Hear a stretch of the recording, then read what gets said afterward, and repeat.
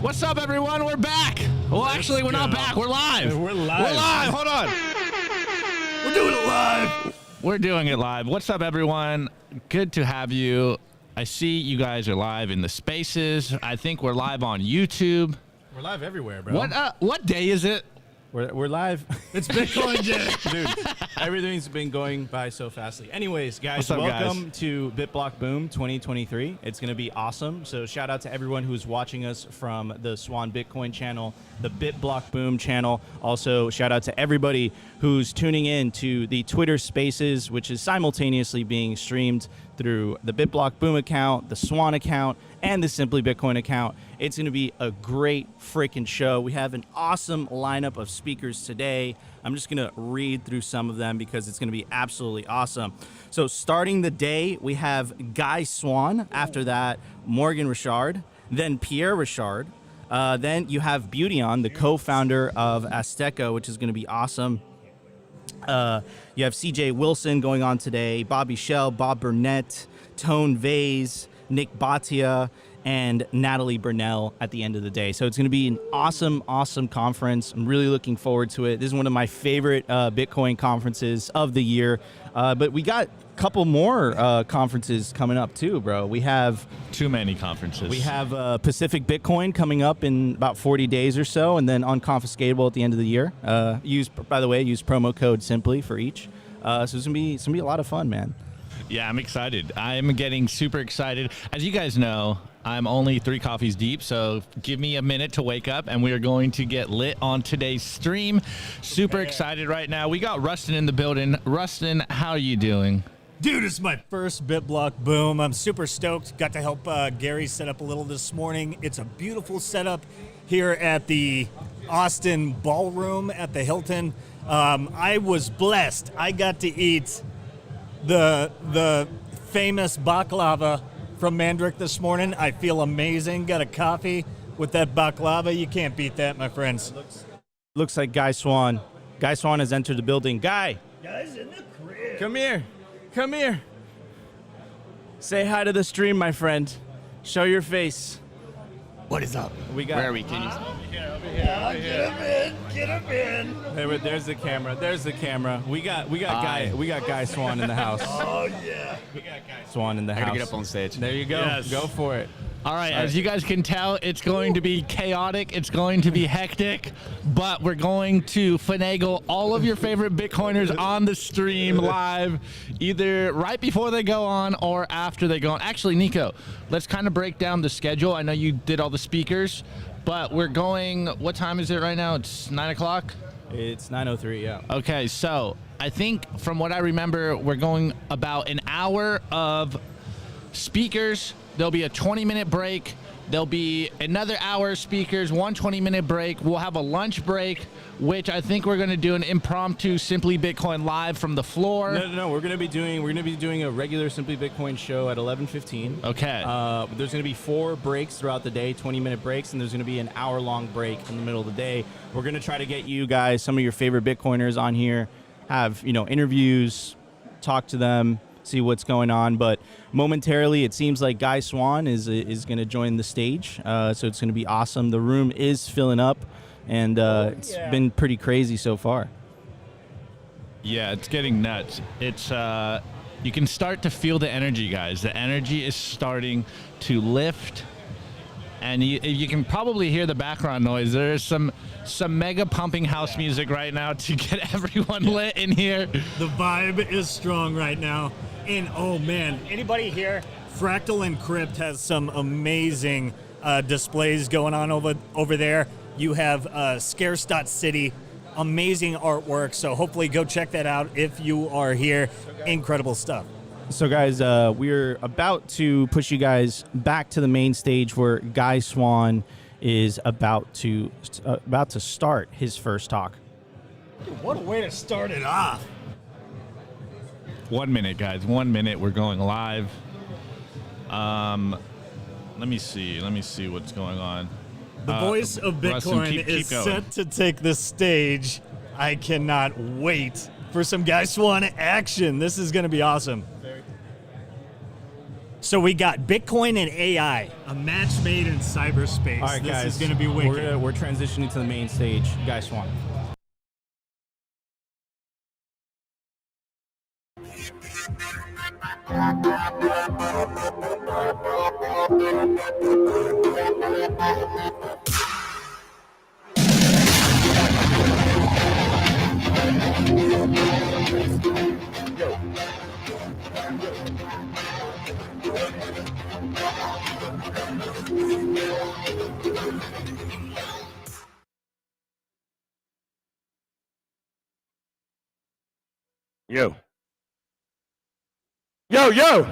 Yo. Hey, thank you for everybody for coming.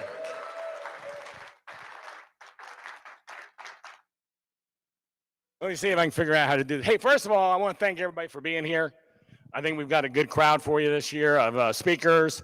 I think did anyone here go to the BitBlockBoom town last night? Yeah. Now, I know that was a little bit of a drive, but I think once you got there, it was really worth it. So, yeah, that was pretty cool here. Let's see what we got here. See if I can do a better job than this than normal. Oh, there you go. Sorry, I got to see where I'm at here. Thank you.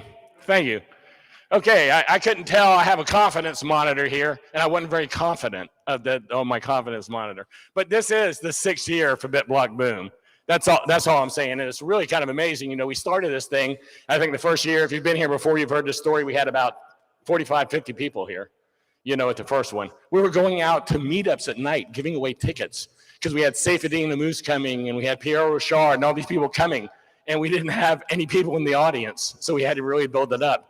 And now, I guess it's like the field of dreams. If you build it, they will come, because now we don't have any worry about it. But since it's our 6th anniversary, I kind of wanted to show some stuff from last year. We have our gun event. Did anyone go to BitBlock Shoot? Yeah, now that was a pretty good event. Pete, you have a good time? You're so loud over there. And then we have our infamous hang bar. No one has ever hit 2 minutes on that, and to be honest with you, I doubt anyone ever will. So that's just the way that goes. Last year, Super Chad here won more on casino night than anyone ever. And then our big casino night winner, right in your face there. Pretty excited about her 1 million sats. Now, one thing I do want to tell everybody, I do not ever get enough photos of this event. So if you take some photos of people and they don't mind these pictures being on the net, make sure you ask them, please email those to me so I can get myself some photos here. So I'm just asking for your help. So email those to bitblockboom@gmail.com. Now, I do want to thank Unchained. They've been with us 4 years now, our platinum sponsor. And they also, to let you know, if you go around the side to the back here, they have a room back there with all kind of arcade stuff happening and a contest. So you need to go back there. But I thought I'd play this presentation of their logo. This is supposed to tell you what their logo is all about. I was still a little confused after watching it, but it's a pretty good presentation. But that's the new Unchained logo. Just wanted to make sure everybody saw that. I just thought that video was kind of cool. And then this is their contest they're having back there. Go back there and get a raffle. Tomorrow afternoon, we'll announce the winners. And like I said, go around to the side and to the back hall there. Then we have Voltage, our gold sponsor, 2nd year with us, and I appreciate them very much. They've been very strong. They also sponsored the workshops yesterday. They're our gold sponsor today. And now this is a release here. We're letting you know about the newest pizza you can get from Fold. Can we have some volume, please? Volume, please. Paul, volume, please. Volume, please.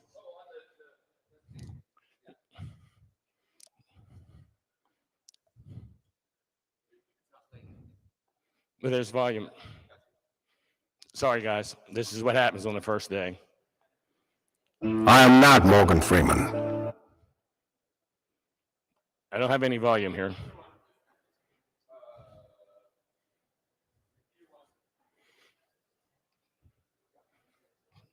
Hey, it's Bob from Voltage Pizza, and today Okay, I'm going back. We'll get this right yet. Hey, it's Bob from Voltage Pizza, and today I'm excited to share we're opening a 2nd location. That's right. A little higher. You guys have loved the raspberry pies so much that we're taking it further. We now have handmade nodes in 2 minutes. And the key ingredient to our success is the liquidity. You can't have good pizza dough without water. And we've got the flow you need. Anytime you want a pizza, bam, you got it in 2 minutes. And we've got just-in-time liquidity, meaning we've got the best water tap in the world. We can make dough the minute we need it with no issues. Business has been surging. We've been running the numbers, looking at the data and analytics, and the demand is at an all-time high. And we're excited to provide it for you. So give us a call at this number. What is it? 512-548-0669. So I got one of my guys there waiting for you to talk, but we're Voltage, baby. We're excited to serve you. So give us a call, come down, put the magnet on your refrigerator, don't forget, and we'll be here for you when you need us. 2 minutes. It's really that easy. How was that? After 21 takes, you got it. Thank you. All right. Thank you. Yeah, thank you. But you know, they have magnets that were in your bags, and that has the information on it. If you didn't get a bag or you couldn't find your magnet, there will be more magnets at the front table. Get those. And do check out their booth to find out about pizza and their lightning node offer. So do check that out, please. And then I also want to make sure we talk about Foreman Mining. First year for Foreman to sponsor us. I appreciate that very much. Check out their booth out there. They're the one with the big yellow banner behind them. And then we have our bronze sponsors. And I want to thank a lot of these come this year. A lot of them are old timers. So we'll just let this run through for a second. And I appreciate everybody who sponsors us. This is what helps make this happen. Hey, while I'm talking, y'all like this facility this year? I mean, we got a nice place. And I don't know if anyone noticed that all the elevators work this year. I mean, last year, oh my God, I couldn't go back up to get clothes to wear from working here. So that worked out pretty good this year. We also, here's the Wi-Fi, if anyone needs a Wi-Fi. Check that out. That's the information. It's also out by the front if you need it. And this is being streamed on YouTube. If you have anyone you know that might be interested in watching this from home, send them this and they can find it. I do want to tell you about this app I've been using. I've been having a lot of fun with the Orange Pill app. This is like the app of the conference here. And if you join this, they got like a free month membership. It's normally a paid app. But you use this, you can it shows everybody within an approximate around you. So if you use this and put BitBlockBoom in your description, you can first of all see everybody that's within a mile of you. Those are the first ones that show up. So that'll be everybody at this conference. And then, or you can search BitBlockBoom. So this is a good app. I've enjoyed this app. Now, we do have the Fold wheel this year. And I was pretty excited to find out. I just found out the other day, we're the only appearance Fold is really making this year. So I thought that was kind of cool that we qualified for their only one of the year. And who are my Fold people? Are they here? Where's Coleman at? Well, you need to be back here, dude. Okay. And come on up here. Come on up here. So we got the wheel going. Look at there. Come on, everybody's waiting for you out in the audience. They're all just sitting there, like hanging out, getting tired. Why don't you sit down and have a seat back there? And okay. What's your name? AC. AC? Coleman. Okay, who wants to go first? Okay, you should have a shot of winning a Bitcoin. Simply come back here and push the button. Okay. And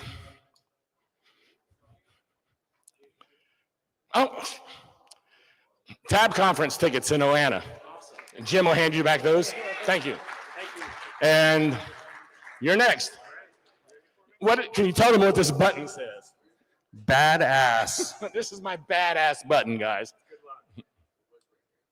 Okay. Oop, there you go. Delayed.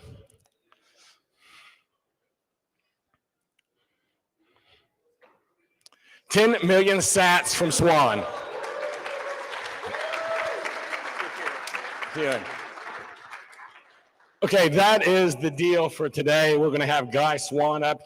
Guy Swann always claims to have read more about Bitcoin than anyone you know. I used to argue with Guy about that I had read more than Guy, but I can honestly say now, Guy is the sole champion of reading information about Bitcoin, and I cannot take that away from him. Guy, come on up here, dude. Welcome, Guy Swann.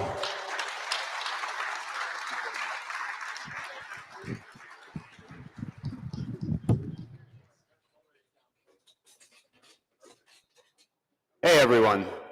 How are you doing? Good morning. Are we awake? Okay, good. I'll be awake in a minute or two. All right. This is my first slide. Okay, there we see it.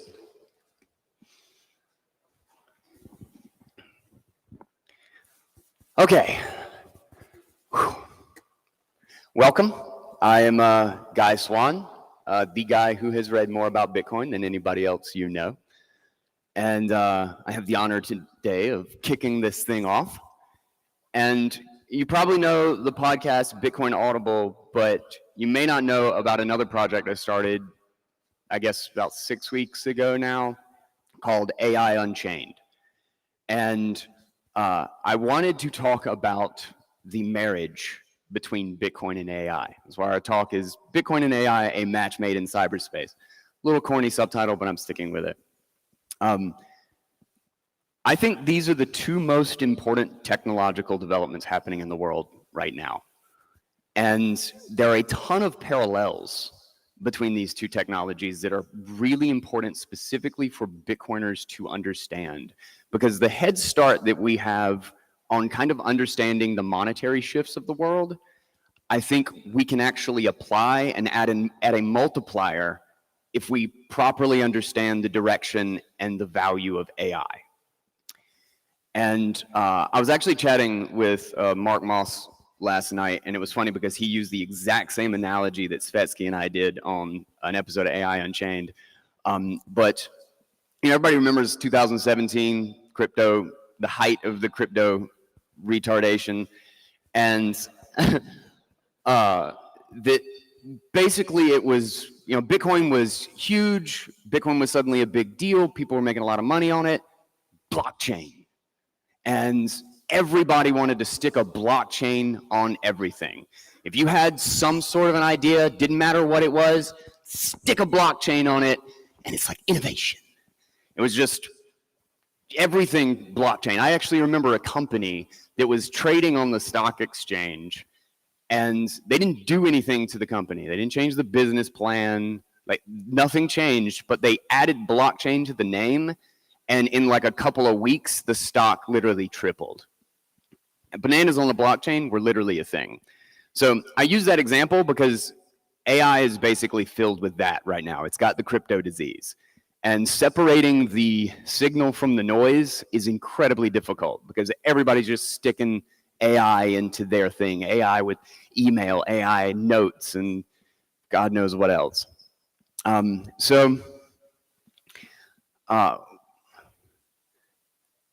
As soon as I had my first touch point with AI, that really kind of blew my mind was ChatGPT and then also Stable Diffusion, the image diffusers. And my first thought was, holy crap, this is incredible. Holy shit, is this going to be like a really, really terrible centralizing force against what Bitcoin is doing? Because I kept hearing that you have to have thousands and thousands of GPUs to do this, and you know, Google has their new model, and it's like 100 trillion parameters, and it's going to be better than everything. It's got more neurons than the human brain. Like, so there's all this hype about, like, you know, are we creating God and all of this stuff?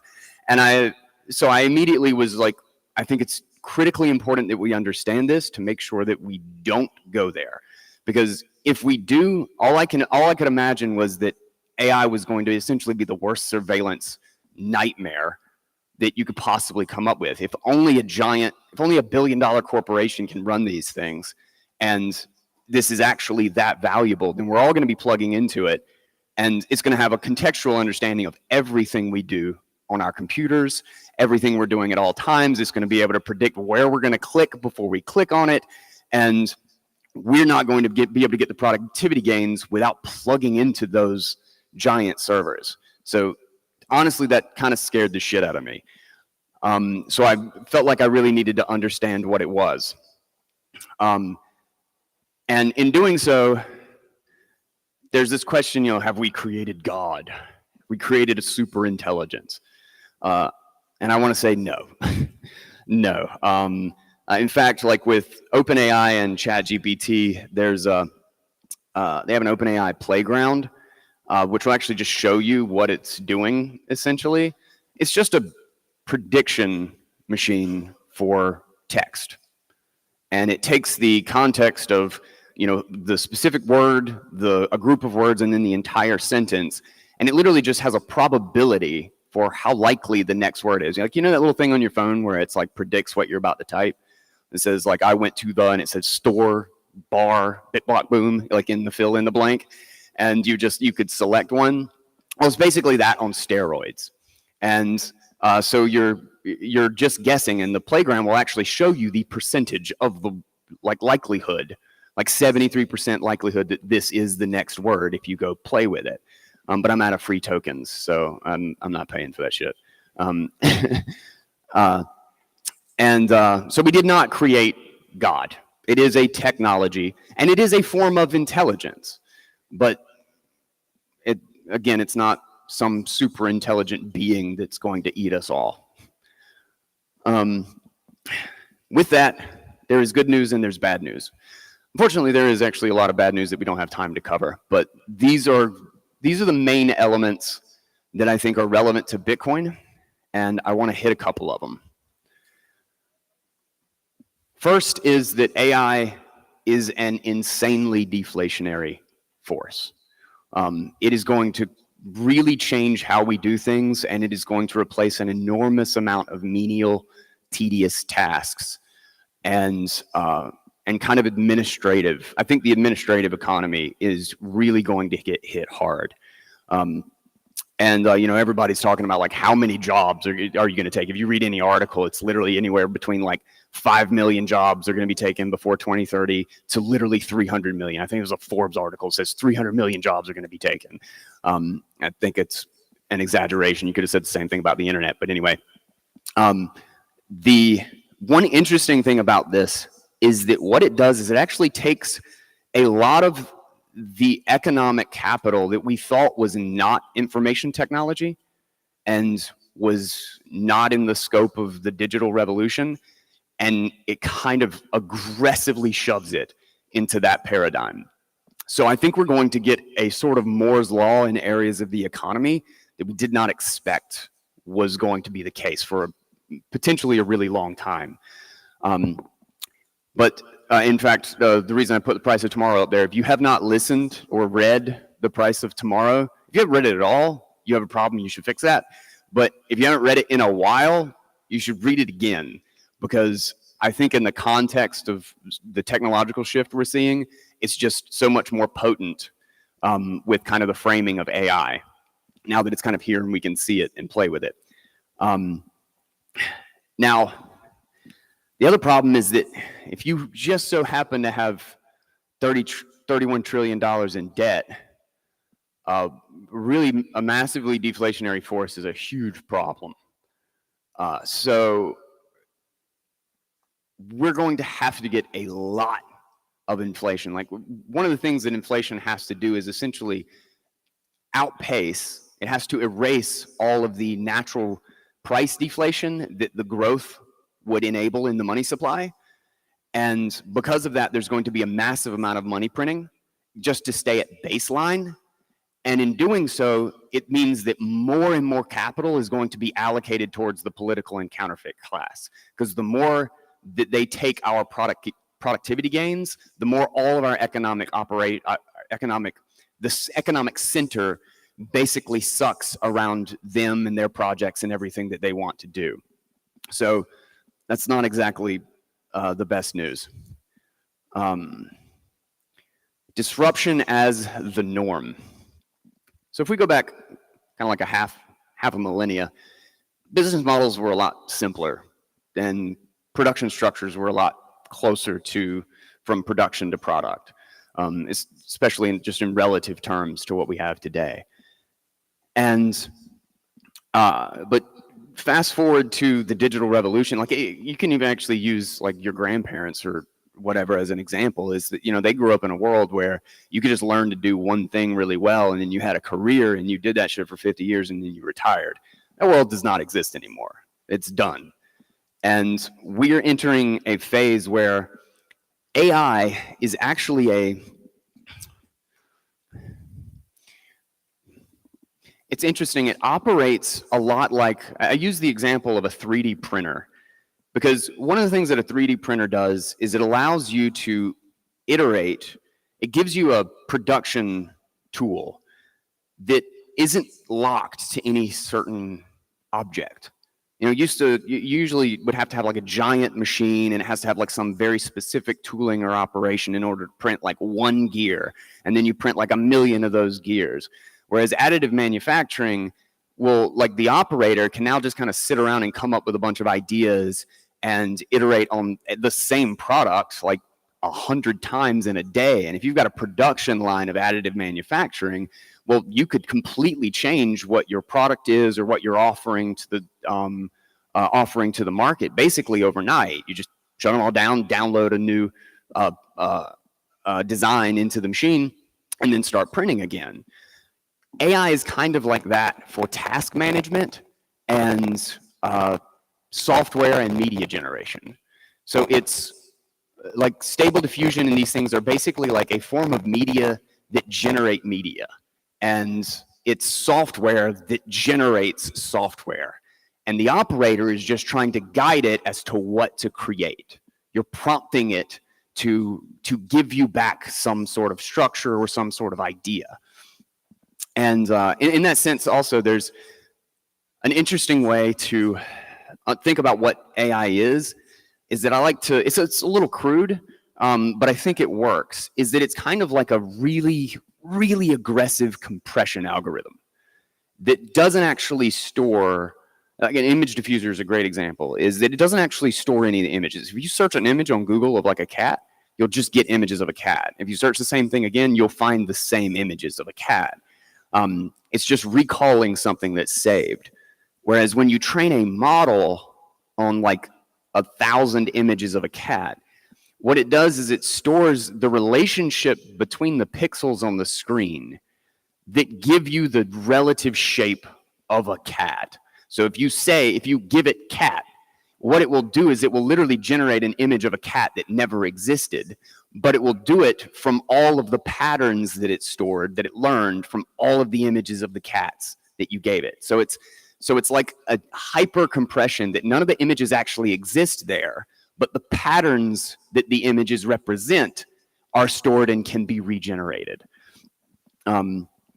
So what I think all this means in the context of disruption is that because we kind of have the 3D printer of software, so to speak, is that the norm will be a constant disruption of the economy.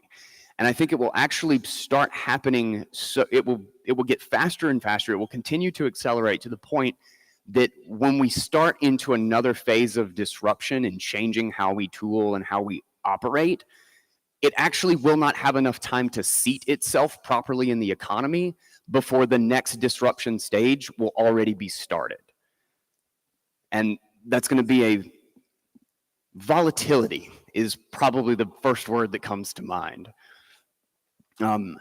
Second is, or another element is we have knowledge is power.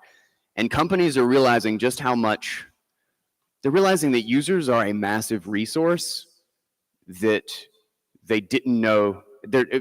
Users are essentially producing a new resource that they weren't before. So we were already being harvested for our metadata. We were already being harvested for our social graphs and all of this information. Now, we're a great way to train their own personal model, their own company's model. Zoom just actually changed their terms of service or whatever, that now they can use your likeness and your voice and your conversations to train their AI model. This is going to happen a lot. And because of that, they're closing down. They're going to start to silo a lot because they're realizing that if they have anybody that has a community, that has a user base that they can watch, they think that they're going to have an advantage over the other companies by locking in their user base so that they can watch you and they can use your feedback to train their AI and obviously produce the better product. Yeah, so I think what this means is a aggressive increase in the amount of walls coming up on the internet and companies and platforms being siloed. Think of kind of like the problems of Apple and iPhone, except kind of spreading to a lot of different areas in the digital economy. Now this one, prove that you are human. We have a lot of different ways of quote unquote proving that you are human online. Don't mean shit anymore.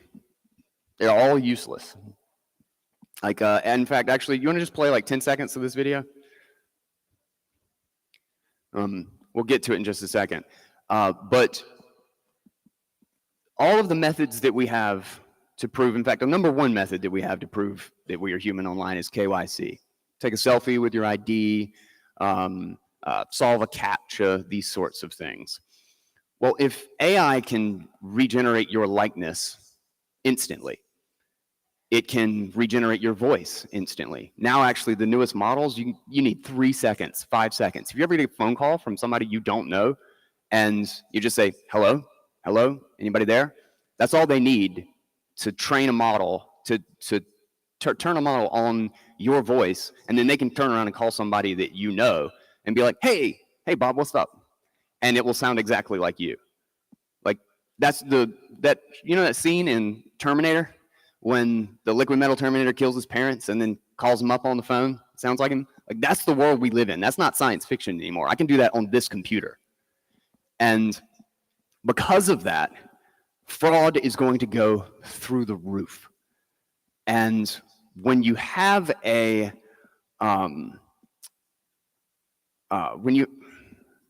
sorry, 1 second. When you have a product that you're offering to somebody, a computational service that has immediate cost. In fact, Sam Altman said that every single time they run ChatGPT, that it costs upwards of 8 cents for every single time you ask a question to it. 8 cents instantly. And I want to talk about what that means. I am not Morgan Freeman, and what you see is not real. Well, at least in contemporary terms, it is not. What if I just saw that video. It was crazy. The fact that you can just kind of do that live now is so nuts. So what's the good news? There's actually quite a bit of a Bitcoin lining to this. So first, and what's funny is that line up the top, we have no moat and neither does OpenAI. There was a leaked memo from a Google engineer that was sent around internally. And I almost did the entire talk on just that memo because it's one of the craziest things. It's what got me starting AI Unchained. It's why I started the show. And essentially, I think open source has a really natural advantage here. First, you do not need thousands of GPUs to run these things. Like I said, I can run some really fascinating stuff just on this machine. And this is not optimized for AI. The hardware isn't even there yet as far as like being geared toward it. All the companies, all the hardware companies are now making that happen. So the next iterations of products and chips are all going to be AI optimized. But one of the really crazy things that open source has is that companies building a model from scratch is insanely expensive. But if you're working on an open source model, you've already got a community that did all the work for you. And there's this natural advantage. There's something called low rank adjustments. And we're seeing this same sort of thing in LLMs, but it's not called exactly the same thing. But this is in image diffusers. And it's basically micro trainings on one specific thing. And you can have a whole community they're all training. Like, let's say you want an image diffuser that's like a little bit better at generating images of people in a suit. And so you make a low rank adjustment and you train it on just like 100 high quality images of someone wearing a suit. And then you can actually retrain without doing with the main model, the base model staying the same. You can actually retrain it to teach it to better make someone in a suit. And when you have a community doing thousands and thousands of these little micro adjustments, you actually get extremely high quality content because everybody's very like centered in on getting the quality of what they're trying to do. And you have this pool of essentially knowledge that's feeding back on itself, and nobody's having to redo the work over and over again. Another thing is that the establishment and the regulatory apparatus are crippling the shit out of their AI tools. They're making them unoffensive and safe, which open source doesn't care about, which is great because it means that there's all these sorts of use cases and restrictions in the establishment version of AI, the closed source AI, that they simply cannot serve, they can't meet. And then also with like the licensing problems is that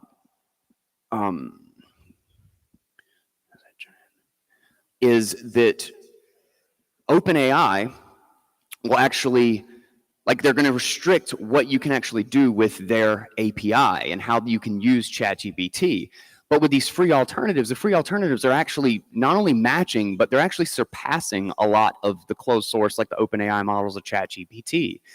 And like Falcon came out not too long ago, and it immediately, a free model that immediately went to the top of the leaderboards of like user feedback and basically the quality of answers. And it just keeps getting surpassed. Like the leaderboards are just like active as shit. Like every just few days, there's another one that's up at the top. Llama 2, I think, is now up at the top. Again, another open source model. So basically the freedom to, there's a quote, and this is again from that memo.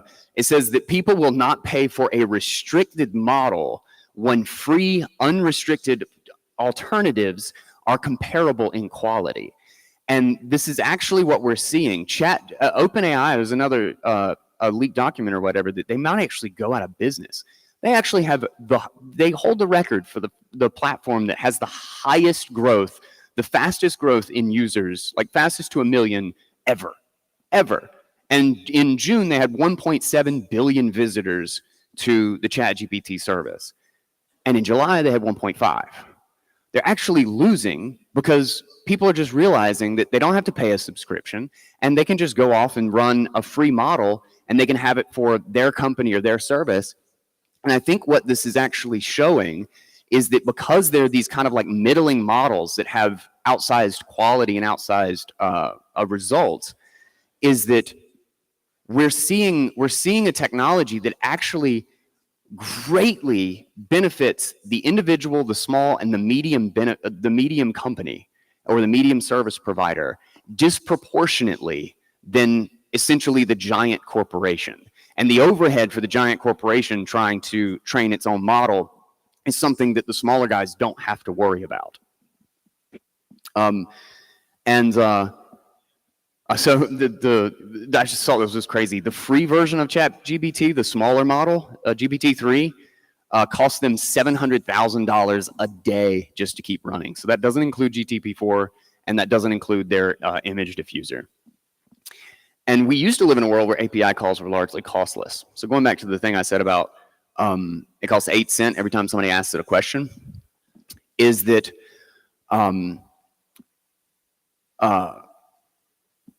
what you're essentially doing is you're being given an API access to burn through somebody's GPU, just set it on fire. And what that essentially means is that if you're in a world of increasing fraud, what you're actually doing is you're providing an instantly delivered, irreversible product, which wasn't really the case. If somebody's just reading an article, there's no like real cost there. If somebody's like just watching a movie on your Netflix or whatever, and then you have to like cancel their subscription in 3 days, that's not that big of a deal. But if somebody can run up thousands and thousands of dollars in cost in just a matter of hours on your platform, and then you have to charge back, then you have to cancel, you can't get that cost back. You can't redeem that. That's not free. It is a bearer asset delivery. And because of that, that means that if corporations are crippling their own AI and with licenses and trying to be unoffensive, excuse me, then I think that means the open source economy has a chance of producing higher quality alternatives with a much larger array of services than what the corporations can. And if we see that the speed of economic change is going to get faster and disruption is going to be the norm, excuse me,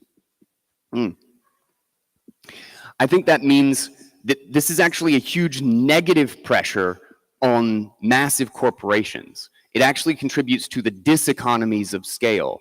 And again, it benefits the individual, the small, and the medium business far more because they're agile.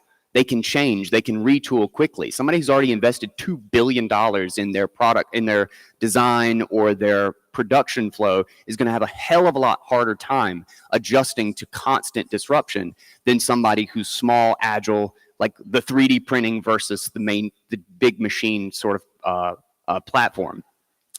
And if none of the KYC measures can actually prove that someone is human, I think that we're going to see KYC everywhere. Everybody is going to start adding KYC because you just can't have an unlimited number of AI bots imitating everybody as much as possible on everybody's platform, just burning through capital and burning through the internet. But that means that on a long enough time span, KYC is dead. There's nothing they can do about it. It's going to get worse before it gets better. But if you have a platform that actually runs on public and private keys and just avoids the KYC shit altogether, you have a huge starting advantage because that's where things are headed. And it's going to be like the copyright fight against BitTorrent and file sharing, is that what they did is they tried to say, oh, the copyright's going to get worse and we're going to have DRM on everything and we're not going to let the user control the content. And what happened is they failed. File sharing basically forced them to change their entire business model. They can't restrict the music access. You're going to get it everywhere that you want. And the longer they fought it, the more money they lost. And that if you have a ton of fiat debt in a crazy price deflationary environment, well then the one thing you absolutely need is to be holding on to sound money. You need something that actually benefits from that price deflation rather than something that just turns the printing machine back on and that the government has to essentially print to infinity to make sure that their obligations don't get worse and worse and worse every year, naturally. And then if costs are instant and irreversible, and the payment method is delayed and reversible, well, then if you're building a system, if you're building an open source ecosystem with instantly delivered bearer asset settlement, where you send 8 cents the exact same moment that you execute a cost of 8 cents, well, then your margins are going to be a whole hell of a lot better than the corporation that's dealing with billions and billions of dollars of fraud that gets worse every single year. And not only that, you're going to be able to undercut them in price for any of the services that you provide. And essentially,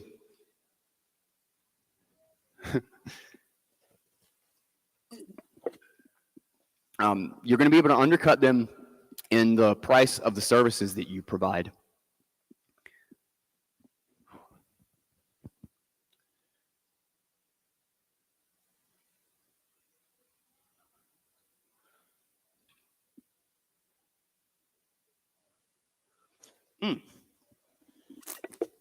Oh, sorry, and you'll have a better user experience. But that's kind of the beautiful thing about like Nostr, is that you'll be in an environment where you can have an ecosystem where you can just kind of zap and get exactly what you wanted. And I think we'll find ourselves in a place where people will just kind of be shocked and wonder, how the hell did it never, shouldn't it have always worked exactly like this?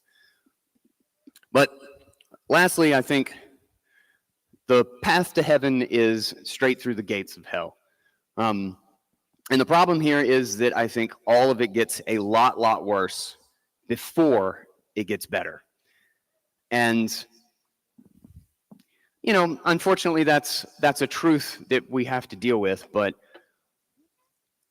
I think that's a road that we can drive. I think that's a path that we as Bitcoiners are ready to take, because we already kind of knew that, and that's a lot of the reason why we are here. But the thing that I love about Bitcoin is that essentially everybody here is a builder.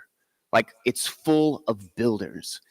And not only that, it's full of people who actually have hope and actually realize that there's a chance of fixing this. Like, there's no nihilism here. We recognize that there's work to do, but that there's actually something better at the end of the road. And I think if we properly, again, this is why I started AI Unchained, and I think if we properly understand these new tools and work together to utilize an open source, collaborative, and self-hosted AI ecosystem, is that we will actually have a vastly better chance of getting the future that we are fighting for. So don't sleep on it. Thank you.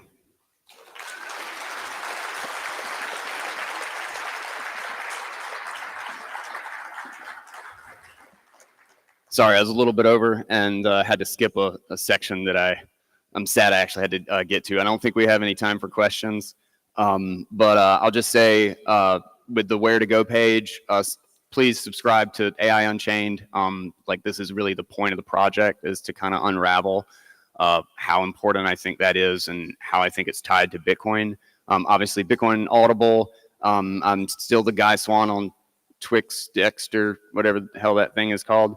And as long as it's relevant, find me up there. And then obviously on Noster. And that page down at the bottom is not live yet, but bitcoinaudible.com/AI is actually going to have a bunch of tools that I have been using recently. I'm just going to like list it out. So if you want to kind of go down the rabbit hole, that's actually going to be like a good list of signal for things that I think would be really cool to check out. So thank you guys.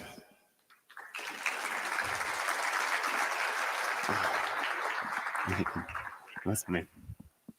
All right, Guy, one of my favorite audiobook readers in Bitcoin, and just an extraordinary guy. Absolutely. Okay, you're introducing me, so I shouldn't start, but I should introduce Morgan. Morgan Richard is a financial planner and my wife, and a Bitcoiner. She's written one book about financial planning, a bestseller on Amazon.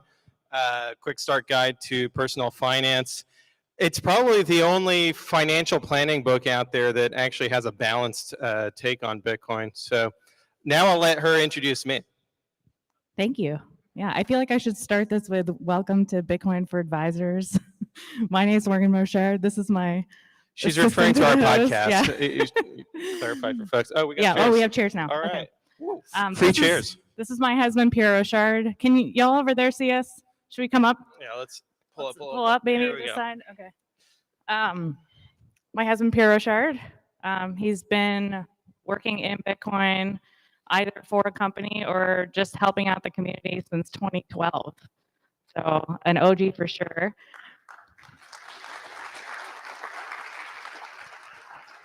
But he is probably best known for, is this one better? Can you hear me better? He's probably best known for his viral video where he proved to the world that Bitcoin miners do not emit CO2.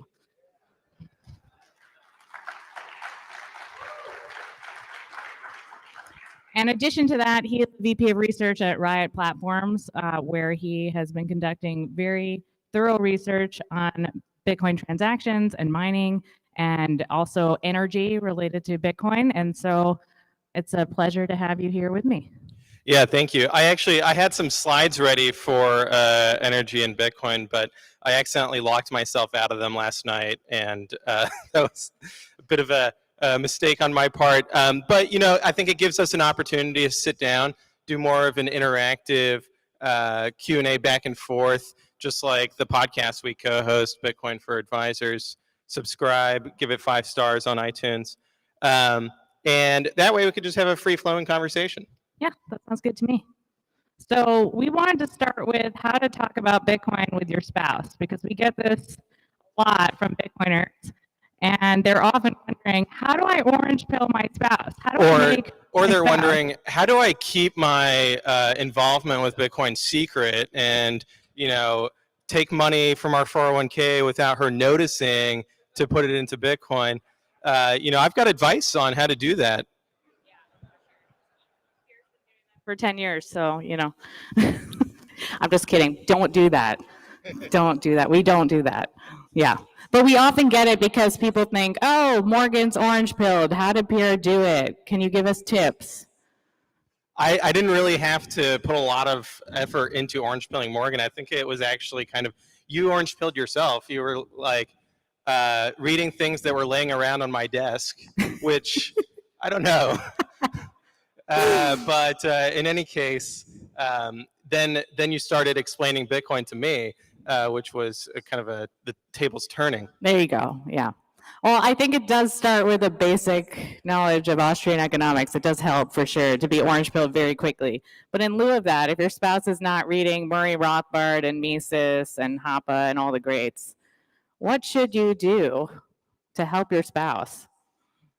Okay, well, you tell them that it's going to go up. Yeah. And you tell them, I'll thank you. You'll thank me later. Yeah, you'll thank me later is a good one.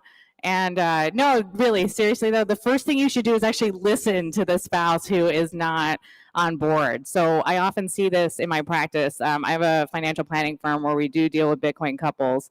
And usually if the wife's not on board, it's because she's been talked at so much about Bitcoin. It's literally like, here's the wife and here's Bitcoin. And it's like, you know, and she's had it so much and she hasn't actually been listened to that she just tunes it out. And she's not interested. And so it doesn't matter the dissertation you've written on Bitcoin or how many hours you've been down the rabbit hole or how many Stefan Livera podcasts you want her to listen to. She's just not going to hear you if you don't hear her. So I would say that's a good place to start. What do you think about playing Guy Swann audiobooks at bedtime? That way the husband doesn't even have to talk. A guy can just talk to your wife. Yeah, it's a very intimate discussion with Guy, especially. Pillow Talk with Guy. Yeah, Pillow Talk with Guy. It's your next audio series, Guy. We're giving you product ideas here. That might not work. Yeah, that might not work. But if you put on Bitcoin for Advisors, our podcast, that might work. Although, if I recall, you know, one of the moments where you actually your interest in Bitcoin increased was listening to the Bitcoin Uncensored podcast. Yeah, that's actually which is now it no longer exists, but in its heyday, it was one of the funniest podcasts, second only to Noted. And I had it on while we were folding laundry, and you were cracking up. I was and you were laughing. Like, "What is this? What are we listening to?" And I was like, "It's a Bitcoin podcast," and you were like, "Really? This is a Bitcoin podcast? Yeah. It's not putting me to sleep?" That's true, actually. And I did start listening to that on my own in the car. And I was very, very sad when Chris DeRose and Jen Seth broke up. It affected me for weeks because I didn't have any other Bitcoin podcasts to listen to. That's not the case now, though. There's so many Bitcoin podcasts out there. So maybe just find one that your wife can be interested in. Yeah, that makes sense. Yeah. Now, when it talks about like how to hold your own keys, how do you have that conversation? Yeah, so that's a more important one, I would say. Obviously, getting your wife on board and then you guys, you know, DCing together is best case scenario. But assuming that maybe you've already dragged her along and now she doesn't know where your keys are, the first thing is that you should tell her where the keys are. And so sometimes I get on Twitter, no, don't tell your wife where the keys are. She's gonna leave with the keys. And so what I say to that is maybe stop being so married single. Maybe get on the same page about your marriage before you start, you know, not giving away the private key to your wife. That's deep. Yeah. Yeah, so that's the first step. But really, the reality is that you are on the same team. You do need to do this together. If something happens to one spouse or the other, right? Like, let's say your wife's the one who's on board and she's dragging a husband along, right? She should let you know where the keys are. And the reason why is, right, something can happen at any time. Hopefully, everyone in this room, you know, thank God, will be just fine. But, you know, health events come up, people do die, we're all going to die at some point. We should be prepared, and you don't want to be on your deathbed saying the keys are in the safe, you know, the private key, I left it in the garage, and it's, you know, you got to dig in the back, you actually have to get a jackhammer.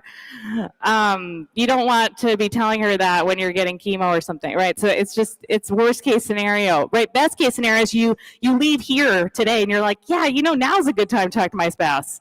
I'm going to go home and we're going to talk about where the keys are. And we're going to figure this out together.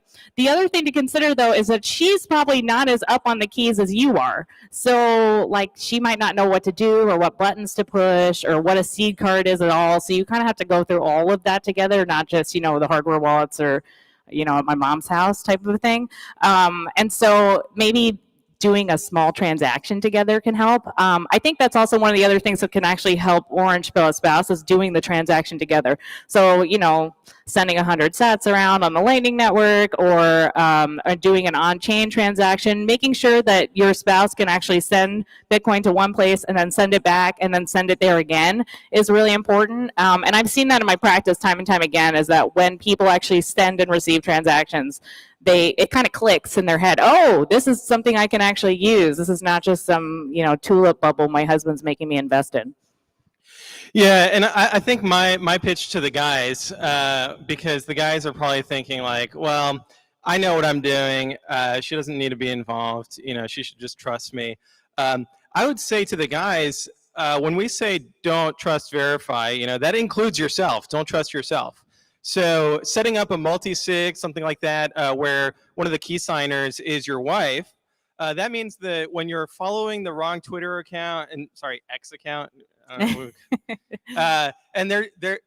you're suddenly you're wanting to panic sell because the price went down because CZ, looked the other way or something, then you have to go to your wife and you have to tell her, hey, look, I'm following this Twitter account. They told me to sell, and she'll laugh at you, right? And so that way, as a team, you can be holding and not spending your Bitcoin or selling it just because one of you decided to, panic.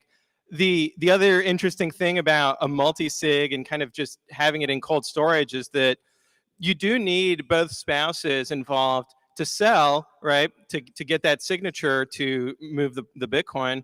But for depositing more Bitcoin, you don't need that, right? You just need the XPub and the addresses. And so that way you're able to accumulate Bitcoin without your wife, needing permission from your wife, right? Which is the whole reason why people mostly don't want to get their wife on board is because they don't want her to know how much money they're spending on Bitcoin. It's not spending on Bitcoin. It's how much money they're saving into Bitcoin for future expenditures. Yes. Yes.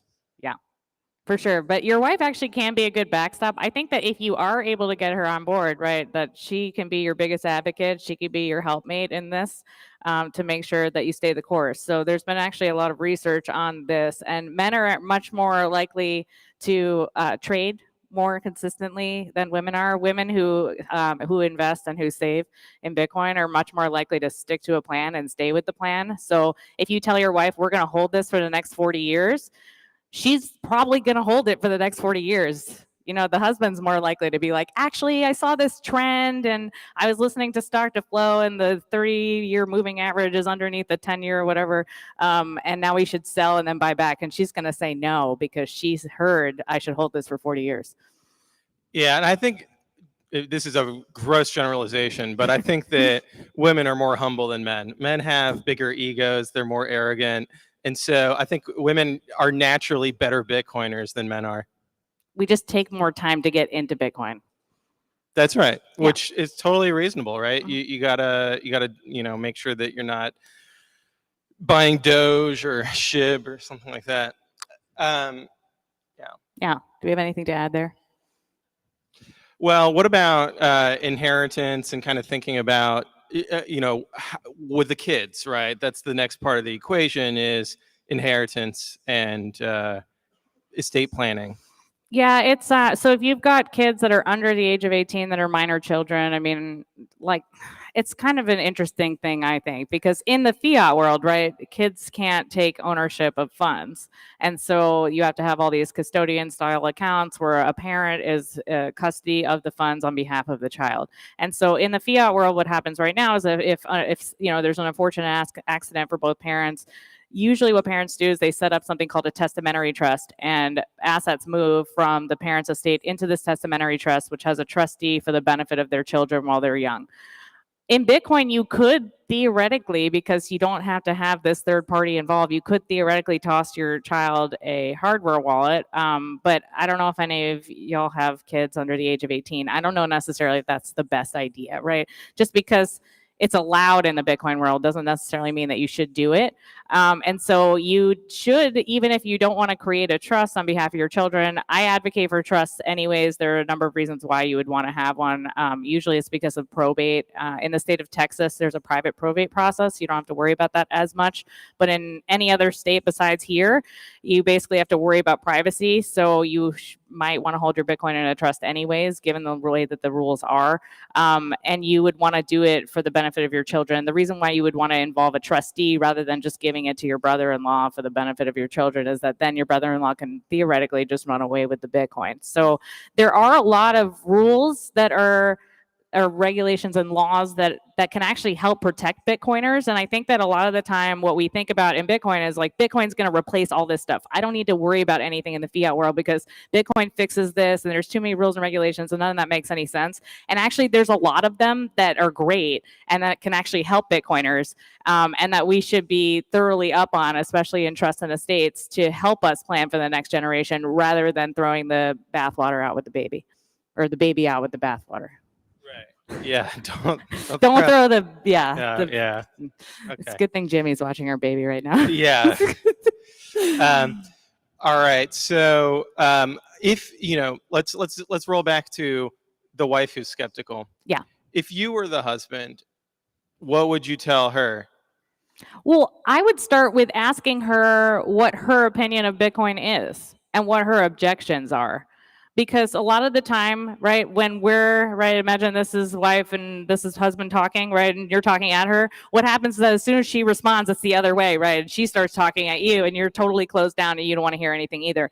And so if you think about a situation where somebody's talking to you but you're not really listening, right, or vice versa, actually is probably a better way to look at it, when you're talking to somebody or your child, right, and your child literally has their ears closed, and we get this from our kids where I'll say, come on kids, we're leaving the house, and our daughter will go, coming, and she'll literally not move, you know? And so you don't want that situation, and you know when it's happening to you. And so your wife knows that she's not being listened to.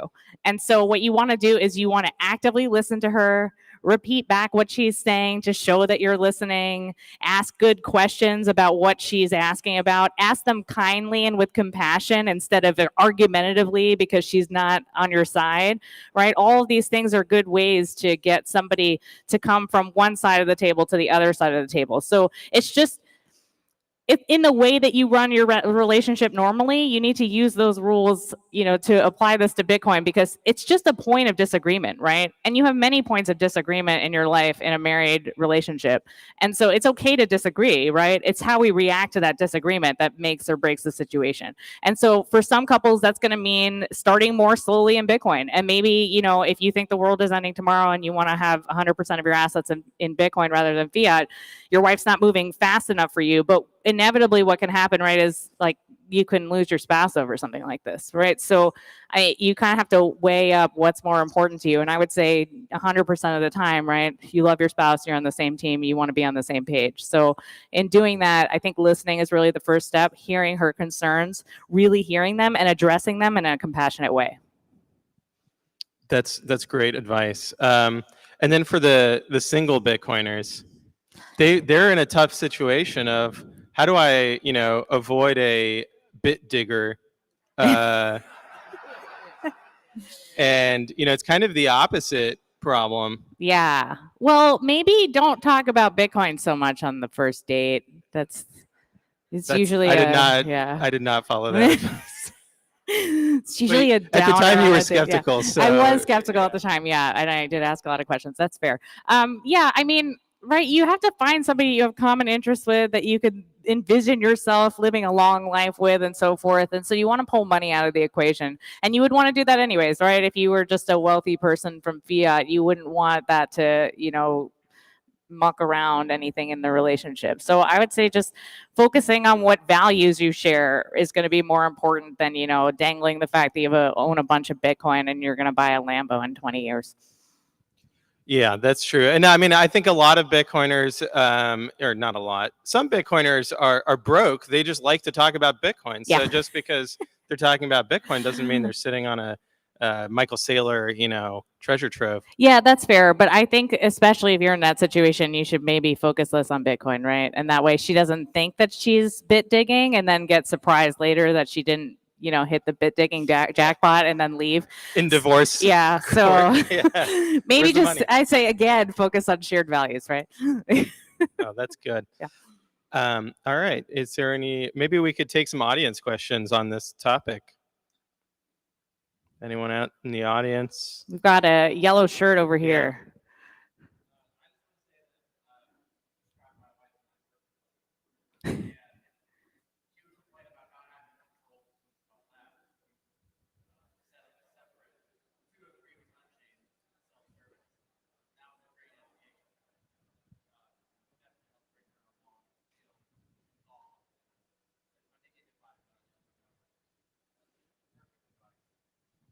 Thank you. I feel like that was an Unchained infomercial rather than a question, but yeah, Do you Unchained's work great. at Unchained? Yeah, yeah. How much did they pay you Yeah. to To ask this No, question? no, that's good. No, No, we like Unchained Unchained. is. I think that it's a user-friendly way to have what we were talking about of having everyone kind of onboarded, and they even have like concierge handholding so that maybe the husband has listened to lots of Michael Saylor podcasts but doesn't actually know how to use Bitcoin. And Unchained is a great way to onboard him onto Bitcoin, with his wife and kids. Yeah, I would say too, especially for most people don't feel very confident holding 3 out of 3 keys, right? You have to find a lot of places to hold 3 out of 3. So collaborative custody is really great in the regard that as long as you don't lose one, you have somebody else to help you sign, which is really nice, and can give a spouse, I would say, a lot of comfort, especially if she's not as up on what to do with Bitcoin as you are. All right, we still have time for. Oh yeah, we got a question there.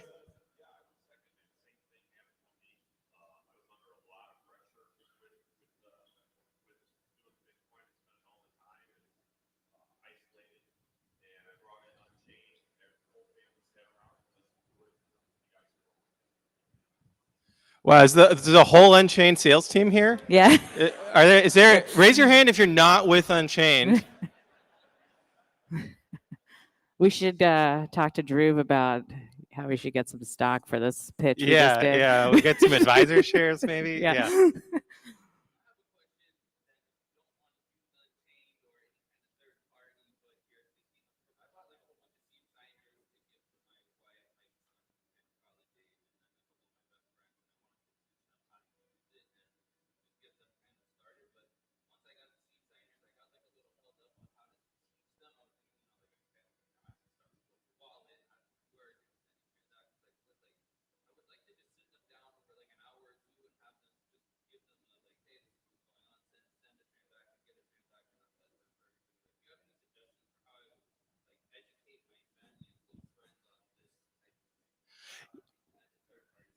Yeah, so the question is how to kind of onboard friends and family, into holding their own keys with something like a seed signer or a hardware wallet or a signature signing device, right? I think that's the good name for it. But I would actually argue that to motivate them to get through that process, you should start with a mobile wallet, something really easy, maybe like even a Lightning mobile wallet like Phoenix, and have them send money around, sats around like that, where it kind of has that magic internet money moment of, oh, wow, this is really, interesting, and I want to learn more about it, rather than jumping into the deep end of setting up a multi-sig. And so that way they're kind of just, going through the learning curve. Yeah, for sure. There's also, I mean, there are other, besides on-chain capital, obviously, there are open source multi-sig solutions that can help somebody get set up. Obviously, it's more complicated than, just open an account on on-chain type of a thing. And so it'll take more training for sure. But I would say I wouldn't do it all at once. The problem with doing it all at once is everyone in the room feels like they're experts, especially if they do it for an hour or whatever, and then they don't look at it ever again. And then when the time comes and they actually have to use Bitcoin, it's so far in the back of their brain that they can't actually do it. And even if they've taken notes along the way, we've found that clients still have trouble looking back at their notes and knowing what to do. And so actual regular usage is really more important, especially for people who aren't in it all the time. I would say like at least once a year, spending 10, 15 minutes. No, you need to be training weekly with your family. Okay. Every Thursday evening you have seed signer night, and I think that could be like the new family meeting. You just use your hardware wallets every Thursday night, and then you play like Uno afterwards. No, you do some code reviews on Bitcoin Core afterwards, yeah, as course. a family together.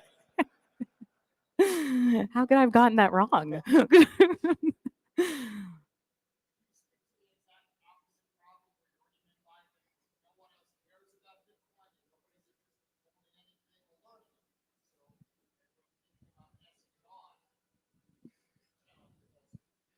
Yeah. So the question is, if your family is, happy enough with it that you bought it, but they're not interested in actually learning more about it, and the idea of them receiving it is basically like they would immediately convert it into fiat and go buy a Lambo, right?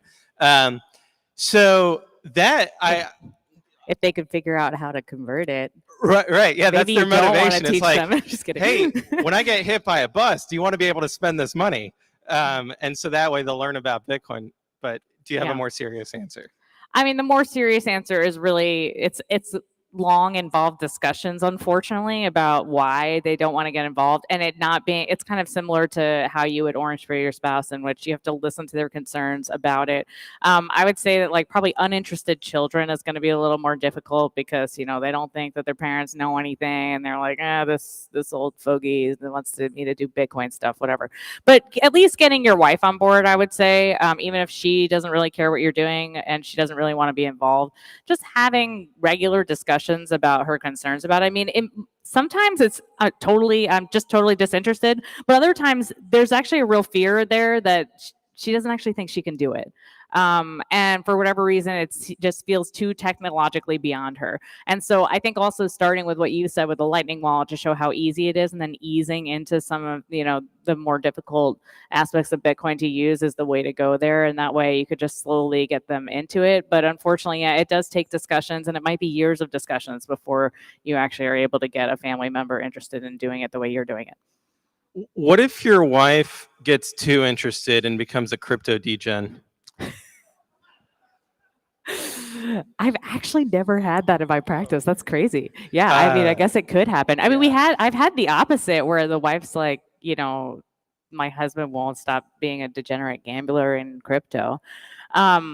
I think actually that's the perfect time to hire an advisor. And I would actually even say for your question, hiring an advisor might help too, because if they hear it from somebody else that they trust, it might be a good way to get other family members involved. That's one way of thinking about it. If your spouse has become a crypto degen, then it does help to have a third party who's uninterested, who can be objective about the situation, take the reins and pull it back. In the situation that I'm talking about, the wife was really concerned about all of the S-coining her husband was doing.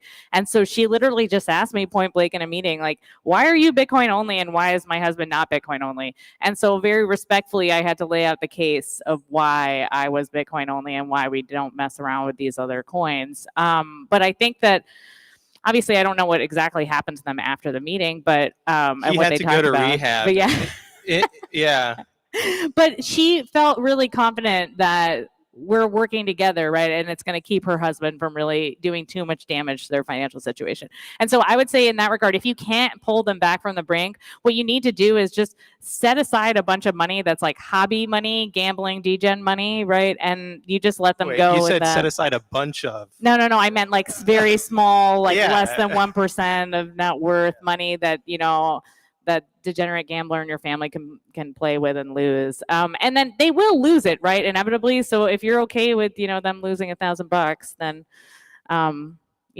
it's sometimes you just have to learn the hard way. Yep. So I've kind of sharpened my wife now where when there's a price drop, I like run in the kitchen jokingly and tell her, and she's like, that means you can buy more, right? So we're in a good place, but we do the kind of monthly like seed trading, like transfer transactions and all that shit was there, but it was only whenever I lost my ledger, I had to figure out the derivation path thing and went through that kind of like sweaty process. What other challenges are there beyond the derivation path where if I'm gone and she has to recover, and let's say she lost the devices, but she has the seeds, is there anything else beyond the derivation path she would have to figure out that I need to make sure she knows about? Yeah, I mean, I think that, for example, with Unchained, they have a tool called Caravan that allows you to recover the Bitcoin independently of the company, and that I think bundles the right set of information to be able to recover. But there's also the derivation path part. There's metadata that essentially they need to have to be able to recover. And I think that that's part of the value of using a third party like Unchained to help with those technical things. ideally, the software would just be able to handle it, for you and kind of brute force the path and figure everything out. And I think Blue Wallet has done a lot of that work of, hey, put in any seed and we'll figure it out for you. So, ideally that would be on the software side, but I'm speaking as a product manager, not as a husband. Is that really the most complex thing though? Like the alpha derivation path, there's not like another element or component that you would need to be like educated or coached up on. Yeah. So you have to know elliptic curve multiplication. So, there, you can go to any degree of peeling the onion back on that.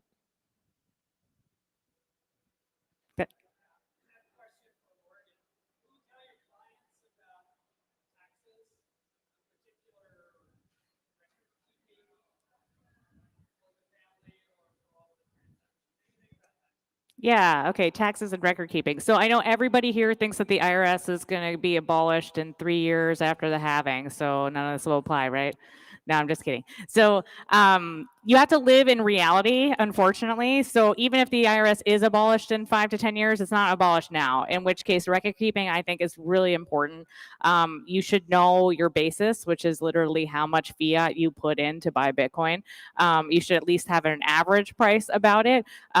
There's something called specific lots. So it's literally the price at which you bought Bitcoin. You can assign it to that specific batch of Bitcoin that you purchased. And the reason why you would want to actually do specific lot over just an average price is because you could do tax loss harvesting. So in a situation where you bought at 69,000, you would be able to sell it today and take that tax loss and buy back and be able to actually claim that on your tax return.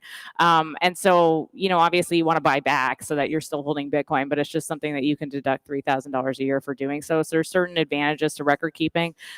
There's another thing that you would want to do is that you get a step up in basis when you pass away and you pass your Bitcoin on. And so obviously your basis today wouldn't matter if you're just waiting for that event to happen, but your family at that point would want to record what the price was on your date of death so that they knew what their basis was, so that way they got that step up. And that assumes obviously that you take everything through the proper channels and through the course. If you just, tell your wife that your kids that your hardware wallet's buried in some forest somewhere and you don't want to bring it back into the system, then they're not going to get that step up in basis. But there probably will be questions under the current system of if they're trying to bring that Bitcoin back into the fiat system where they got that money. So I would say, in the world that we live in and in the reality that we currently are in, you should be up on the rules and what you need to do and definitely keep track of, do good record keeping. I think that they could say they found the Bitcoin while snorkeling. Somebody must have lost it during a boating accident. And so I don't know what the rules are when you just find value. Does the IRS tax that? Might be a question for a tax lawyer. Yeah, that might be a question for a tax lawyer. I mean, I think that there would probably be questions if it was shortly after a known family member who was active in the Bitcoin community passed away. It's like the IRS, they're not that dumb. They know some things. They know. I heard some boos. Yeah, I agree. Boo. All right, I think that we're over time, so we'll let you all get to your break. Thanks for coming out to BitBlockBoom, and thank you to Gary Leland for organizing and all of the people who are helping with the conference.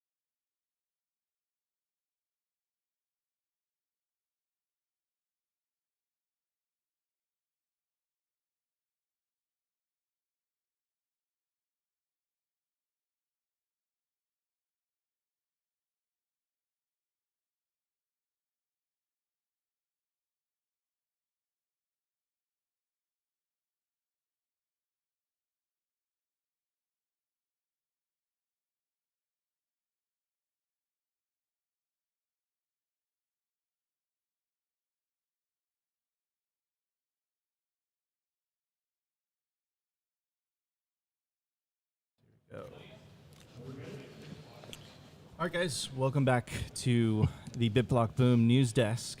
We are with, Bitcoiners always get uncomfortable when I call them legends, but you guys are legends in my eyes. Pierre Richard and Morgan Richard, how you guys doing? Very well. I think maybe the reason why they get uncomfortable is because legend kind of implies that they're dead or that they didn't exist. The only legend here serves you. Oh, thank you. That was very, very wholesome. So I really enjoyed your guys' conversation. But before I jump into the topics that you guys were covering, it's interesting because I'm going through that with my spouse currently. A lot of the things that you guys were talking about. But I want to ask you how you felt about what happened with Pierre and the New York Times, and that narrative trench warfare that was happening on Twitter.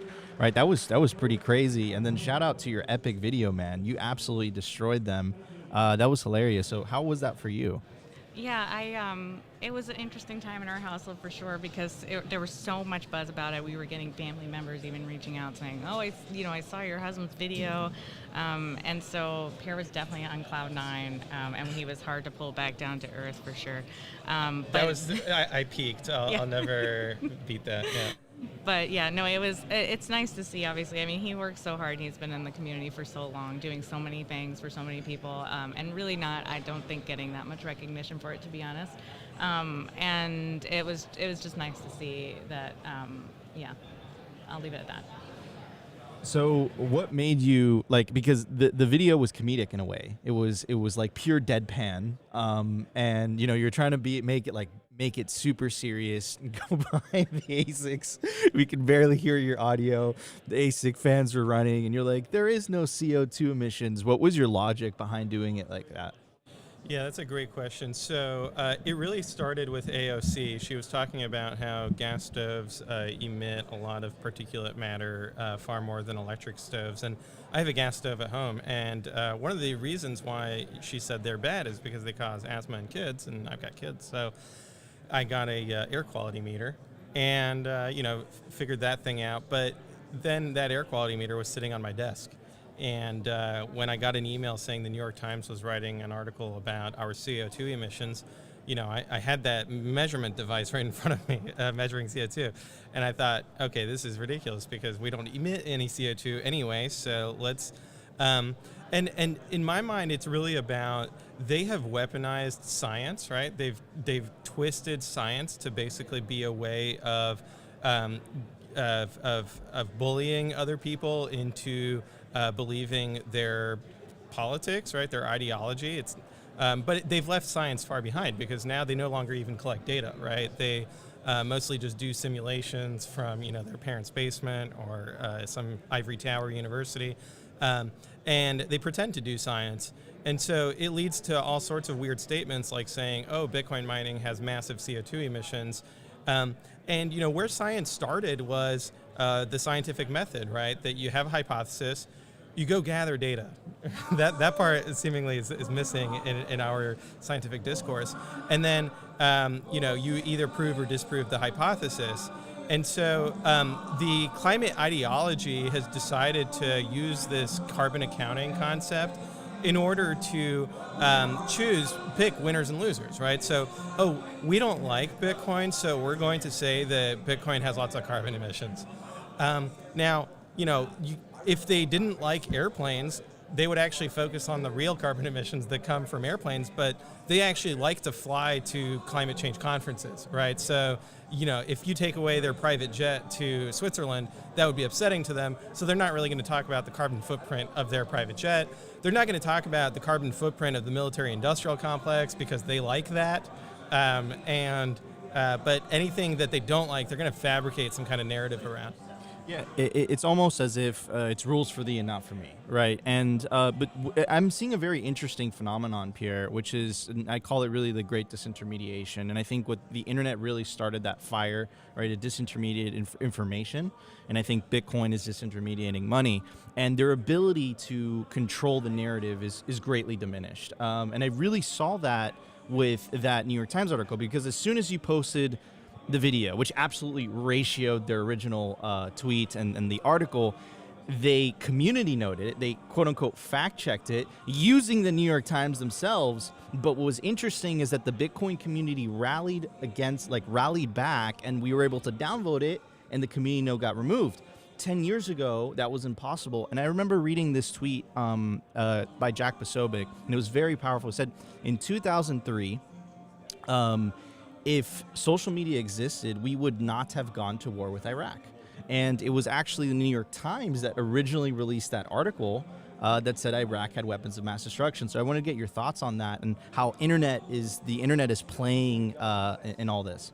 Yeah, I mean, to me, it's fascinating on a moral and ethical level, which is that the New York Times is saying that Bitcoin miners are indirectly emitting CO2 because our activities are causing coal and natural gas power plants to turn on and produce electricity.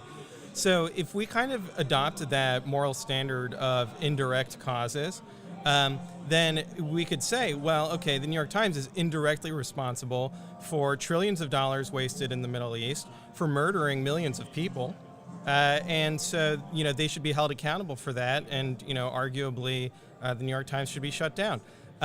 So, from their lens of, okay, indirect causes. Now, I don't believe in indirect causes. I don't think it's socially scalable. I think that we would all end up in prison if we started thinking about, oh, you worked at or you dined at a restaurant, and it turns out one of the waiters was like a murderer. It's like, oh, you indirectly contributed to the murder. It's just nonsense. But the New York Times is certainly far more culpable than that. And the problem with the New York Times isn't that they are harming Riot platforms. In fact, their story caused our stock price to go up a lot.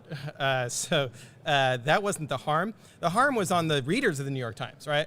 The readers of the New York Times have this expectation that the New York Times is going to speak the truth.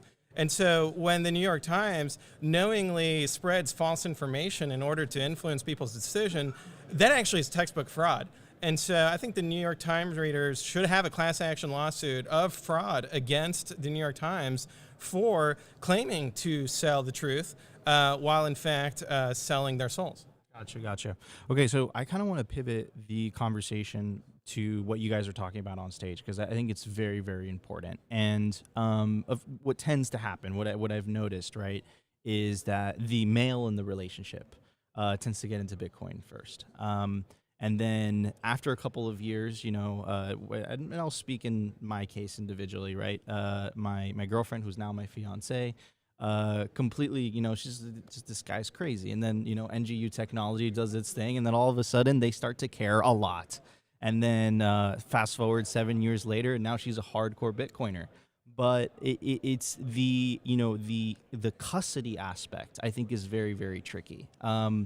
Because I feel uncomfortable, like, for example, recommending a 2 of 3 multi-sig, of which we are the only ones that hold the keys. I feel actually more comfortable recommending a collaborative custody company like Casa or like Unchained, just because of the ease of use for someone who doesn't have the technical know-how. So I know there's pros and cons to both, but what are your guys' thoughts on that, and specifically you, Morgan? Yeah, I'm a huge proponent of collaborative custody. Majority of my client base actually does hold their keys through Unchained Capital, and the reason why we did it that way was, A, they don't feel confident that they could store all 3 keys properly. They're even sometimes having trouble just storing the 2 keys alone, and so just making sure that as long as they only lose 1 key, right, then they're still in a good position. The other reason why, though, you would want collaborative custody is actually for estate planning purposes. It does help, even though Bitcoiners don't like to hear this, it does actually help to have a third party be involved in that regard. You need to name an executor at the very least to go through all of your things and properly process everything. And so if the executor is then the one going to Unchained Capital with documentation, your Bitcoin is actually going to be passed properly. One of the issues that you might have if you just have an executor going through Bitcoin, they can just say, I didn't see any Bitcoin in this estate, and they can actually walk away with it, and your kids could actually end up with nothing. In which case, if that could just not happen in a collaborative custody style situation. So I do like it from that regard. I mean, obviously, you don't want to pick an executor for your estate who you don't trust. It's one of like the most trusted positions that you would pick, but for a lot of people that's a hard choice. They're having a hard time even picking who would be a backup trustee besides their wife if something were to happen to both of them at the same time. And so sometimes involving a third party who actually doesn't have custody, right? It's not like you have to trust Unchained to actually keep track of your Bitcoin and hold the Bitcoin. You just have to trust them to be able to read the will and process the will properly with the help of somebody else. Gotcha. And that actually leads me to my second question. God forbid something happened to both of you guys, or in case I just found out my fiance is pregnant, and thank you. And like, God forbid, she's sitting over there. And God forbid, something were to happen to us, right? Does it worry you? Does it keep you up at night that your children potentially might not have access to the Bitcoin that you guys have accumulated, the wealth that you guys have accumulated?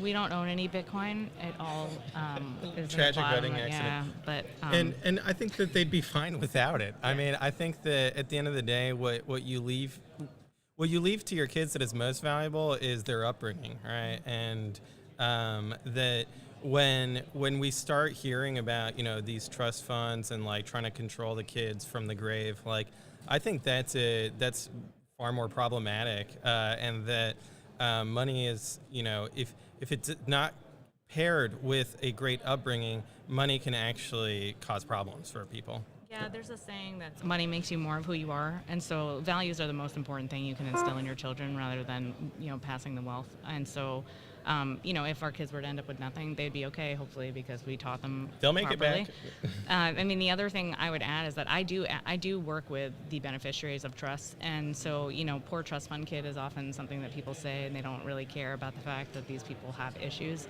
But there are a lot of issues with basically being on the equivalent of your parents giving you Social Security for the rest of your life. I'm very against that permeating into the Bitcoin world. Some of the trust and estate rules are very punitive on beneficiaries, and I don't think that that's the right way that it should work. And I think that there are some rules that should be taken with us, like I was saying on stage, but others that should really be left behind, and that's one of them.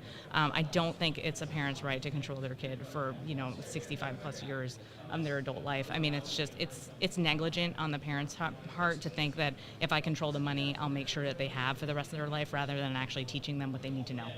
I really like that, the base layer, right? The principles, the morals, the ethics. I completely agree. I was raised in a Latin household with a strong mother, Catholic, and I was very, very privileged to be instilled those values at a very young age. Anyways, Opti, do you have any questions? Yeah, I'm going to say it one more time. Do you have any questions for these two legends? Yes, I do. First and foremost, Pierre, you were sitting on a chair. How do you explain yourself? It was free. I didn't have to spend any sats on it. I could, after this event is over, take the chair, find a good pawn shop, and stack some sats. But there is a lot of chairs here. I don't think that. So here's the thing: is that like each of these is what, like $5 on the black market, right? If you're fencing stolen goods, so you'd have to like take a lot of them. Now you're having to like rent a U-Haul. Do you know the carbon emissions on a U-Haul? Oof. How could you explain yourself? Yeah. No, but seriously, okay, first and foremost, Pierre, I think you're one of the reasons why I'm here as a Bitcoiner. Used to listen to the Noted podcast religiously, so thank you on that one. But you guys touched on something that I have kind of been thinking about lately as well. It's like you can't ever really orange pill anyone. It's kind of like an individual thing where they orange pill themselves, but you're kind of just the medium to their orange pilling. And you guys were talking about that as well. And is this like a new thing you're coming to, or is this just something that you're just, the longer you go on, you're like, I've tried to orange pill everyone. I think I'm getting better at my message, and yet people don't want to become Bitcoiners yet. So do you still orange pill people? I guess maybe is the question. So I've been a financial planner now for almost 10 years, and I would say that the people who are most successful with financial planning are the ones who want to do financial planning, and the people who are least successful are the ones who hire a financial planner thinking that in hiring the financial planner, they do not have to do any work. And I would equate that to orange pilling in a way, right? If someone is coming to you because they're already interested in Bitcoin, then yes, give them all the information in the world. But if they're just coming to you because, you're forcing Bitcoin information on, or I'm, forcing financial planning information on them, it's not going to work. People have to have their mind in a way where they are open and ready to listen. And if their mind is closed, it does not matter what you say to them. If in fact, it'll actually make them get more entrenched in their position. So I think that that's something that is hard for Bitcoiners to hear, because they want to spread the message and they want to help so many people have access to this democratized money and decentralized money, but it's just not something that everyone is ready to hear when that Bitcoiner specifically is ready to tell them. Got it. 100% got it. Okay, next question. This is also a little more on the comedic side, but for all the Bitcoiners that are single out there, I heard that you guys were talking about how to get a wife. So what would you tell people out there on how to get a wife, Pierre? You just got to find the right website. There's lots of websites out there where you can find a wife, and then you just got to make sure you order the right one. Okay, yes, mail order brides for Bitcoiners. There's a niche there. There's a business there. I'm gonna troll Mateo a little bit. I heard this is what the Orange Pill app is. Yes, 100%. Anyways, guys, and I ran into this problem earlier today. I went to cut my beard, believe it or not. That Bitcoiners actually do that, and the barber was so intrigued that we were talking about a Bitcoin conference and we were talking about it, and he was like, "How do I learn?" Right, and I felt the frustration. So we have a little bit of time left, about 2 or 3 minutes. What would be the fastest way, in your guys' eyes, to orange pill someone who wants to learn but has spent so much time in the fiat matrix that it's such a big jump? Like, what is the easiest way? Is it wallet of Satoshi? Like, is it just sending them a transaction? What would you guys recommend? Morgan, you first, and then Pierre. I feel like I'm not the right person. I do everything so long-windedly, in which case I would not be able to orange pill somebody in 30 seconds or less. But yeah, I do think the thing that I've seen be the light bulb for most people is sending a transaction around.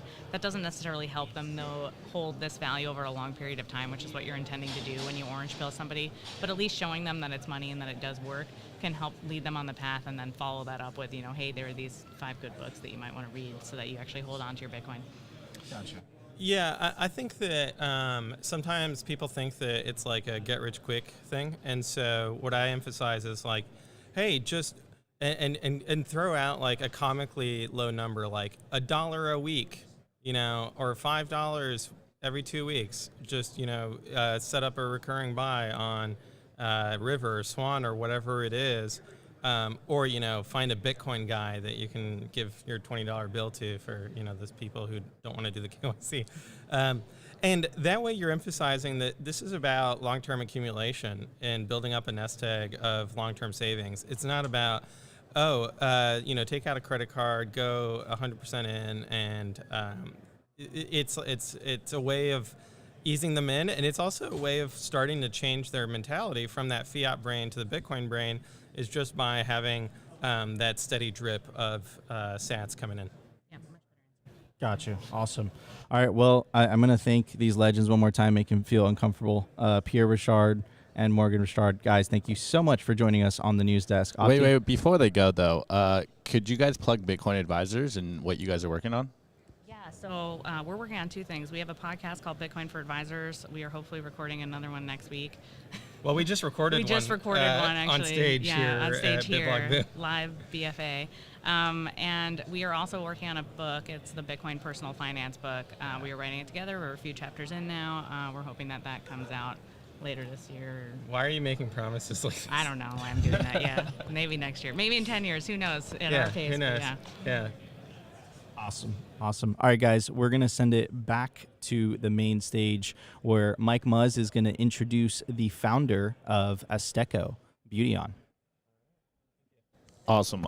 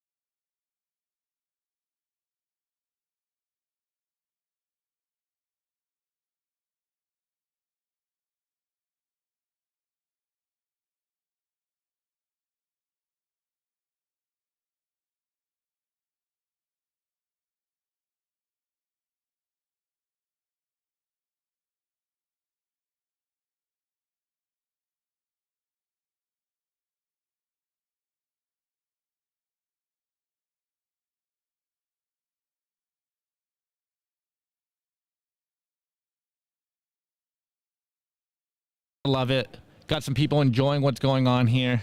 Absolutely love it. Let's check this out. Oh, also, guys, apologies for the rug. I don't know what happened, but apparently Spaces is not going to be able to keep up with us all day. So if Spaces rugs again, then we will do our best to just spin it back up. So just bear with us, guys. If it does pop off again or the audio acts weird, I don't know, comment, and we will try to get this back up. As you can see, Twitter Spaces is still getting buggy up over here. So we are going to just keep the spaces going on all day. This isn't recorded on Twitter Spaces like we usually do it, but it is going to be recorded on YouTube. So if you want to see some visuals, then by all means, I am pretty sure we dropped the link in the YouTube. I think we're about to go live. Any minute now. So a little delay. Let's take it back. Let's take it back. Let's take it back. Could you raise my gain a little bit, Ati? Yeah, I got you. Man, yep.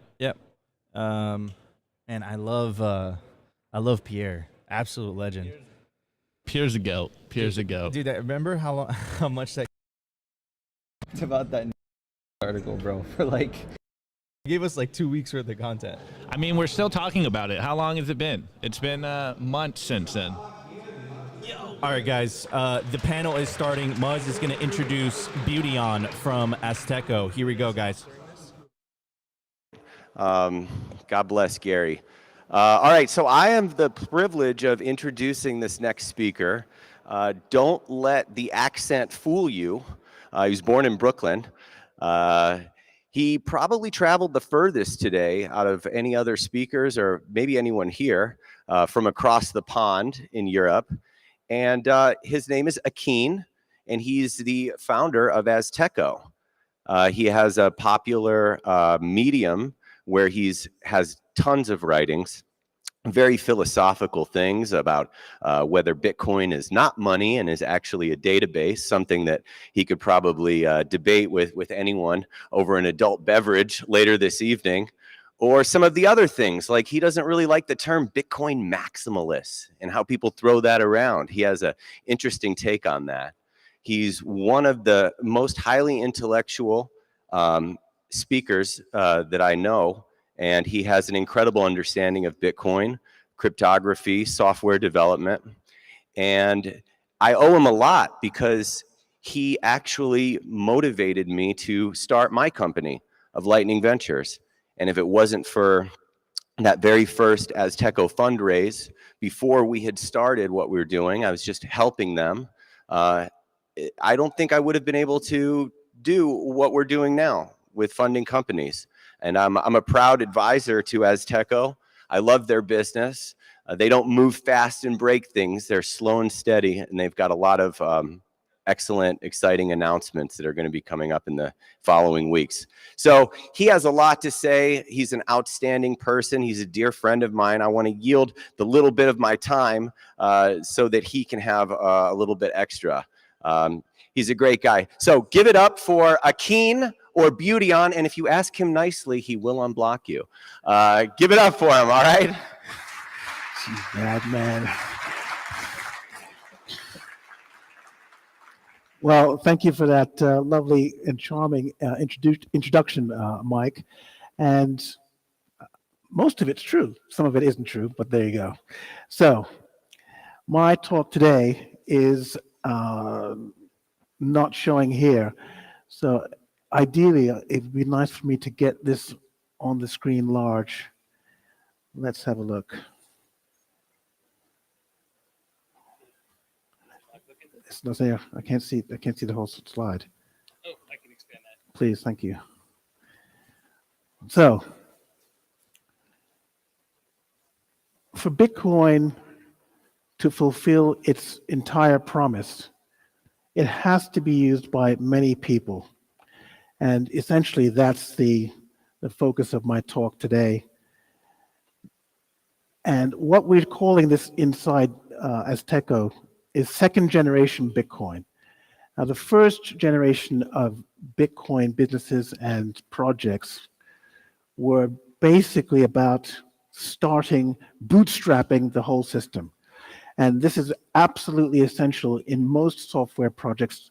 Like, for example, the Linux kernel started off by one man in his bedroom writing his own Linux kernel. And then the whole Linux ecosystem is built on top of that, and it's taken over the entire world. So Linux is an example of how things start small and then grow to a global a global scale when people pour in their work onto it. But in order for that to happen, Linux had to become useful to people outside of the small number of developers who were building on it. So this has to happen in Bitcoin for the power of Bitcoin to be unleashed and the purpose of Bitcoin to be fulfilled. And so this is what we're trying to midwife with Azteco by thinking about what Bitcoin looks like in a scenario when there are many, many people using it. So, first of all, it's important to say that Bitcoin is nothing without its users.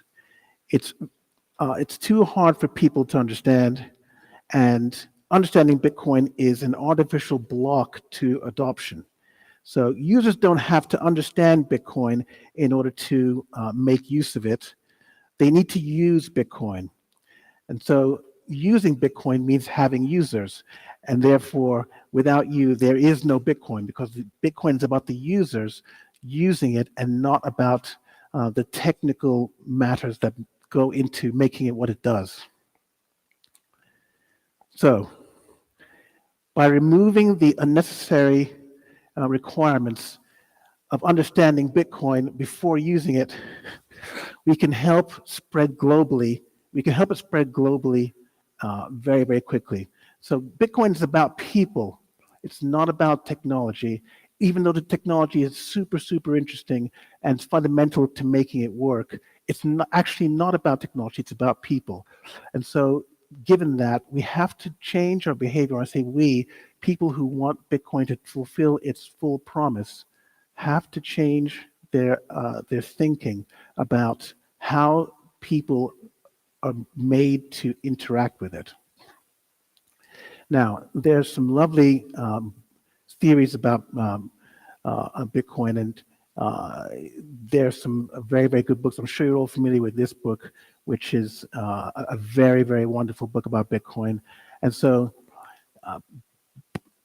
books and podcasts and articles that describe how Bitcoin works and the thinking behind it are an absolute requirement for the specialist and the people who provide services to Bitcoin users, who are the ordinary people who don't have time to read books and find out about them. Now, we know this is the case because there are many people on, for example, Facebook, who don't know that it's actually written in PHP. And so you don't need to know that Facebook is written in PHP in order to make use of it. And this kind of thinking has to come to Bitcoin. Now, it's important that somebody somewhere understands that Facebook is written on PHP, and actually it's the Facebook developers that have to understand that. And given what PHP is, maybe they shouldn't do that, but that's another story. So it's very important that some people understand Bitcoin so that the network can be protected, the network can maintain its utility and spread everywhere. But consumers don't need to know anything about that. It's like asking a consumer to know about the formulation of bubblegum in order to chew bubblegum. You don't need to know what's in bubblegum to chew it. You need teeth, and that's all it's required, teeth and a strong jaw. So without consumers being onboarded to Bitcoin in a frictionless way, it's not going to be possible for us to capture the market and displace fiat, which is the actual purpose of Bitcoin. The purpose of Bitcoin is to give the world a useful and sound money to replace fiat. That's what it's for. And if anybody comes to you and says it's for something else, of course they're at liberty to say that, but it's actually not true. Bitcoin is done for one purpose only. But because it's a generic database, and you can do literally anything with a database, store anything, many people have come in and tried to divert the purpose of Bitcoin, and I personally think that's a mistake. And I'm sure you're all aware of this WorldCoin phenomenon that's come about, and it's not a good thing. And that's an understatement. So without consumers being onboarded to Bitcoin, it's not going to be possible for us to capture the market. And that's what has to happen. And so Bitcoin companies have to aim for the consumer squarely. They have to aim for the consumer on the territory where they are. They have to go to the consumers where they are. You can't ask people to come to where the Bitcoiners are or where the enthusiasts are, because they're not going to do that. There is no WhatsApp community, for example, and that preceded the mass adoption of WhatsApp. And the same commercial forces and incentives will work with Bitcoin if people start thinking about it correctly and contextualizing it inside of this market opportunity to serve people with Bitcoin in its primary function as a replacement for fiat. So, how much time is it going to take for us to get this done? And I say us, meaning people who are involved in Bitcoin. The world population is very, very big. There's lots of people. And the way that WorldCoin is working, it's going to take them 105 years to onboard everybody. Now, that's 105 years is a very, very long time. It'll be before the end of the block emission that they finish if they continue at this rate. And that's, of course, leaving aside that this WorldCoin is an absolutely terrible, appalling system, that it's designed to violate the rights of all the users who are being onboarded to it. And I don't know if you know that they're actually paying people to get onto this WorldCoin. I think they're paying them a pittance. And they're not even paying them in fiat, they're paying them in this fraudulent altcoin, WorldCoin, to bribe them to go on board. So they're not providing any actual utility to anybody. It's just a scooping up, a herding operation to get people onto WorldCoin. I think this is appalling. And they're free to do whatever they like, of course. But our job as Bitcoiners is to beat WorldCoin and to prevent them from flooding the market with a global altcoin that's designed to harvest people's information, which they've openly admitted they're going to make available to all the governments on Earth. So this is not just about Bitcoin fanboyism and being against altcoins. This is a super dangerous project that all Bitcoiners should have uppermost in their mind that we have to defeat. And we can actually defeat it if we start thinking commercially about giving Bitcoin to every single person who needs it. So, Bitcoin onboarding cannot therefore be onerous, invasive, unethical, and essentially non-commercial. It's very important that we have the correct tools presented to people in the correct formats so that the onboarding sequence and experience is super frictionless, very, very friendly. And currently, our go-to wallet is Wallet of Satoshi because it's the easiest to onboard people onto. It works flawlessly every time we present them with an Azteco voucher to redeem. And so this is the ideal form of the onboarding experience that has to be universal in Bitcoin if we're going to onboard people at a faster rate than the enemies of Bitcoin are currently planning to do. So how fast is fast? WhatsApp took 4 years and 8 months to onboard 1 billion users. Now, I think that's a very, very big number.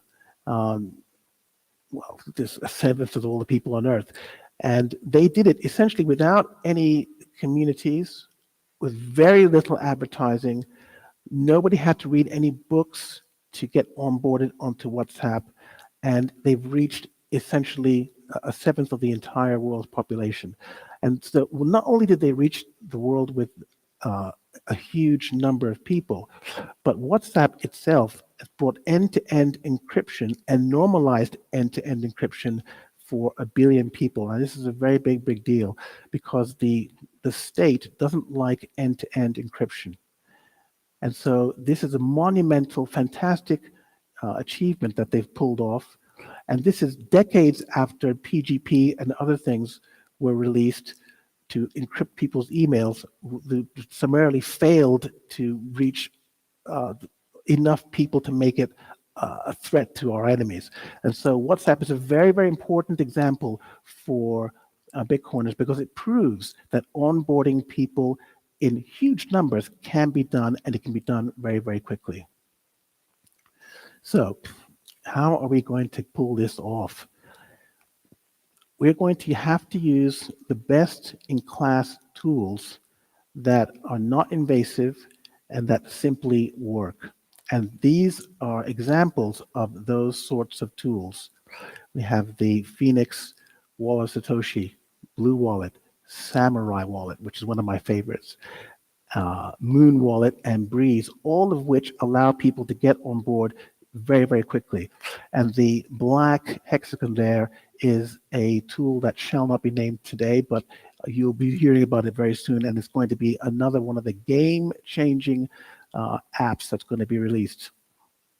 So all friction has to be removed, including the psychological, technical, linguistic, and financial barriers that sometimes get put in front of users inadvertently because people are trying to help. The fact is that these things actually don't help most of the time, and it's removing of language that helps people, not adding of language. It's the removal of context, not the adding of context, that helps people, because the consumer is not interested in learning about the tools that they use. If they were, the iPhone user wouldn't have even a tenth of the apps that they have on their phone.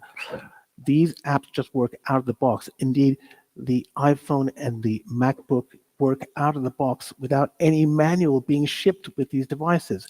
That's the kind of thinking that must be brought to Bitcoin.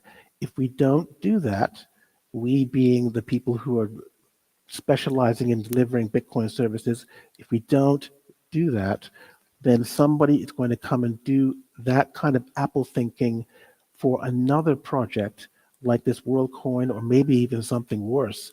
And then we'll all be scratching our heads saying, where did it all go wrong?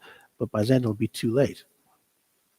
So in order for us to outflank these well-funded altcoin and other people in these fiat hucksters, meaning the CDBCs, it's important for us to copy the techniques that are proven to work to onboard many, many, many people onto both apps and to devices. And that's why a global campaign designed to reach the ordinary consumer, appealing to his needs only, delivered by a viral campaign or some kind of PR campaign, needs to be mounted by at least one company in order to make this happen.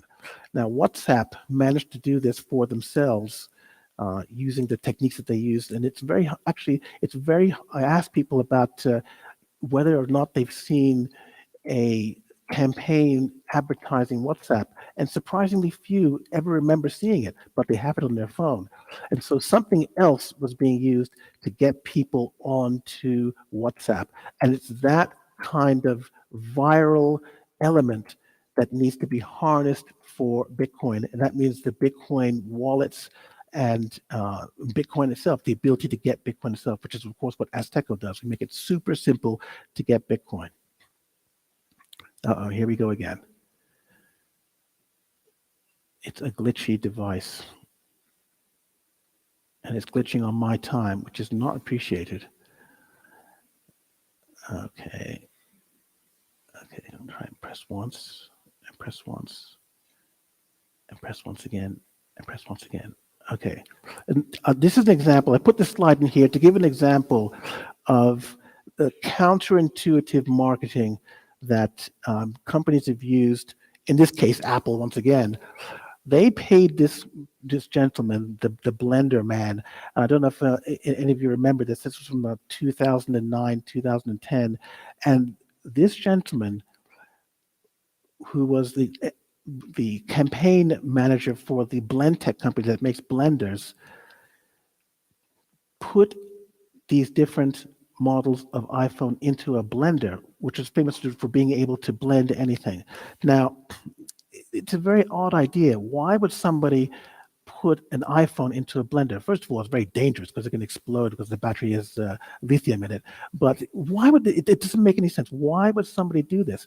The reason is that there was a PR campaign behind the iPhone that Apple used and put this strange concoction together to promote the iPhone. Now, I don't know if it worked to drive sales, but I certainly remembered it. And so things like this have to be done with Bitcoin. Otherwise, we're going to fall behind to the people who do things like this. Obviously, you can't put a world coin into a blender, but it'll be something absurd like this that will be memorable and which will take away the stench of risk around WorldCoin, which I think they're going to start to face because, as I don't know if you've heard, the Kenyan government has banned them from operating inside Kenya. So they have a lot of work to do to remove the stigma of this terrible device looking into the eyes of their citizens and recording them onto this global database. And so Bitcoiners have to harness this kind of thinking. It takes only one thing, and that's money. You have to have the money to buy a PR firm, a marketing firm, to concoct these things. And their job is to sit around all day making up these campaigns, and they're very, very good at it. And so it requires people who run these companies to be able to know that they need this job and to let these companies run wild with these crazy ideas. And so here we go again. So once again, to recap, which is basically what I was just saying, why would Apple pay a PR firm to hire blend tech to blend phones over and over for model after model after model? What was behind the thinking? And so marketing is sometimes counterintuitive, and it needs experts in the field to execute it. And when they come to you and say, we're going to put your thing into a blender, don't worry, it's going to work. You might scratch your head and think, oh, it doesn't sound like it makes sense. But then there's going to be metrics that will show you that it has actually worked. And so the important step is to get to the place where you're ready to hire these kinds of companies, pay the money to get the work done, and then release it without being frightened about what the outcome's going to be. And so the message is the medium. I'm sure you've heard of Marshall McLuhan's The Medium is the Message. And in Bitcoin, because it's a simulation of money that uses messaging, it's a pithy term like this that needs to be leveraged to get people to understand what Bitcoin actually is. And as Mike hinted before I came on, I've been asserting for many years that Bitcoin actually isn't money. It's just a database where messages are stored and things are accounted for. And so when you think of it like that, it's as a starting point, you can start to recontextualize Bitcoin into not a fintech service, but a messaging service in exactly the same form as the ones you get on WhatsApp. And knowing that WhatsApp has become super successful at spreading a messaging app across the world, if we take this as our starting point, just for an example, you're more likely to get a better result than we've had over the 11 years of the attempts of people to spread Bitcoin to the ordinary man and ordinary woman.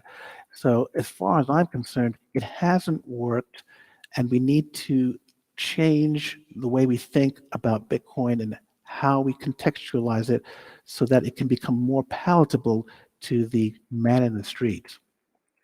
And so when we talk about people getting onto Bitcoin, in our case, there's a very few number of steps that they have to go through to do it. We have a person who has a problem with an institution or a problem with an institution or of institutions.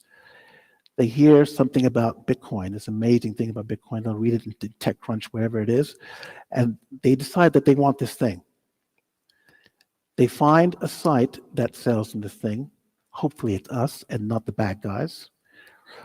And then there is a point at which their path goes one of two directions. Depending on how they've been introduced to Bitcoin, this idea of this new synthetic money that's on the market. And that is the point of danger. They can either go to the dark side of all of this business, which I'm sure you recognize what those companies are, which essentially is death. It's the death of their privacy, the death of their ability to use and be in contact with sound money, to be able to spend and do whatever they want with their money, or the person thrives. And the person thrives on ethical Bitcoin companies, ethical Bitcoin apps where they can receive money in amounts that's without an upper limit, sometimes a lower limit depending on what the fees is for sending. But they have total control over their own money.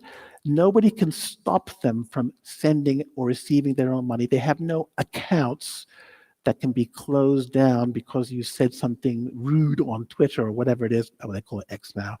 And so these are the options. We're either going to go to the bad guys or to ethical Bitcoin and to liberty in money on a global scale. And so this is why it's so important for us to beat these people to the punch. We've got to beat them to getting to the billions of people. And because WorldCoin, just for example, has such an onerous onboarding method, and Walt Satoshi has literally no friction, this is the answer to spread these apps as quickly as possible. We have to convince people that indeed they do need these apps. And so the maximum danger area is right here, where they find out they want Bitcoin or something like it, and they find a site. And so we've got to get to these people at that point before they get to the green dot, where they go either one way or the other way. And I put this slide in just as a diversion. I don't know if any of you are interested in cinema, but there's a movie that you must watch called Colossus, the Forbin Project. And being a fan of this movie, I realized that the C of that terrible company is the same as the C in the Colossus movie. So you watch that movie, and then this slide will make a little bit more sense to you. And so let's go right back through all these stages, right back, taking it all the way to the green dot. And this green dot is the moment of the transformation. Now, I've been talking about this transformation for many years, where we're going to see the end of the fiat systems and a move to Bitcoin. So when we talk about Azteco and the services that are going to bring this, we have essentially three questions. What do we offer? You offer Bitcoin. How will it make our lives better? You will have Bitcoin. And what do you need to buy it? Fraudulent fake fiat. Now, Mike Jarmus has a box out at his stall where you can put in a $5 note and get Bitcoin through Azteco with one of his little boxes. So that's what we're trying to do. That's what we need to do. And for this to happen, some things have to go away. And on September 4th, the old look and feel of Azteco is going to go away, and we're going to get to a new look and feel for Azteco, a consumerized look and feel for Azteco, and it's going to be the first in the new consumer Bitcoin category, the first brand in that category, and a total recontextualization of Bitcoin. We're going to completely reframe Bitcoin.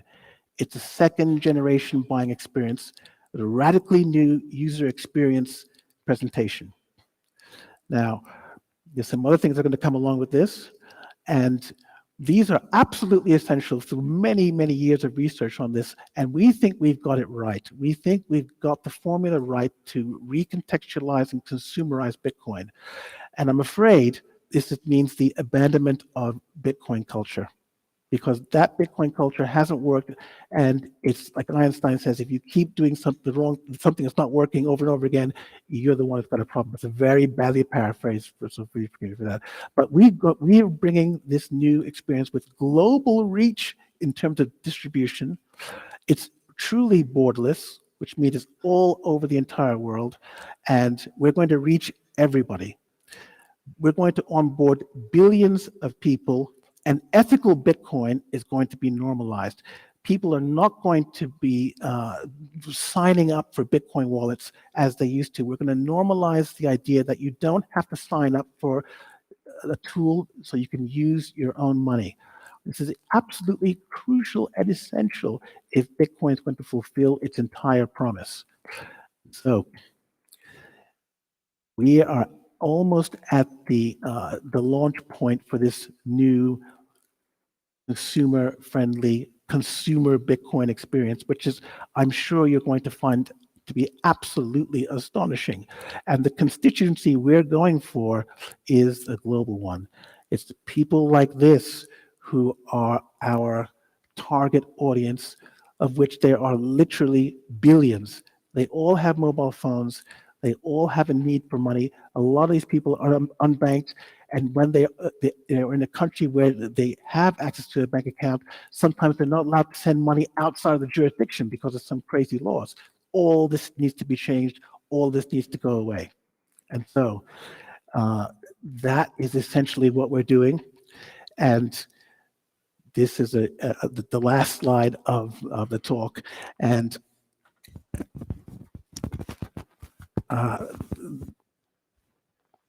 this is a warning to everybody in this room. Don't play with stupid things. And that's my talk. Thank you very much.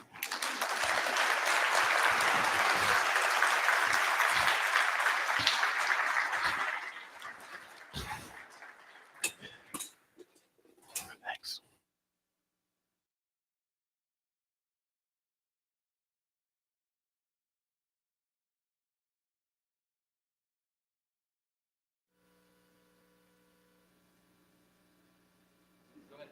How's that? All right, GM, good morning. How are we doing out there?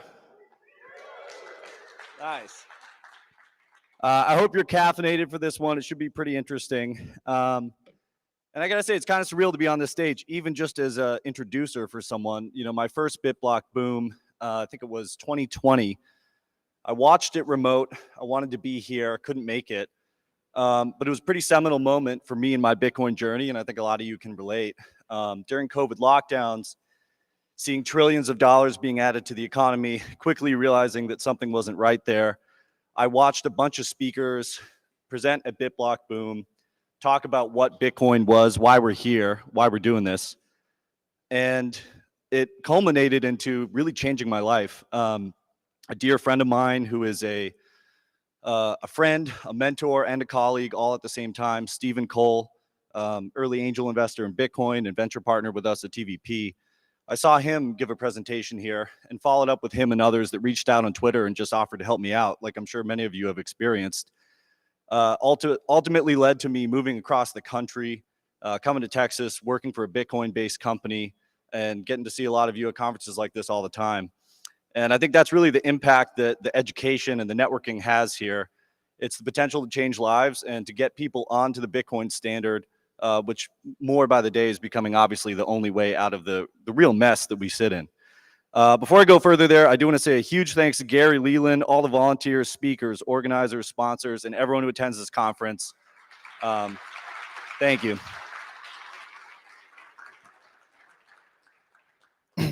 So I have to say, you know, going from seeing these presenters at BitBlockBoom that year in 2020 led me to, like many of you, rapidly consume books, podcasts, articles about Bitcoin, eventually do some of my own writing just to clarify my thinking.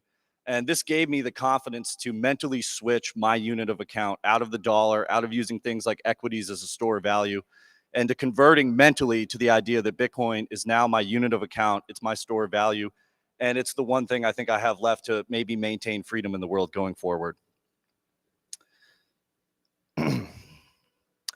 I mentioned Steven earlier.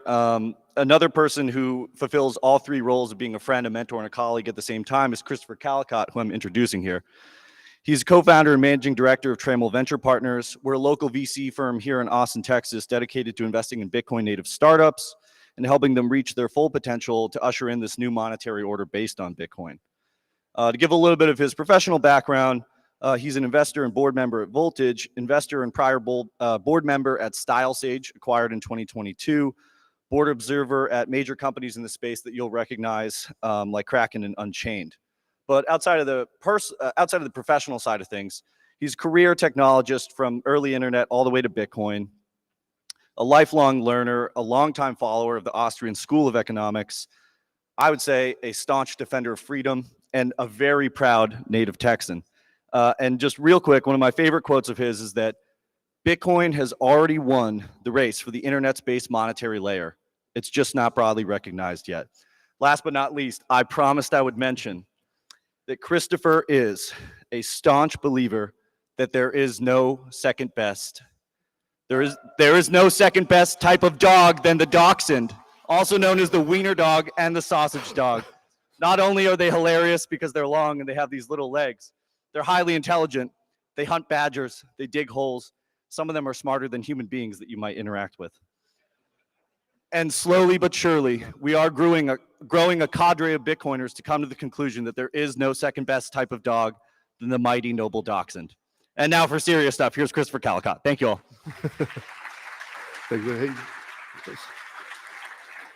Good morning. I feel like this kind of lots of folks from out of town. As a native Texan, I would just like to nominate myself the welcoming committee. Welcome to Texas. Enjoying one of our notoriously mild summers, and it's good to be here with you. We might have a little technical something on the slides. Oh no, we're rocking. Great. Well, it doesn't go backwards. You guys back up? There we go. Sweet. I'll talk to you a little bit this morning about a few things. First, and Matt just said it, I have kind of a foundational view for what we do professionally day to day, and that is that Bitcoin's already won. It's just not broadly evenly recognized. The way that monies get adopted is just foundationally different historically than the way that technology gets adopted. So Bitcoin lives in this kind of overlap place. And so, this statement here, it's seemingly contradictory. Two things that almost seem in conflict can both be true. First, if you're a Bitcoiner and you've been around for a little while, you probably have heard people say, maybe even feel yourself, there's almost like this innate sense that really inevitability for Bitcoin and its ultimate full-scale adoption, that it has actually won, and ultimately everyone will recognize that it is the monetary layer in the internet age. On the other hand, we can also just acknowledge that the circuitous path to achieving that future inevitability is completely unclear. We don't know time scale. We don't know massive drivers for that kind of adoption. So even though those two statements seem to be in conflict, they can actually both be true. We have a specific view, and the way that we play our role within the greater Bitcoin community is by backing founders that are building on the Bitcoin stack and helping to do what we think achieves a lot of Bitcoin's promise, and in fact, actually pulls that future inevitability closer to the present by doing a lot of experimentation and hypothesis testing with users to find things that they need. And a couple of these are very broad categories. I don't want to spend too much time on them, but basic functionality like liquidity exchange, moving from fiat to Bitcoin, or if you need to, I know I, for one, pay my lease and most of my bills in dollars. So there obviously is an exchange and liquidity function there around credit markets with what we think is, arguably the best, and I think is actually the best, most pristine collateral ever known by mankind. And so highly saleable, highly liquid, understanding the actual risk profile around a credit arrangement, new kinds of products and services, applications to specific domain expertise, specific sectors that only entrepreneurs that have been in spending their careers around that can actually really have the light bulb moment of how that's a game changer. Bitcoin in that context is an absolute game changer. Also, platform and integrations for developers. Those kinds of integrations make rapid application development, new kinds of products much more quickly attainable, and lots of other applications. So we just, as a first principle, we feel like that it's the companies that are building in, on, around the Bitcoin stack that help achieve that inevitability and move the needle. I've been around since the early days with Bitcoin, and kind of quietly on purpose. There's been a lot of false narrative that have been bandied around in the crypto investment space. And on the one hand, it's almost easy to forgive some of that because of all of the startup activity elsewhere. We take a very specific Mark Zuckerbergian approach to moving fast and break things. And it just turns out that when you're talking about the internet's base monetary layer, that does not work, not in the least. And it's really important to recognize that that's a foundational difference, and being different, that sort of necessitates a very purposeful, methodical approach to making any kinds of changes to Bitcoin Core, any kind of proposed consensus changes. So if I were in that other camp, I might say, well, Bitcoin development's just too slow. And my personal biggest nit is the idea that innovation is not happening on Bitcoin. I think that's just patently false. In fact, progress has happened. The Lightning Network, which just kind of level set. I'm curious if you've ever used the Lightning Network in any way. Could you raise your hand? Great. That's probably 45-50% of the audience. That's awesome. It can start to feel almost like magic. And for all of the promises of moving other value stores away and all these other, shitcoins, smart contract platforms, etc., it's extremely expensive to move value. It solves no foundational problem about, an extractive approach where the Visas and MasterCards of the world are getting a free ride on 3.5-4% of every transaction that happens on the internet. What are we really solving over there? And I would say actually absolutely nothing, but the extraordinarily low cost, the near instantaneous at global scale internet native capacity with Lightning Network, and very importantly, when you have it, it's yours. It's property. There's full finality there. And so that's just foundational. So that extreme low cost to move value around on the Lightning Network is important.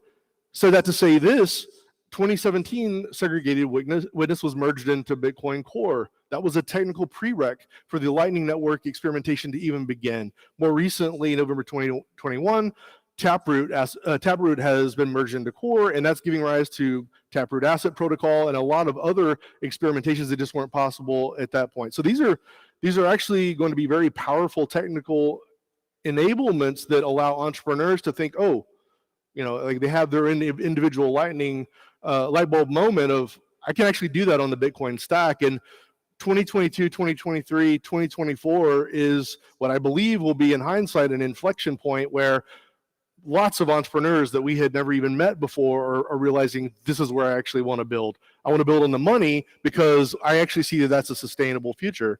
What's going to be possible with some of these tech enablements, including Taproot Asset Protocol.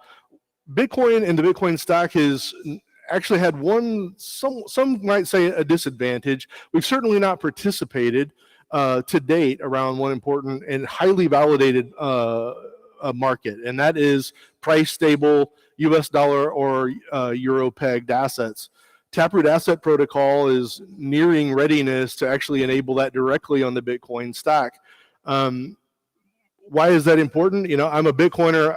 I want that beautiful future, that beautiful future where we're fully integrated and starting to think unit of account wise in Bitcoin terms in terms of sats. However, that is a long circuitous path. Dollar pegged assets directly on the Bitcoin and Lightning stack is actually going to be a huge deal for a few reasons, some of which are macro. It's no surprise that there is a global thirst for dollars because of the needs for international trade and that so many commodities are priced in dollars to date.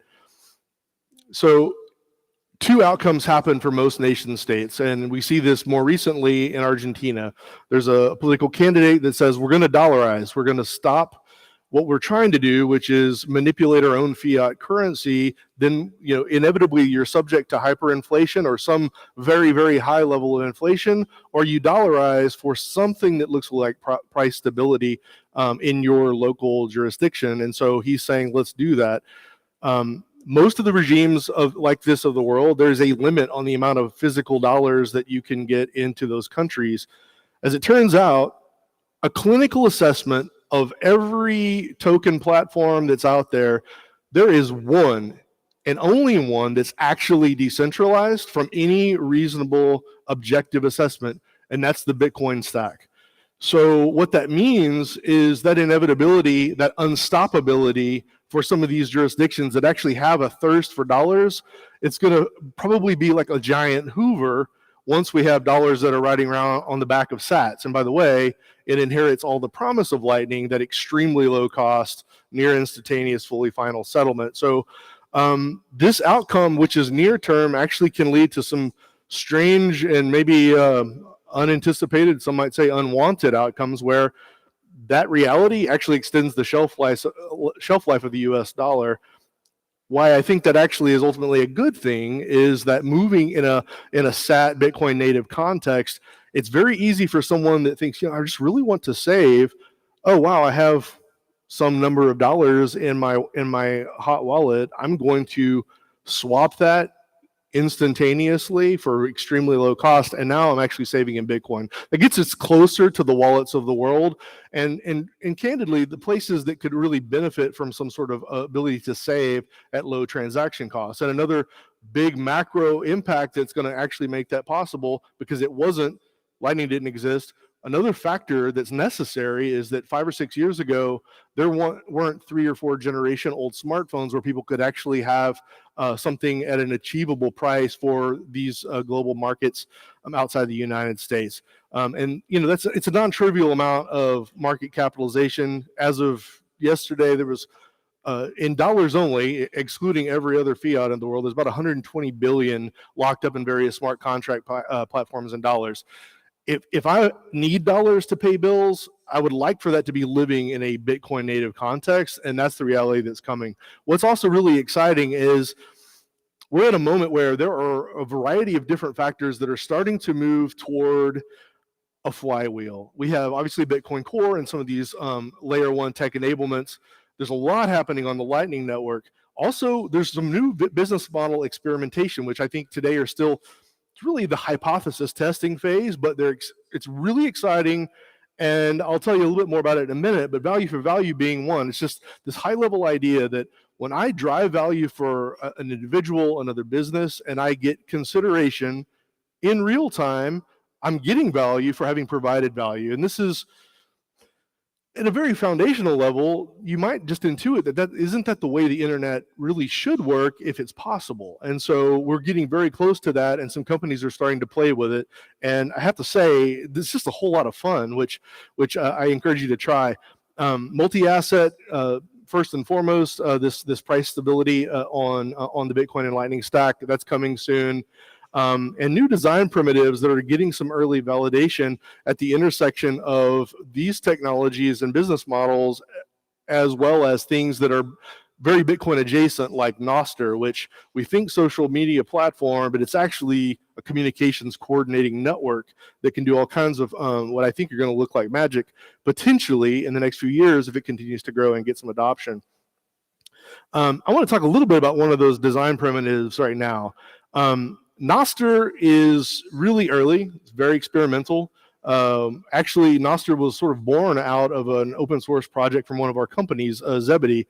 In fact, most of the monetized relays are actually Zebedee code, and that was an open source initiative that's gotten a lot of early excitement and traction, especially in the wake of deplatforming and this sort of thing. One of the things that's great about the experiment with Nostr is we don't know if in 5 or 10 years Nostr will have evolved and will be the clear winner.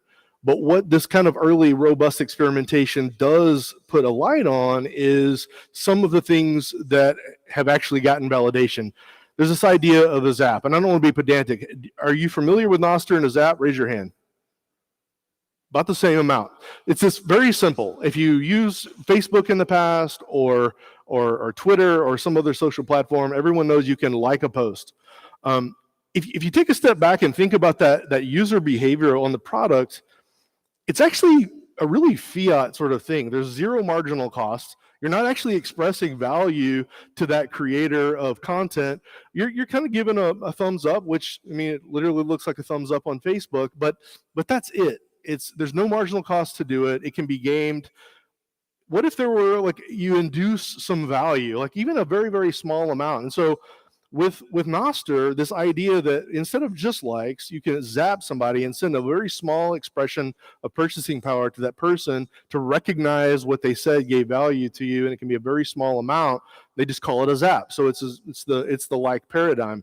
There's something that is very satisfying as a user, knowing that is going directly to the person. It's not going to some marketing intermediary that owns the platform. They're taking 70%, and then maybe a fraction of a penny gets to the person. It's directly to their Lightning wallet. It's very powerful. And with that, I would say that for me, in value for value, that expression of value, the zap is an absolutely validated design primitive. So the learning there, it almost doesn't matter in a sense if Nostr is the ultimate winner, because what we've learned and the way that rapid adoption works is you'll take the design primitive, you'll borrow aggressively, and what is absolutely market validated, that'll get incorporated in other products. Just a couple of stats there. There's been about 1.6 million-ish. It's a little funky to count in Nostr terms. Individual expressions of value in that way that are totaling to a roughly 1 billion sats, which over most of the hype cycle around Nostr, the early one at least, has been since the holidays last year to now. So that'll give you a sense of timing and expression. This value for value idea, though, I'm really double tapping on it today because it's incredibly powerful. Like I mentioned, there's something satisfying about it, but it opens up entirely novel ways to connect with the people that you value and to acknowledge directly. In fact, in a safe and secure, private, not destroying the privacy way, if you're a musical artist, so between the artist and the fan, the writer and the reader, the speaker and the listener, the creator and the benefactor or patron, you can actually interact in the internet age safely in a very novel way. And I have to say, one of our portfolio companies is moving in this space very early, and it happens to be run by artists and successful entrepreneurs. They just see all the flaws with the publishing industry and how this opens up a new way for artists to take their music, their creation, and work directly and open up new ways to engage with them in a very powerful way. And to be a fan of someone that's on the rise and the rising star in the music world, it's kind of fun and cool to be able to get it to them, and they'll acknowledge that you commented on their page. It just feels foundationally, fundamentally different than it ever could in these other kinds of no value, zero marginal cost, hey, I like what you're doing, kind of a audience place. By the way, no one can take that platform away from them. If they manage to build a massive crowd there, it's theirs in perpetuity. So very powerful. You can think of that zap and that value for value thing. It's sort of like disintermediating the micropayments that we've talked about for 20 years in the internet world, and we've just not gotten there because until Lightning on the Bitcoin stack, it doesn't economically make sense. And if you want to send money to someone and you're using ACH rails, there's clawback for at least up to 90 days for that. It creates a risk book. It doesn't actually drive innovation, and it doesn't capture what we all know to be the sound money piece, which is so formative to the Bitcoin stack. And so I want to talk a little bit about a specific example of something that's happened just in the recent weeks, this summer. There's a young woman named Ainsley Costello, and she's a music artist. She's a writer, a singer, and she's been creating art since she was around 14 years old. She's, I believe, 19 years old today. By the way, I would encourage you to scan that QR code and go just check out one of her songs a little later. It's very fun, and I must say, expressing real value directly to the artist, I find it a little addictive. I'm just kind of sprinkling sats all over Wavelake. But what happened with Ainsley and her story is so powerful to me. It's such a real human story, and we need so many more of those on the Bitcoin stack. Ainsley, over about 5 years, put out 25 songs on roughly, I think it was 66 different, from Spotify's, etc., for her music. And after 5 years, the grand total of money she was able to earn was $750. And by the way, there's like a 3 to 6 month lag on them getting your small number of pennies into your bank account that's going to charge you to keep the money there, etc. This summer, in a period of 3 weeks, a track that was released on Ainsley's profile as a result of some conversations that happened at Bitcoin Park in Nashville, in about 3 weeks, she made over $1.5 million sats. Roughly, call it plus or minus $500 USD equivalent in 3 weeks. Not life-changing money yet, but Ainsley has become an absolute evangelist for Bitcoin and Lightning. She has friends that are in the music industry in the Nashville area. There's a track that I understand is going to be released with a new friend of hers that's very new to Bitcoin and Lightning. And this is how it starts. And it's not because she knew everything about Bitcoin. She couldn't really, I don't know if she was able to articulate the properties of a sound money and these kinds of ideas, but it solved a very important financial question for her in her business and her life. And you can see very quickly how in 3 weeks you get to about $500. If you're an aspiring musician, that actually might encourage you with the right incentives to produce even better, more polished, more professional, more appealing kinds of content to a wide audience that is necessarily grassroots because of where we are in the cycle. And I want to share that with about Ainsley. Now, when we invest, it's not something that's as simple usually as what looks like a music player. Oh, that's cool, and it's wired up to Lightning, but there's always something much bigger and fundamental that's happening under the hood. The two founders of Wavelake, being musical artists and experienced entrepreneurs, they saw all the flaws in the music publishing industry that goes back hundreds of years, famously from artists like Elvis on down. There's this almost like slave or like highly extractive nature of the music publishing industry today. They're building distribution plumbing so that you don't have to go to Wavelake, although you should, to experiment with it so that this music can get disseminated, the payments are native in sats, and can get ingested by other platforms. And so to Ainsley's story, Adam Curry, famous podcaster, gave a mention. And on the back end on the platform, through Mr. Curry's distribution, there was a massive stream, pages and pages of 63 sats on an individual basis where hundreds of people were thinking, like, holy shit, I really like this track. Who is this? What's happening? That's just really exciting, and it's so human and so powerful. I wanted to share that with you.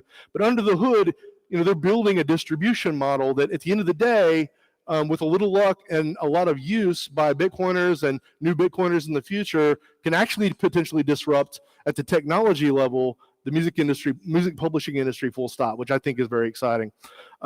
Those kinds of what ifs and you need to get a little lucky along the way and be smart in your approach. Entrepreneurs face all kinds of risks when they're building a company. There's career risk. There's opportunity cost on what you could be making by being in a large corporation somewhere. There can be emotional risks. There can be impacts to your family and the challenges that you're going through on that journey. And I would just, as a foundational, TVP would assert and share the idea that of all the necessary risks that an entrepreneur must face, given the choice, they will never accept platform risk from any sort of platform. So choosing a non-decentralized kill switch controlled, Ethereum or some other platform to do what someone like Ainsley wants to achieve, it's not going to happen when they realize, light bulb, oh wow, it's possible I can do that directly on the Bitcoin stack. I'm in. We see it all the time. That actually is starting to accelerate.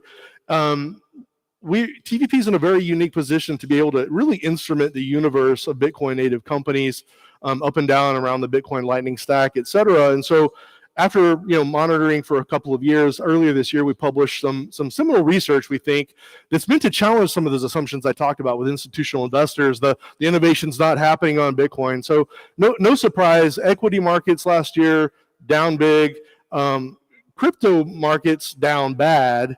So in the face of that kind of environment, one of the interesting things about Bitcoin Native in 2022, it grew 52.9% as a class in terms of total transactions. Bitcoin is becoming a platform, and that phenomenon with entrepreneurs is going to actually accelerate. We just see it's palpable.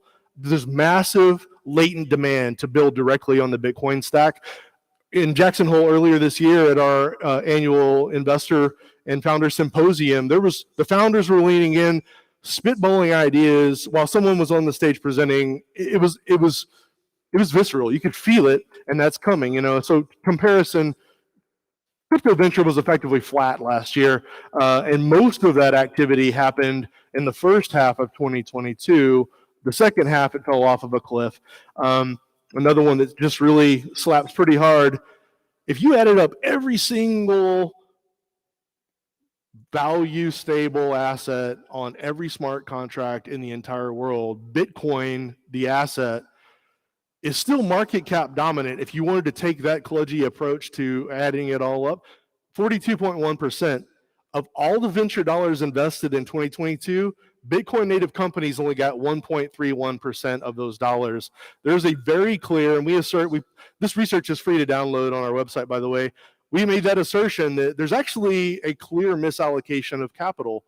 Yes, we've been very methodical and purposeful, but right now there's not situational awareness of what's happening directly on the Bitcoin stack for a lot of these institutional limited partners and other investors. And so firms like ours and others that are our colleagues in the industry have a very special opportunity for the next few years. And let's, at the end of the day, it's been said by so many people before, at the end of the day, we all work for Bitcoin.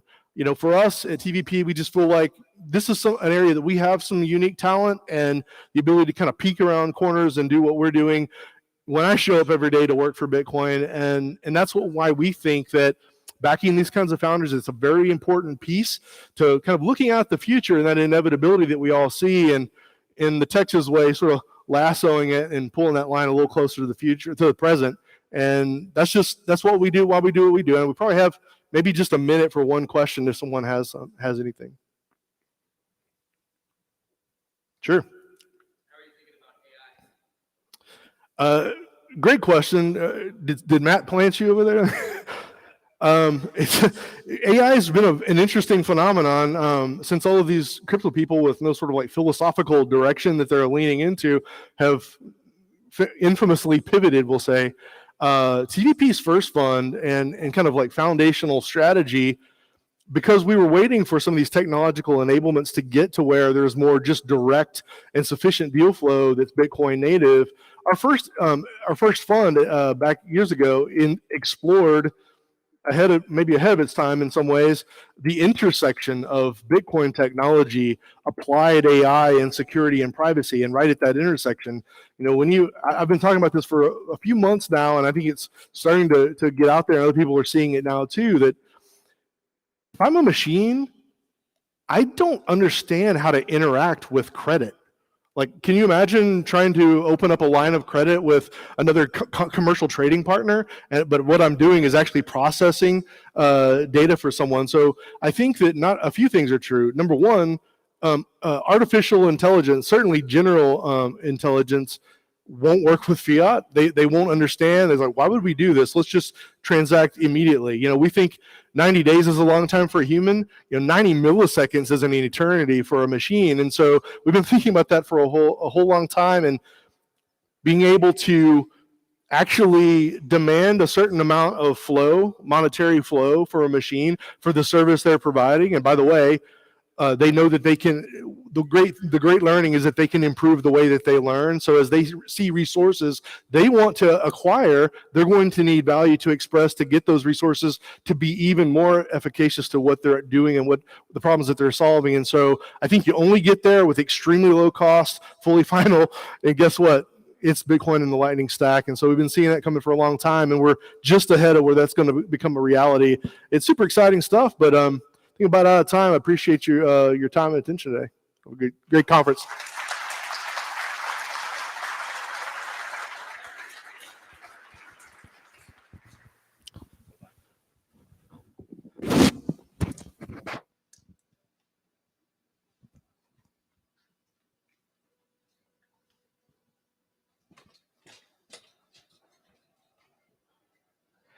Hello, everybody. Hi there. My name's Adam Gleason. You guys might know me. I drive the Bitcoin race car, this year an SRO and touring car. Thank you for the applause. Yeah, and yeah, thanks so much for having me here. I haven't been to very many Bitcoin conferences, so it's just surreal to be up here and have a few minutes just to kind of say my story real quick before I bring on an incredibly cool speaker, CJ Wilson. So yeah, my Bitcoin story really quickly. I was a medical resident, and the smartest friend I knew started talking about Bitcoin and saying that, you know, it was going to change the world. And when he was talking, I would listen. So at that point, I was a broke resident, didn't have too much money to put into it, but I did what I could, and I learned about it. Couple years later, I actually left medicine to start a business. And from there, I was looking to make some personal investments. And so that's where I really started focusing on Bitcoin and trying to look through everything through that lens. And at the same time, that friend of mine, Ilya, was looking at Bitcoin mining. And I found that to be a really cool way to do it. A kind of extreme dollar cost average way of looking at Bitcoin and protecting the network. So he and I kind of dived in. We both bought our own miners, and then basically from there did some mining for a couple months. But then he wanted to kind of start his own business doing this his own way, and that then turned into Megawatt. The story is coming together, I promise you. And so he started that company, and they operate out of Indianapolis. I'm not a race car driver if I don't mention my title sponsor, Megawatt. So that's what I'm doing right here. And basically, if you were interested in owning your own miners and having somebody who knows how to run them well, then they're a great way to go. Bitcoin mining is really difficult to get right and have that uptime that you're looking for, especially with what's going on with difficulty, which I had no idea we'd see the hash rates we do now, but it's a pretty cool thing as well. So yeah, they operate out of Indianapolis. You don't have to obviously live there. The machines just live there, and they take care of everything. I get an invoice at the end of every month and pay that, and they basically do all the complicated stuff that I wouldn't have a clue on how to do as far as keep them up and running. So yeah, and then this year I was getting into driving race cars, which CJ Wilson also does. And I thought it would be incredibly cool to have Bitcoin on the hood. I'd seen, I think, one Lamborghini Super Trofeo car that had Bitcoin on the hood, and obviously there's tons of exchanges that are on there, but I just thought it'd be really cool to have a Bitcoin-centric one. So Ilya and I got together, and Megawatt sponsored the car.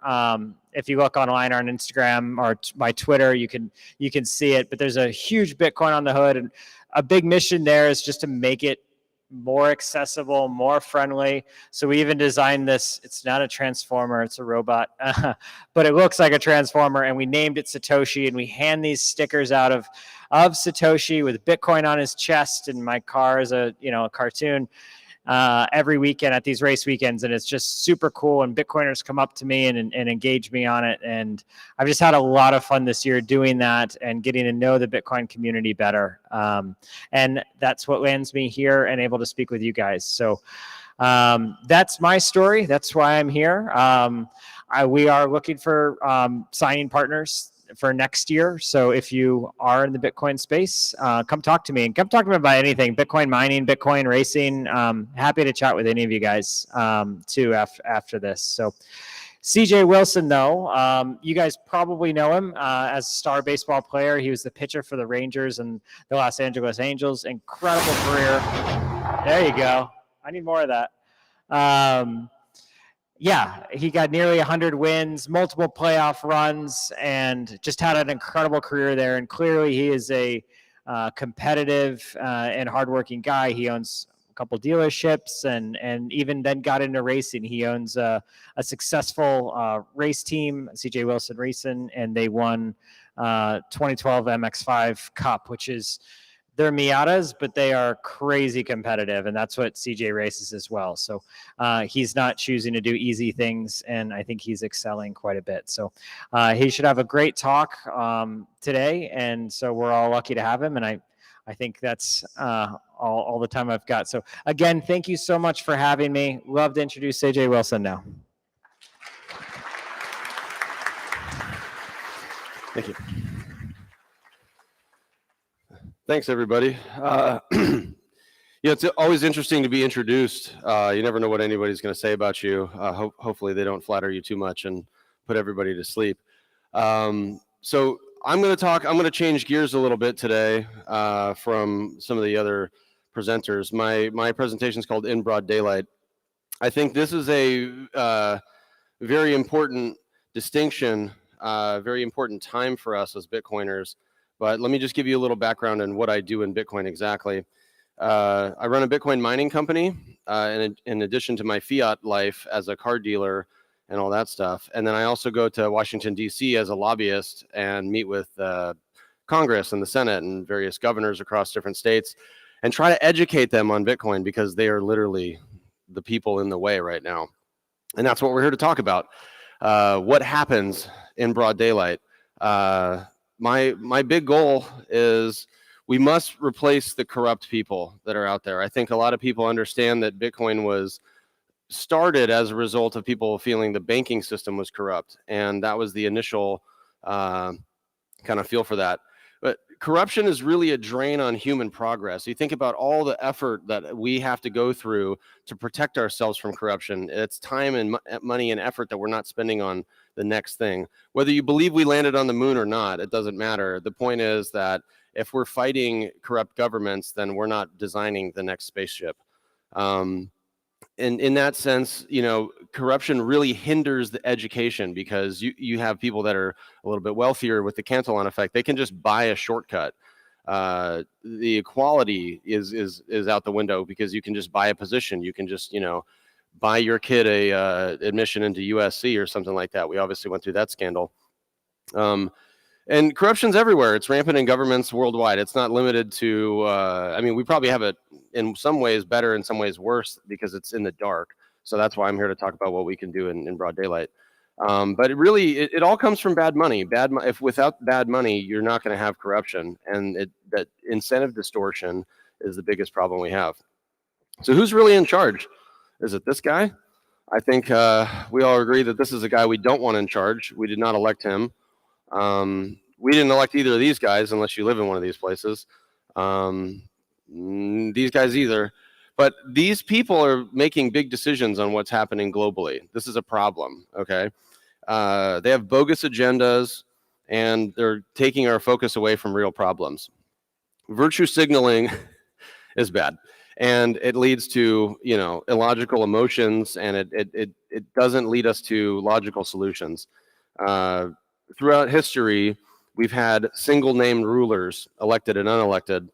Some popular ones, maybe to jog your memory: Caesar, Alexander, Khan, Napoleon, recently Beyonce. Apparently, girls run the world.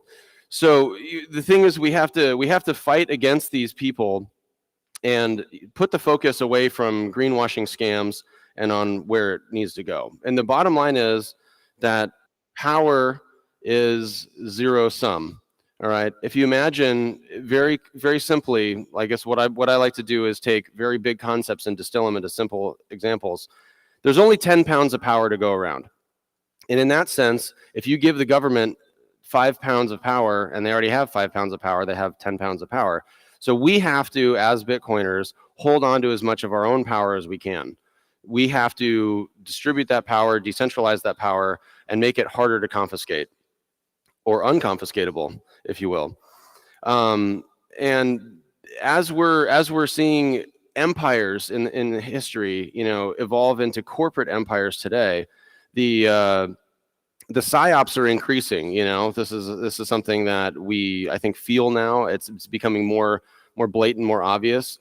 And the reason why they're able to do that is because the media is controlled. If the media was not controlled by these governments, by these I don't know, I guess you'd say corporate interests, then we would have a completely different scenario. And that's one of our big problems that we have right now. So a lot of people talk about different eras and say, oh, there was this, you know, era of, you know, we're in the information age or something like that. I like to think of it this way. For the first couple thousand years of human civilization, we were living in the era of exploration. You had Magellan, Columbus, De Soto, various conquistadors and stuff like that. They're figuring out the new world. They're mapping things that we didn't know. We had uncivilized countries living in the jungle. We had civilized countries, inventing perfume and chocolate and coffee and things like that. And population growth kind of hit a certain level. We saw increasing diversity as different countries genetically mixed and stuff like that. And then different natural resources, which were plentiful in some places and not in others, started flowing back and forth. And because of that natural resource distribution, we had the era of distribution and, effectively the Industrial Revolution. Travel becomes a lot more routine, more population growth. And then we see this new paradigm, which is trade alliances, where instead of having like an explorer doing the bidding of a king or a queen or something like that, you have companies that are setting up various factories, and they're looking for that. But now we've evolved that into the era of exploitation, where governments and large corporations are really making all the rules, maximum taxation and extraction of value, and technology is being weaponized against us. And the best way to look at this is to understand that, slave labor has really never gone away. That part of that high stakes game for these people that are running these corporations or running these governments is they want to get the most value for the least amount of effort. And the best way to do that is by exploiting people that have less human rights. In that sense, we see what happens when people protest. Protested, arrested, and then debanked. I think this is a big problem, and this is another use case that we've explained, that Bitcoin literally solves this if we run it right, and this is why Bitcoin was invented. But I think because of Bitcoin, people are now empowered, and that's where we're seeing these people kind of crawl out of the cave and come into the light and say, oh, there's something I can do about this now. I can stand up for myself. I have sovereign money. You can't take that away. I'm going to stand my ground. And I think a lot of people understand the protest and the nature of protesting is that, you have people that are not powerful protesting people that are powerful, typically. But the stakes are extremely high. And I think where they're pushing us is they want us to own nothing and they want us to control nothing. And then effectively the individual has no value. This is the thing that we have to fight with everything we have. For instance, like, the next slide will explain a little bit better. Personal property is one of the most important things. Without personal property, you can't build value for your family. If you don't own anything, if you own no land, if you own no farm, if you own no wealth, then what is your life about? What is the meaning of your life? You're just sustaining something. You're spinning the wheel, keeping the lights on for some other guy. That's not how I want to live my life, and I think that's why you guys are here as well. What they're doing against us now is surveillance is the number one weapon. The fear and surveillance are the biggest drivers of government intervention in human flourishing right now. And I think the big key on this one, I have it on line number 3, 15 minutes cities are for subjects and not citizens. You cannot tell me that the 15-minute city is a good idea for anybody. The fact that people would be living in these areas, that they would be so subjugated if that city was closed or barricaded or put to some sort of restrictive access, everybody inside is going to choke and starve. This is like the oldest Sun Tzu art of war trick in the book, is to limit the resources of your enemy. I don't want to get rounded up. You're never going to find me in a 15-minute city. Sorry. And each era ends, right? Exploration. You sail to the new place. You bring new diseases. There's illiteracy. There's problems there. It's difficult to translate the skill set about navigating the Atlantic or the Pacific. Distribution.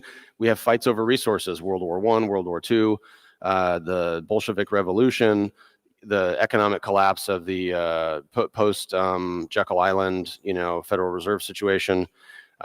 Exploitation right now is narrative control. That's what we're seeing. Kind of people stand up and go, wait a second, all these newscasters are saying the same thing. All these celebrities are saying the same. They're reading from the same damn script. This isn't real anymore. That motherfucker is not real. That's what's happening. Okay. So we're seeing that now. We're seeing that, and it's becoming more prevalent. It's not just the conspiracy people on 4chan anymore. It's people openly saying it. And we literally have to fight this evil or it's going to overcome us. We do not have a choice. And this is the highest stake situation right now. we're making noise, we're making waves, but we have to do both of those before we can make any changes. But who is going to make the changes? We need heroes, right? Bitcoin says don't have heroes. I get it. There's a little bit of an illusion in today's system that there are heroes. And I think this is where we have to kind of take up the mantle ourselves, and we can decentralize being a hero as a concept, because we can diffuse the pressure. We can give them a more obscure target to hit. A centralized system like the government, we know where the target is, right? If everybody says, oh, the White House, you know where the White House is. I mean, it's pretty easy to find. But if someone says, oh, find the Bitcoiners, it's like, okay, I mean, we're not all here, or a lot of us are here, but not that many. But we've been in the dark for decades, right? We've been held in the dark. I think the whole culture of trust and don't worry about it is evolving into don't trust, maybe you can verify. It's not easy to verify everything, but with the Freedom of Information Act, you know, you have motivated citizen journalists that are opening the doors. There's whistleblower protection, and there's less sympathy for the big people. There's nobody has, I mean, does anybody have sympathy for Bill Gates that people are ragging on him on Twitter? Absolutely not. But open source projects, right? Bitcoin's an open source project. We're putting it all out there. We're living out there in the open, whether we like it or not. Your commitments on there and your comments on there are public, and whatever you say on Twitter is also public. So it's a risk that we've taken, even if we think we're obscure or a pseudonym or something like that. And we're exposing the incapable leadership. I mean, obviously everyone's seen the videos of Joe falling up the stairs and stuff like that and tripping over a sandbag or whatever. Like, this is what we have. This is literally what we have going on. And it's a mockery of what we believe in, I think, as people. But we're seeing open rage. We're seeing open rage from thousands of people, entire classes of people, whether it's the Dutch farmers, the Canadian truckers. And the Dutch farmers are really the best example here, because they rose up and actually ran for office and won. So this is like, just let me plant that seed for inception. But, you know, Freedom of Information Act. Oh, this dude, he runs WikiLeaks. You know, he's like a great hero and everything like that. We're trying to verify stuff. But, you know, legally, you can do it, but then there's still no guarantee that you're not going to get charged for something. They're going to try to pin something on you. And this guy's been in jail for 10 years. But there are greater attempts, more attempts than ever to expose the rigged system. Right here's the photo of Officer Ziegler from the IRS testifying that he was told not to investigate Hunter Biden's laptop. Just last month, I mean, this guy's testifying in front of Congress for hours, completely public testimony. That Hunter Biden and the Biden family received 10 million, 20 million, whatever it is, from these illicit sources. You know, the whistleblowers are coming forward. They're reaching a critical mass.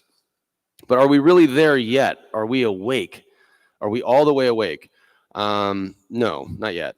There's we can call it educational and cultural growth through these collapses, but there are consequences to that, and those consequences generally are, you know, financial turmoil, emotional pain, and potentially death. These cycles of increasing, you know, from the Renaissance period to the Industrial Revolution to the Information Age, there's a compression there from a couple hundred years of gap to, you know, 100 years of gap to, you know, here we are with maybe decades. And then we might be entering a new era past exploitation, where we can't be exploited because we can stand up for ourselves better. Citizens are realizing that they're confined. They realize that they have limitations to their power. They're realizing that they have, you know, issues with their authority, and they don't want to be subjected to that anymore. So you know, we have to protect each other. We need these heroes, guys. We do, and we do have some, right? We've got here's a great example of completely mainstream media. Marty Bent is on Tucker Carlson explaining Bitcoin. You know, we have Bitcoin artists. Obviously, some of them are in the gallery and stuff like that. This is like part of the way you tell the story. It's not just through music or a textbook. It's also through jokes. It's through memes. It's through all of these things at the same time. We have, you know, Palestinian authors meeting El Salvadorian presidents and coming together on economic policy, right? We have people coming from across the country and across the world together. I met people from completely foreign countries last night throwing axes at the little town hall thing, and it was awesome. But they're out there, right? We're putting Bitcoin and Bitcoin inertia into the public domain. It's very important. So the new rules that we don't want rulers, right? We've reached a critical mass, and we've expressed the fact that we're going to openly defy things that we don't like. Some of us are shitposting politicians and stuff like that on Twitter, and that's our game. And the government is trying to put us against each other. They're trying to say the right is against the left, the progressives against the Democrats. If you're wealthy, then you should give your money to the poor. If you're poor, you should eat the rich. They're just playing games against us, guys, and we can't fall for that. We refuse to eat the bugs. Does anybody refuse to eat the bugs? We have some hand raisers in here. Thank you. I refuse to eat the bugs. But we have to prepare, right? And this is something that you have to think about. You can't fire a gun you don't hold. If you don't hold a gun, you don't have a weapon, and you can't conjure the weapon out of nowhere at the last minute. It's too late at that point. The real curse of all this means that there are real consequences, okay? And the more you can't unsee those things. You're going to see and be exposed to these facts and these truths the more you dig deep into this stuff, which is fine. And the more you expose it, the more you're agitating the system and the more you're agitating people around you. And then, of course, you become a target. Whether you like it or not, you become a daywalker, effectively, where you have a skill set that's very particular. You have enemies that are very particular. And you are able to move about in your fiat life and sort of put on your t-shirt and your New Balance shoes and just pretend like everything's okay and get your breakfast burrito. And meanwhile, someone might be tracking you. So you just have to always carry yourself like you're being observed, because that is more of the reality than not. And we have to turn people to protect them, okay? In the same sense as the Matrix, you guys know that scene where it's like, were you looking at me or the woman in the red dress? And he, whoop, and that's Agent Smith with a gun. So it sounds really Orwellian and really negative, but we do have to protect people from themselves that don't get it yet. We have to protect them by making Bitcoin adoption better. All these vendors and stuff that are on these things, I've used a bunch of these products. I'm an investor in a bunch of these products. This is what's required. This constant, like Christopher was saying, this constant effort to invest into the Bitcoin ecosystem, but also to make the Bitcoin ecosystem more parallel to the fiat ecosystem for small business owners and entrepreneurs. All right. Bitcoin, it's our best tool, guys. The best tool we've ever had. You guys will hear from dozens of people about why it's great. That's not my job. I'm just going to explain that we need to dethrone the bad people. But then once we do that, we're going to have to defend the throne. It's going to be ours at that point, and we're going to have a moat and not just a gun. Okay. And money is our best way to fight back. If you have enough money, you can hire the best lawyers, like them or not. That's what's necessary. And you need to be able to fight back at times. Bitcoin is the best money. I don't think anybody disagrees with that. I'm just blow right past that. But it's both the weapon and the moat. We can use the Bitcoin to remove people, and we can use Bitcoin to sustain ourselves. And they know that we know. That's why they're fighting us so hard. It's not really that hard to see that this multiple front battle, Gary, Lagarde, the White House, IRS, and just entropy, those of us that pass away and lose keys, or don't have a good inheritance strategy, this is going to be a problem. We have to fight all of those things collectively. Smart businesses, they're going to adapt and adjust, find new clients. You're going to see product market fits that develop, whether it's podcasters or artists or restaurants or whatever. People are always going to evolve. In the same sense, smart politicians are going to do the same thing. They're looking for our votes now, right? They're like, oh yeah, I'm interested in Bitcoin. Donate to my campaign, right? So they're playing the same game. But this fiat regime resistance is not going to be peaceful. I don't know. We talk about this like, oh, Bitcoin's going to end war and all that stuff. That's pie in the sky. And I don't know anybody that's been right about that so far yet. Violence will always exist. And just like 1984 or anything like that, they're going to use everything they can against us, including our family, our neighbors, all that stuff. So our role going forward in Bitcoin, be prepared for the other side to fight dirty. Do you guys ever watch debates? Do you ever think at any point that one side is above fighting dirty, name calling, smear campaigns or anything like that. Eventually, that's going to be targeted against us. Just FYI. How many people have heard that like Bitcoiners are like white supremacists or something like that? I mean, it's like I just saw recently like fitness is fat phobic. Waking up early is rooted in white supremacy. I mean, there's all these slanderous things that people are going to say because they're going to try to like normalize something else. Both sides are in a fight for to survive. So we have everything to lose on both sides. It's going to be a long fight. It's not going to be easy. A lot of people get into Bitcoin and a year later they're like, is it done yet? Are we hyper Bitcoinized? Is my Bitcoin worth $1 million? And it's like, okay, no. There's another example I like to use where, you know, you have to carry a winter coat to invade Russia in the springtime. You have to think about it. This is a long-term sense. We're going to dig in, we're going to dig trenches. It's going to be a long, painful battle with a lot of collateral damage on each side. That's how wars are won and lost. And we have to be willing to lead once we get there. You know, there's a lot of people that have stayed in the shadows and, you know, stayed as a NIM this whole time, and more power to them because they've figured out a way to not be a target. But, you know, those of us that are out there, we're out there. We're out there, like I said, and we have to replace them, those bad people. It's about 500 people we have to replace in the American government. We have to replace them with us. Mayor Lewis, some other people I think would be good candidates, just something to think about in the next 8 to 10 years. We're always going to need new faces and new methods and new champions. There's always going to be some new thing developing. And, you know, we have this tool because we can use it to pay people. We can use it to earn. We can use it to make permanent and obvious messages. But most importantly, we can use it to synchronize. Everybody knows what block height is, right? So we can say at this specific block height, we're going to do this. This is going to happen. We can get aggressive with that.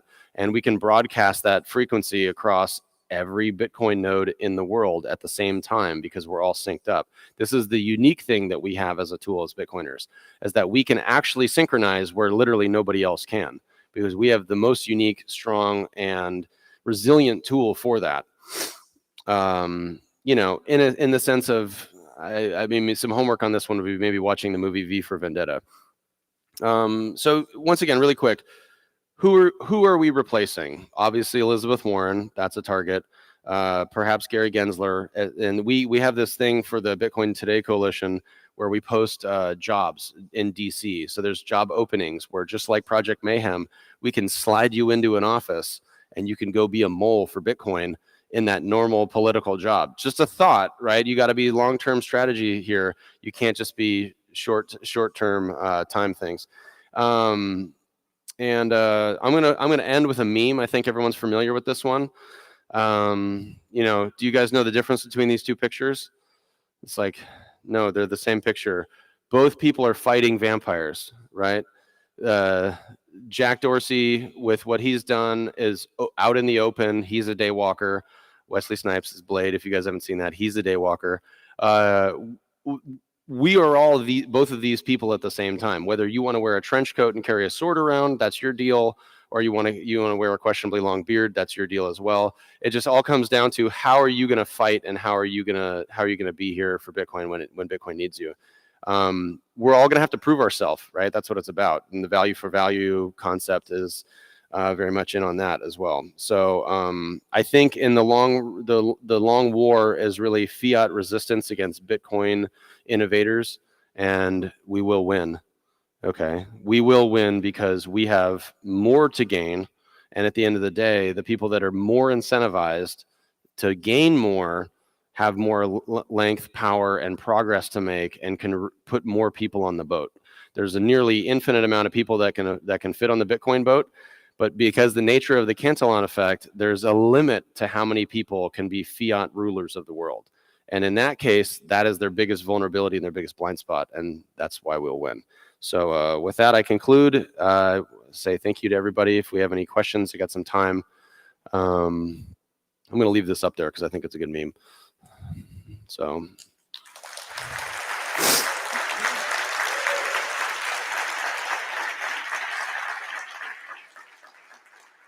Any questions for anybody? Anybody? If not, I guess it's lunch break. All right. Nobody? Is that good or bad? I don't know. Okay. Thanks, everybody.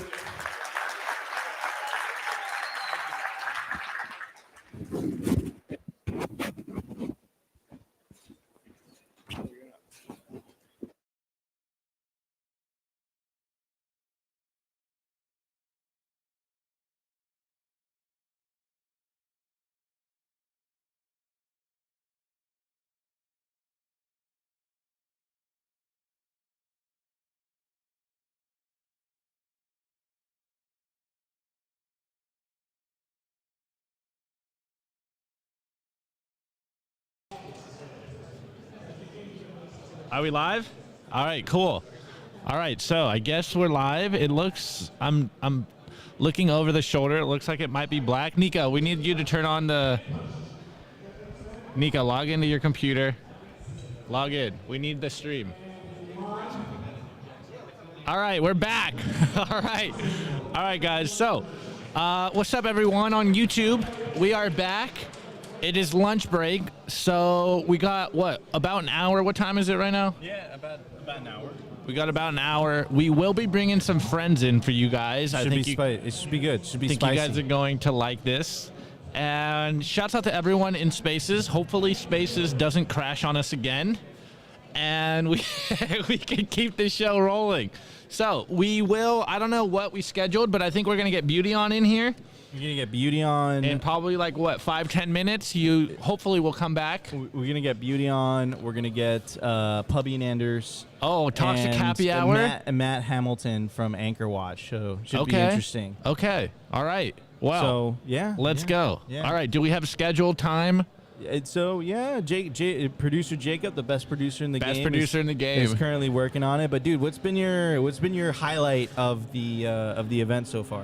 Well, obviously, just holding down the desk, bro. Holding down the desk. Hold on. What's up? Allegedly he's coming, right? Okay, I'll try to find him. All right. He's in the lobby. Yeah. Actually, all right. So let's recap a little bit. First, we had Guy Swann talk about Bitcoin and AI. I did take some notes, and I think the most inspiring part about that is that we're all not going to die because of AI yet, at least. So there's still time for us to.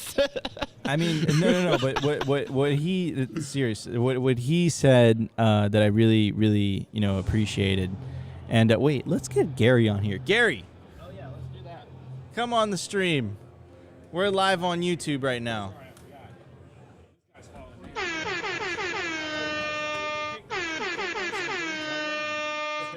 There we go. Right here. Okay. We got Gary Leland himself, the creator of BitBlockBoom. Gary, how are you enjoying this one? Yes, yeah. It's I think this is actually our best one yet. I mean, we have the best venue we've ever had. I think everybody. This is true. This is we got great speakers. I mean, probably our strongest speaker line because we got 2 days this year. Where every other year there's been 1 day, we extended it to 2. Yeah. So I think this is definitely the best one we've ever done. Yeah, I'm really enjoying it. It's been an honor to do the first news desk at BitBlockBoom too. So really happy that you allowed us to do that. Well, this is all because of you. I didn't think about this, and you said, "Hey, I can do this," and I said, "Wow, it's a great idea. Let's do it." So yeah, but I'm really enjoying myself. What's been your favorite panel so far? It's like your children. You can't pick the best one. Well, I did like Guy Swann's. I like Guy Swann's a lot. I thought Pierre and Morgan did a great job doing it together. I wasn't expecting that. They should have told me so I could have advertised it more. Yeah. I didn't know they were doing one together. I thought that was one of the better ones. I wish I didn't, like I said, known so I could have promoted it more. I love that, it was kind of like a change up, right? Like they sat together as husband and wife, and they talked about how it is to basically deal with Bitcoin as husband and wife. And I thought that was a very interesting type of conversation because it's something that I've gone through, right, personally. The experience that I went through with my fiance was she didn't care about Bitcoin for the first 2 or 3 years, and then NGU technology does its thing, and then all of a sudden they start caring. Mom kept telling me it was just made up internet for the first few years. So it seems like we went through the same experience. But yeah, no, it was very personal, and you could tell that they really love each other. Yeah, they're really tight. You can tell for sure. But my wife and I have been married 40 years, so we're pretty tight too. Yeah, absolutely. Wait, is she gonna make an appearance? I don't know. I don't even know where she. Oh, there she is, right there. There she is. Yeah, you may want to get her when we're through if you want to get. But she's a smart cookie, I promise you that. Absolutely. So is Morgan. I know Morgan's a smart cookie. Absolutely. I believe it. So so this is day 1. Tomorrow's day 2. What events are happening tonight that you would recommend to people? Well, tonight is our Friday night party. I mean, that's all I can call it. It's Friday night party, all you can eat barbecue, open bar. We have a basketball free throw contest. We have the hang bar contest, which we have all the time. No one's ever won that. and we have the fold wheel going. Wait, what's the hang bar contest? Oh, you're not there? Oh, you were working last night. Yeah. We have a hanging bar you hang on. I was setting this up, Gary. And you can hang on this bar for 2 minutes.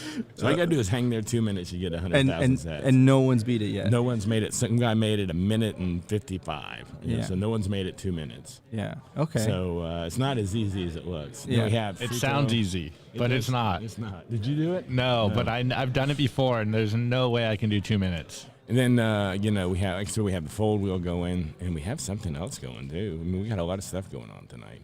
Yeah.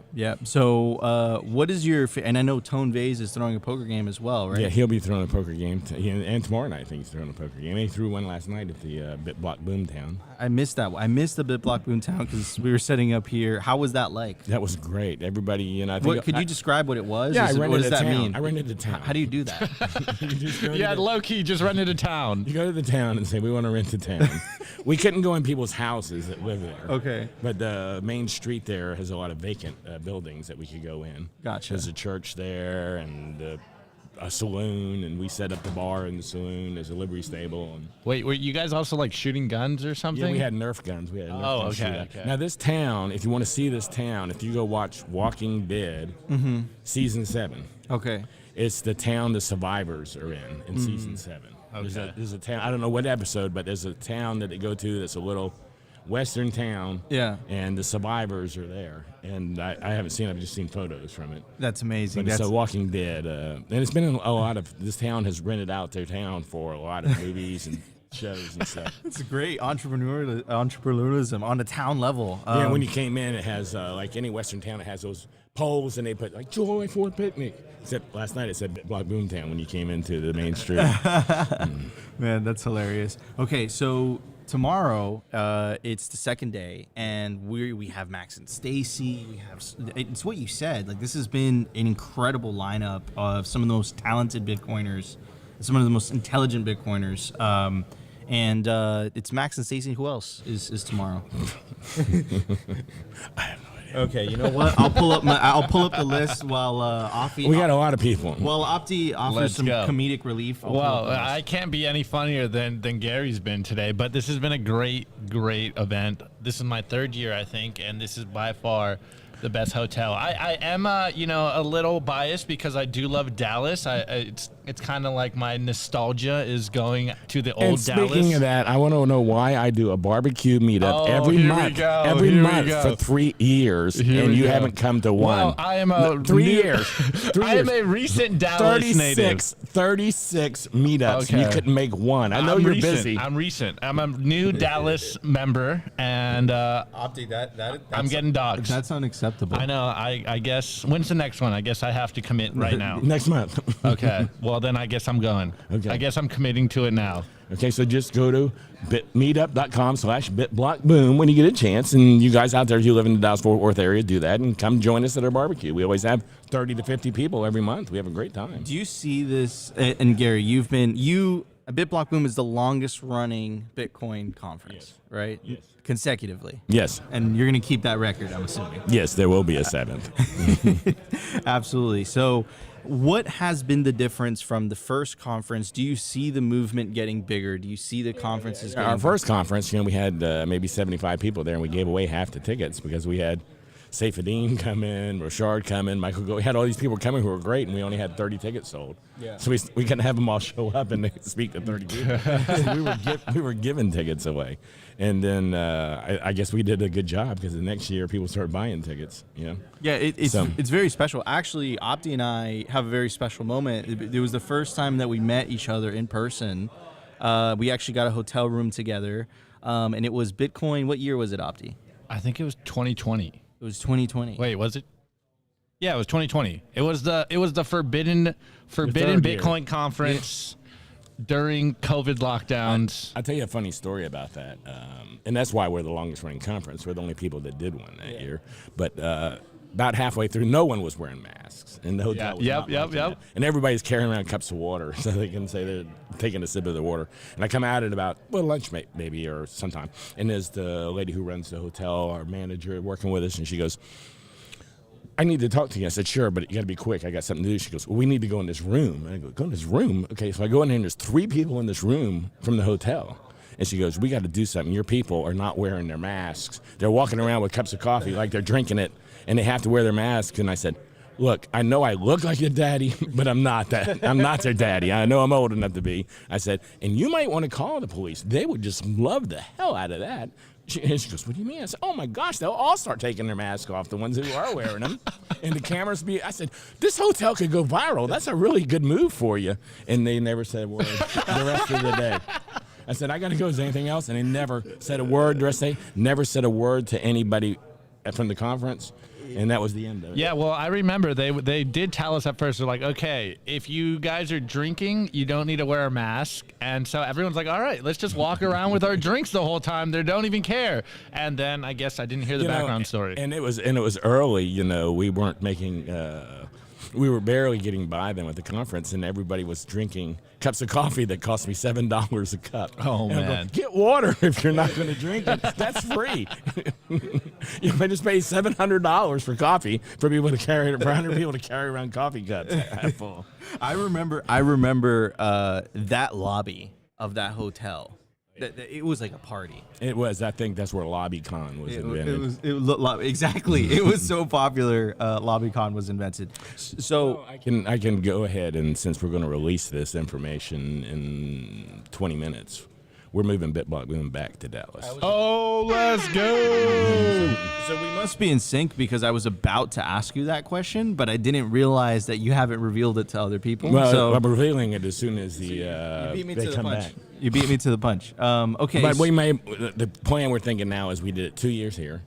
We'll move it to Dallas and maybe do it 2 years there, and then maybe move it to Houston and do it 2 years there. Oh, okay. And have it rotating around the state. We'll keep it in the state. So where was it before? So you said 2 years in Austin. Where was it before? It was in Dallas. It was in Dallas the first 4 years. Okay.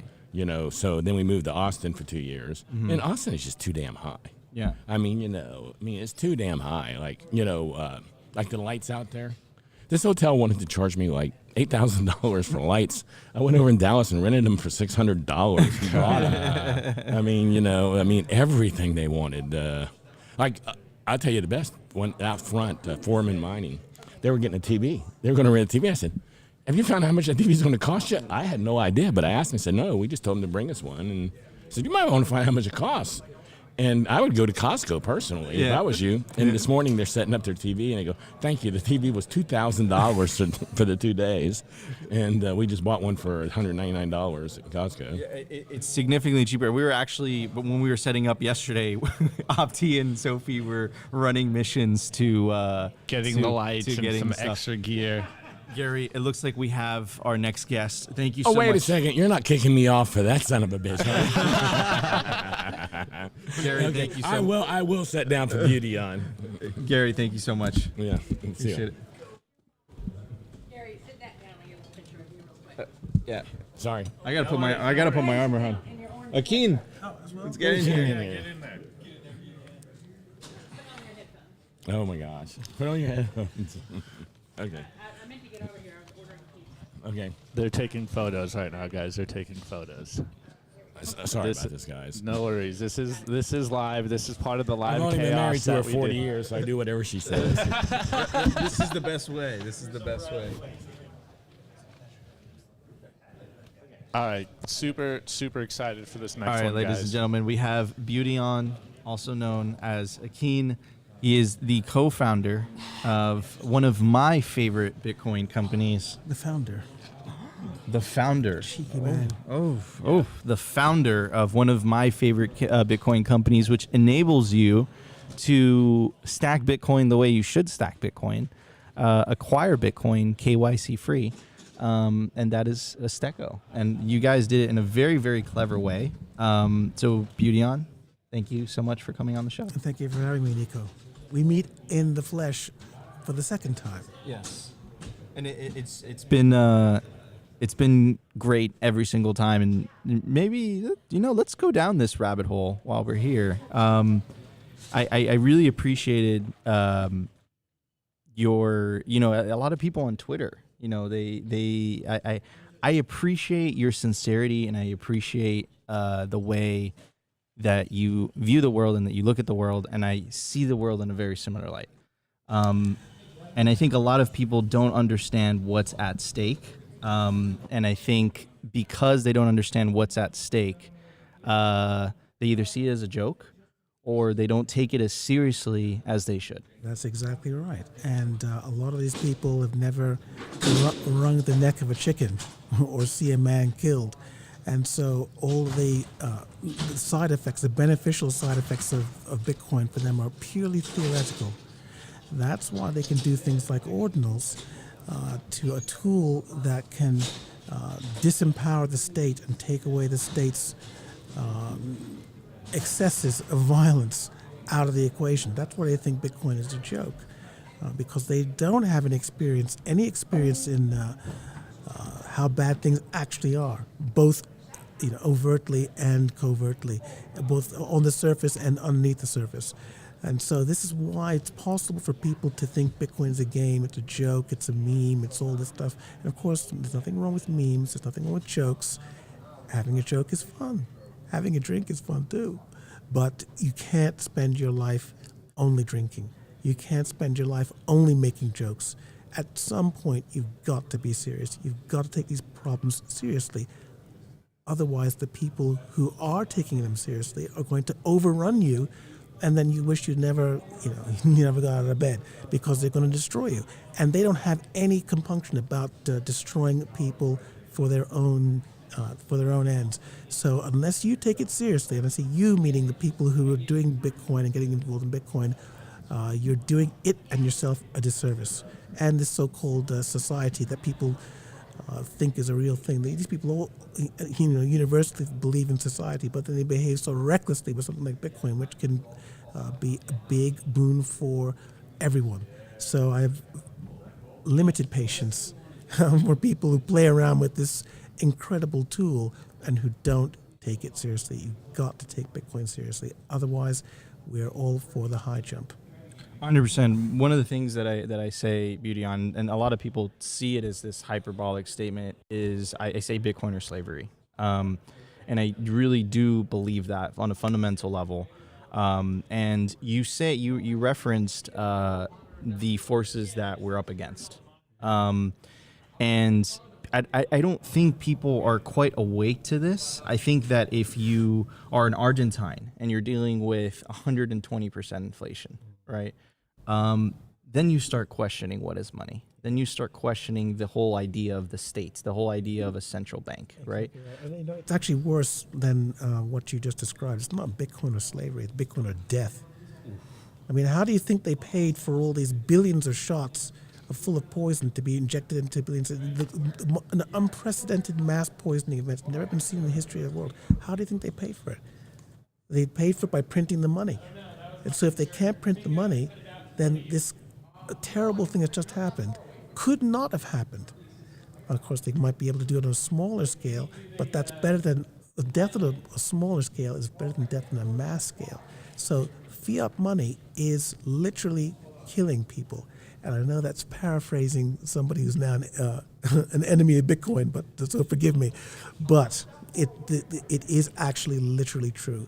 The ability to create money out of nothing, combined with people who are willing to take that money to do bad things so they can spend that money in the short term, is the root cause of things like this COVID-19 event and many other things that are happening in the world that have to do with militarism and all that kind of business.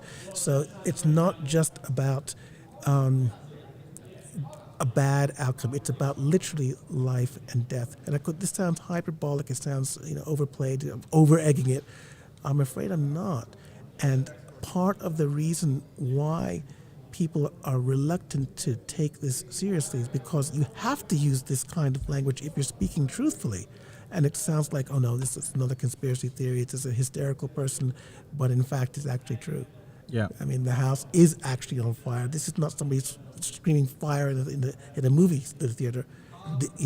It's actually on fire now. So it's very important to, I actually don't know the answer about how we can convey the seriousness of the problem of fiat money to people. And so part of me says that, well, maybe we shouldn't be trying to do that if you can't do it. do something else. Nobody had to be convinced, I keep going back to this over and over again, about WhatsApp. Nobody had to be told about the problem of mass surveillance. They were just given the tools, bundled into WhatsApp without them even knowing it, and then the problem was solved. And of course, people like you and me who understand these problems, we get the benefit of the shield of these billions of people who are all encrypted. Nobody's going to say to us, "You're encrypting your stuff, Nico. You're a bad person." No, I'm not. Everybody's encrypted now. Everybody's doing it. It's not just me. I mean, I didn't even write it. I'm just using it too. I just downloaded it. I don't know how it works. And you'd be telling the truth. So this is, I'm convinced that something like this has to happen with Bitcoin, where we get it into the hands of enough people so that by a surreptitious means, so that we get the effect of its protection for people who actually know what it's for, by weaponizing the public, weaponizing billions of people without them knowing they're being weaponized. 100%, and it is, you know, a lot of people say that this is, at the end of the day, if you break it down, this is the separation of money and state. And you mentioned something, you know, a couple minutes ago when you were speaking about this idea of the ability for a bureaucratic elite to create money for free that the rest of the world, the rest of people have to work for, and how that completely misaligns a society's incentives from top to bottom. And you can even make the case that it corrupts the base layer of society, and because that base layer is corrupted. Well, I wouldn't put it in those terms in these days. What they're actually doing is just stealing. It's just stealing. And creating money out of thin air is a way of stealing where the victim of the theft doesn't know it's actually happening. It's happening in secret because those people are not being audited. And so the separation of money and state is not the problem. It's the form of the money that's the problem. And so if the money of the state was Bitcoin, that would be no problem at all, because the Bible says we have to have a government, and so we have to have a government. So if the money that the government has to use is sound, it's under strict audit, then the ill effects of fiat will vanish because there will be no fiat. And so that's the way to think about it. It's not about the separation of money and state. It's the introduction of sound money, where the control of the supply is not under the control of the state. Gotcha. And so it's important to articulate these things as clearly as possible. And I know there's a way that people like to talk about these things. And if it helps spread Bitcoin, I'm all for it. But separation of money and state, I don't know if that is helpful, because the state needs money, and they've got to use our money and not their money. Yeah, and we've had a conversation about this in the past, right? Because when a society is based on a sound money, right? The state it's a forcing mechanism, it's a forcing function, because they're not able to spend without direct taxation. That's exactly right. And it's a discipline. It puts a discipline on the state. So if they want to build a bridge to nowhere, they have to go and convince people to build a bridge to nowhere. And people are going to say, F you. Well, they're going to say, well, maybe not. You know? And so they'll, whatever will happen, the constraint will be there. And I can tell you something else. They won't even ask for that money because they know it's not there. They all want to keep their government jobs. And so they're not going to squander money that can be audited and everybody can see what they're doing. So this is the discipline that must be brought to bear on the state. And as you've seen, they're importing people into the country that there's no infrastructure for. And each one of these individuals has a cost to the state. And so even Eric Adams in New York is now saying, New York is full, we can't have this. And he's sounding like some kind of ultra right-wing anti-immigration guy. But math does apply to Democrats just as it applies to everybody else. And when you put the pressure onto them, all of a sudden they become numerate. All of a sudden they say, no, there's too many people. Open borders are a bad idea because there's too many people. Wait a minute, this is not your philosophy. This is not what you say in public. Now all of a sudden it is because the pressure's on you. So just imagine an overlay of Bitcoin over everything, where being rational about math is enforced by the rules of Bitcoin. You can't create money out of nothing. You can't just say, this is our budget and we're going to just print the money to do it. When that goes away, everybody all of a sudden will behave rationally about money. And the side effects of that will be like closing the border to illegal immigration, because we can't accept these people. We can't afford it, so we have to close that border. And so we can't just print money out of nothing. So we can't have Bridge to Nowhere. We can't have all of these community projects and everything where the money just doled out. All that will go away. And they will fight for it to go away because they know there's no money and they want to keep their jobs. And of course, if they keep their jobs, that's fine. If you like your government employee, you can keep your government employee, but you cannot spend money you don't have. And that's the discipline of Bitcoin. And you're not going to get this discipline of Bitcoin out of any WorldCoin or Ethereum, where the committee gets together and say, no, let's just double the money supply, just do it. And they will do that, by the way. So exactly right. So Bitcoin has that extra added feature where you cannot have a vote on how it works or what the money supply is. It's set in stone. It's like the atomic weight of a hydrogen atom. It can't be changed. And so that's going to be the financial system that we're living with. We have to live within its constraints, be efficient with it, and not at all wasteful or profligate or anything with it. And we're all going to benefit from that. All of that comes from one database, which is simulating money. And so I know it's hard for people to understand what it's going to be like to live under a sound money system. I think the best way of describing it through history is going back to the 1800s, when it was gold standard. But even that kind of a stretch to get people to imagine. But people accepting how sound money works isn't a prerequisite to it becoming the standard of the world. We can't wait for everybody to catch up to this before it's done. It has to be done, and then they'll understand it by its effect, not in theory, in practice. Beautiful, beautiful. Beauty on. So I want to pivot the conversation to your baby. And what I mean by that is Azteco. And I know it's something that you hold near and dear to your heart, and it's one of my favorite Bitcoin companies in the space, and I think it is one of the most important Bitcoin companies in the space. So for anyone who doesn't know, if you don't mind, anyone who's tuning into the live stream, we got about 92 people watching live just on the Swann channel. I'm sure there's more on the BitBlockBoom. I'm sure there's more on Twitter Spaces. So what is Azteco, and what does it do? Well, the problem of Bitcoin at the moment is getting a hold of Bitcoin. It's actually been a problem from the beginning. And so when I first read about Bitcoin, it's a long story, it was very difficult for me to get hold of some. And having a software development background and also an interest in money, the nature of money, I was able to put together a business model and a delivery model that is similar to how people in the third world top up their mobile phones. And so it was obvious to me that this is the way to do it.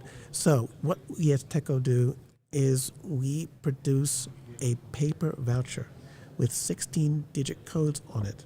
You take that to our website after you've bought it for fiat, and then you enter your address on that website, and then in about 3 seconds, you get the Bitcoin. Just like topping up your mobile phone GSM account so you can make phone calls. That because Bitcoin is a database and it's not money, it's possible to write almost an infinite number of tools, software tools that can interact with it. And so this is just one possible way of interacting with the Bitcoin database, where we print a 16-digit voucher code and you can redeem that code for Bitcoin. And of course, if you have a cousin in Brooklyn, New York, some people do, and they buy a $50 Azteco voucher, they don't have to redeem it and then send you the Bitcoin. They can send you the voucher code and let Nico redeem it. And so we reduced the what's the word? It's the not the utility, but we reduced the facility of sending Bitcoin to a 16-digit number, which can be used from any location. And this removes all of the friction in obtaining Bitcoin. And it's how the GSM phone network was able to supply telephony to billions of people, literally, in countries where most of the people are unbanked. Did you know that most of the mobile phone users on Earth pay in arrears? They all top up their phone in advance so that they're able to make phone calls. They don't have an account that they pay, once a month, because they don't have bank accounts. They don't have any of these, financial facilities. And so this voucher system was used to put billions of people onto the telephones. And it can work for Bitcoin because Bitcoin is not money, it's a database. And the Bitcoin wallets are an interface to that database. And so the two fit on top of each other just like that. And we're selling a lot of vouchers now. A lot of vouchers. And Azteco is global, obviously. It is global. We don't operate in any place that's UN sanctioned or any other nasty places, because we're for the majority of people, for the majority use case, ordinary people. If there is such thing as ordinary people, who knows? But what we're not trying to embrace trouble. I mean, there's some people who think that, Bitcoin is for enemies and Bitcoin is for, that's how you get in trouble. Yeah, we need to solve the problem for the ordinary person and help them to understand that Bitcoin is just a tool.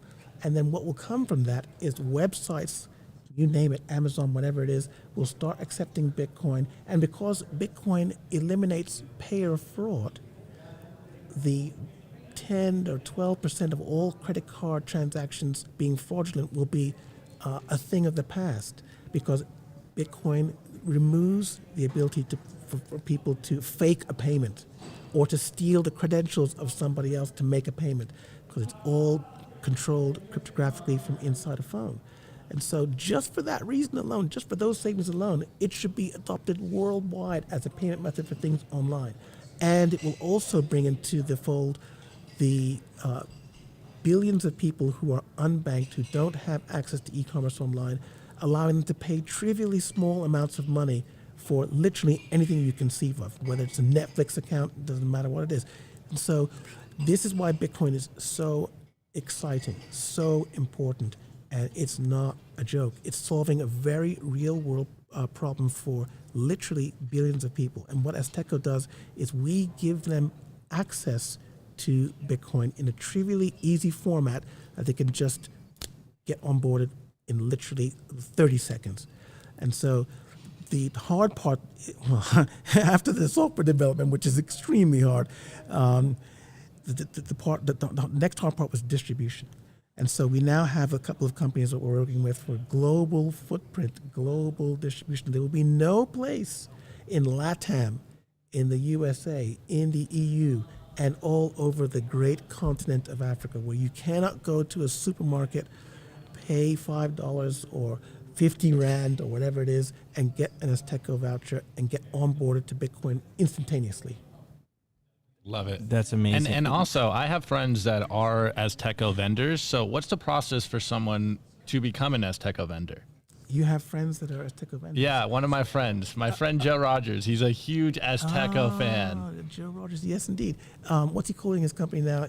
Orange Label. Yes, exactly, Orange Label. He's one of the good guys. He's one of our good vendors. So to become an Azteco vendor, the time to apply to become an Azteco vendor is 2017. Oh, okay. So no longer Azteco vendors. No, there are Azteco vendors, but because our team is small and our workload is very, very big, we're trying to move the business onto API vendors. We call API vendors. Okay. So we're taking on supermarkets and Safeways and Waitrose. Let's go. So we will take on a Joe Rogers. Okay. Because he is he's kind of person is an important person. So if you're motivated to sell a lot of vouchers, to spread Bitcoin, if you're part of the mission to spread Bitcoin, of course we want to talk to you. But what we cannot do is indulge people who just want to be a vendor so they can wear the badge of being a vendor. Yeah. So, exactly. So you've got to be commercially minded. Okay. Gotcha. Interesting. So Beauty for anyone who doesn't know, is not familiar with an Azteco voucher, why don't you walk people through the process, right? So they get a voucher. What are the steps? Well, let's say that I'm an Azteco vendor, which actually I am, and for this demonstration, what we're going to do is I'm going to issue a voucher to you right here, right now, Nico. And I go to my vendor account. So you get out your wallet Satoshi. And what I will do is I'll issue a voucher to you right now. So I'm going to log in to my vendor account, and if we had a stopwatch, we could start timing it. So I'm going to log in, and I'm going to pretend that you've given me a $5 note, and then I will say issue voucher. Nico, you want a Lightning voucher or an on-chain voucher? I'll take a Lightning. Okay, I'll take a Lightning. Sensible. So here is a $5 Lightning voucher coming. I say complete sale. So there's 4 clicks I had to do. And then all of a sudden, just like magic, you're going to see a voucher turn up right here like that, bang, like that. And so if somebody is watching this, they might actually try to scan it, so I'll go like that. So you can scan that now, and then you'll get this $5 Let's see. worth of Bitcoin. Let's see if right I was here. the quickest to the punch. Let's see if the live stream has not beat me. Here we go. There you go. And so that's the process of issuing an Azteco voucher.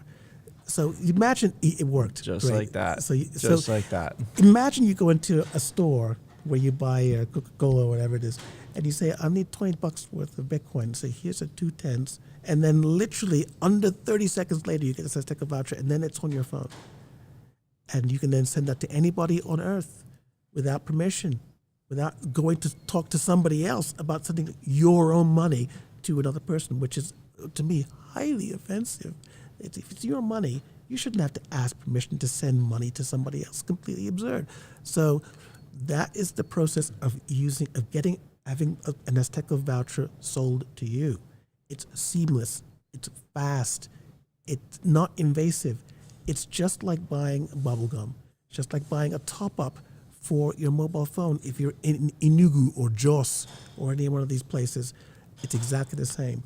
And it's not only functionally the same, it's legally the same because it's a voucher, it's not money. And so that's the breakthrough that we've made in Azteco, reducing the complexity of getting Bitcoin essentially to nothing. If we removed anything from this process, the process could not work. And so this is our big advantage, and we're going to reach literally billions of people because we have a very vast distribution network that's super reliable. And this September and October, we're going to have a whole series of events in Brazil where we've sponsored some events, and there's going to be a couple of conferences, speakers, and those kind of business. And we're going to refine our marketing strategy, our marketing verbiage in Brazil, and then we're going to replicate that for these other countries in LATAM. And it's going to work. And then we also have a brand new consumer Bitcoin website and brand design, which is, I think people are going to be very surprised by. So, and I alluded to this in the talk that I gave.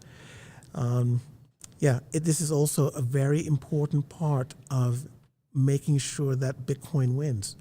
We have to go to the people where they are and not expect for them to come to us, because they're not going to come to us, especially in 103 degrees in Austin, Texas. So we need to bring them. We need to go to where they are. We need to brave the heat, and that's not just the heat. The other heat that the Gary Gensler, that's another kind of heat. We don't even get into that.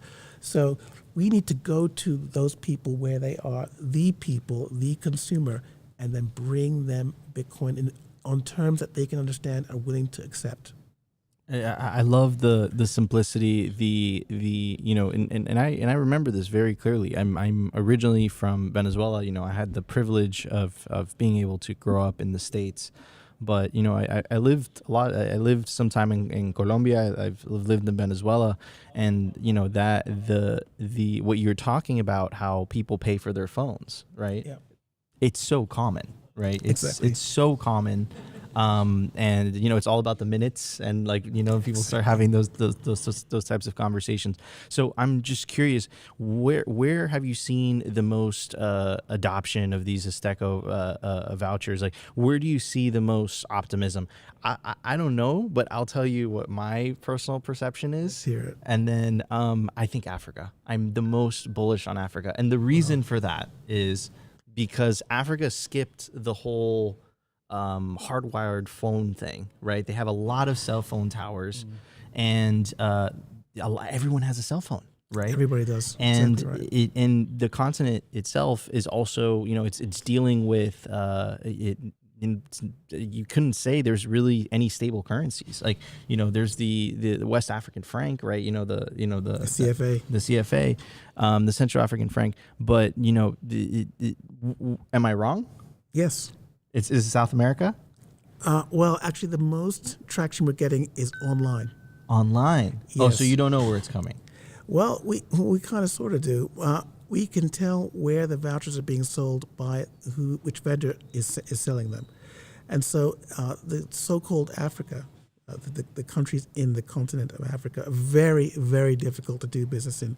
Nigeria is the number 2 country on earth for Bitcoin adoption, but it's very difficult to run a company there that provides this service, because the government is very, very hostile, irrationally so, I have to say, to Bitcoin. So there is a problem with that. Now, so basically, there's a site called G2A.com, and G2A has been doing absolutely incredible sales for us. And there's a couple of other vendors who have been doing sales in the millions of dollars, and they don't tell us where they're selling their vouchers because they don't want us to go directly to their outlets. So, it's I don't think there's a rule that we can identify yet about who is doing the volumes and why, which, it's fine by me, because as long as we're doing the volumes. But this next phase that we're going to be rolling out with this global distribution, I think LATAM is going to go absolutely berserk. Latin America. Yeah, Okay. absolutely 100%, Okay. starting with Brazil. And what we've seen so far. What about Argentina? What about? Well, isn't that easy pickings? funnily enough, we've just opened up Argentina. Okay. So what has to happen is people have to be told about Azteco. They have to be informed that it exists, what it does, and how it's going to benefit them, and then the sales come after. But our new distributor has started to sell in Brazil without any promotion of any kind, and their sales are increasing in a way that we find absolutely shocking. So there's obviously internet, what do they call it? Internet telegram that's spreading the news about Azteco. And when our PR starts to kick in down there, I think this, once again, like with the G2A, the sales are going to go through the ceiling. So this is why we've worked very, very hard to consumerize the experience so that it's very, very simple. Now, you just redeemed one of our vouchers with Wallet Satoshi. It's a one click to redeem. There's no signing up or anything. So when somebody gets one of our vouchers for the first time, and we tell them to go to Wallet Satoshi, we know that it's going to work out of the box. It's going to work out of the box. Now, there are people who don't like Wallet Satoshi because it's a custodial. Yeah. Can we talk about that? I wanted to bring that up earlier. Well, look,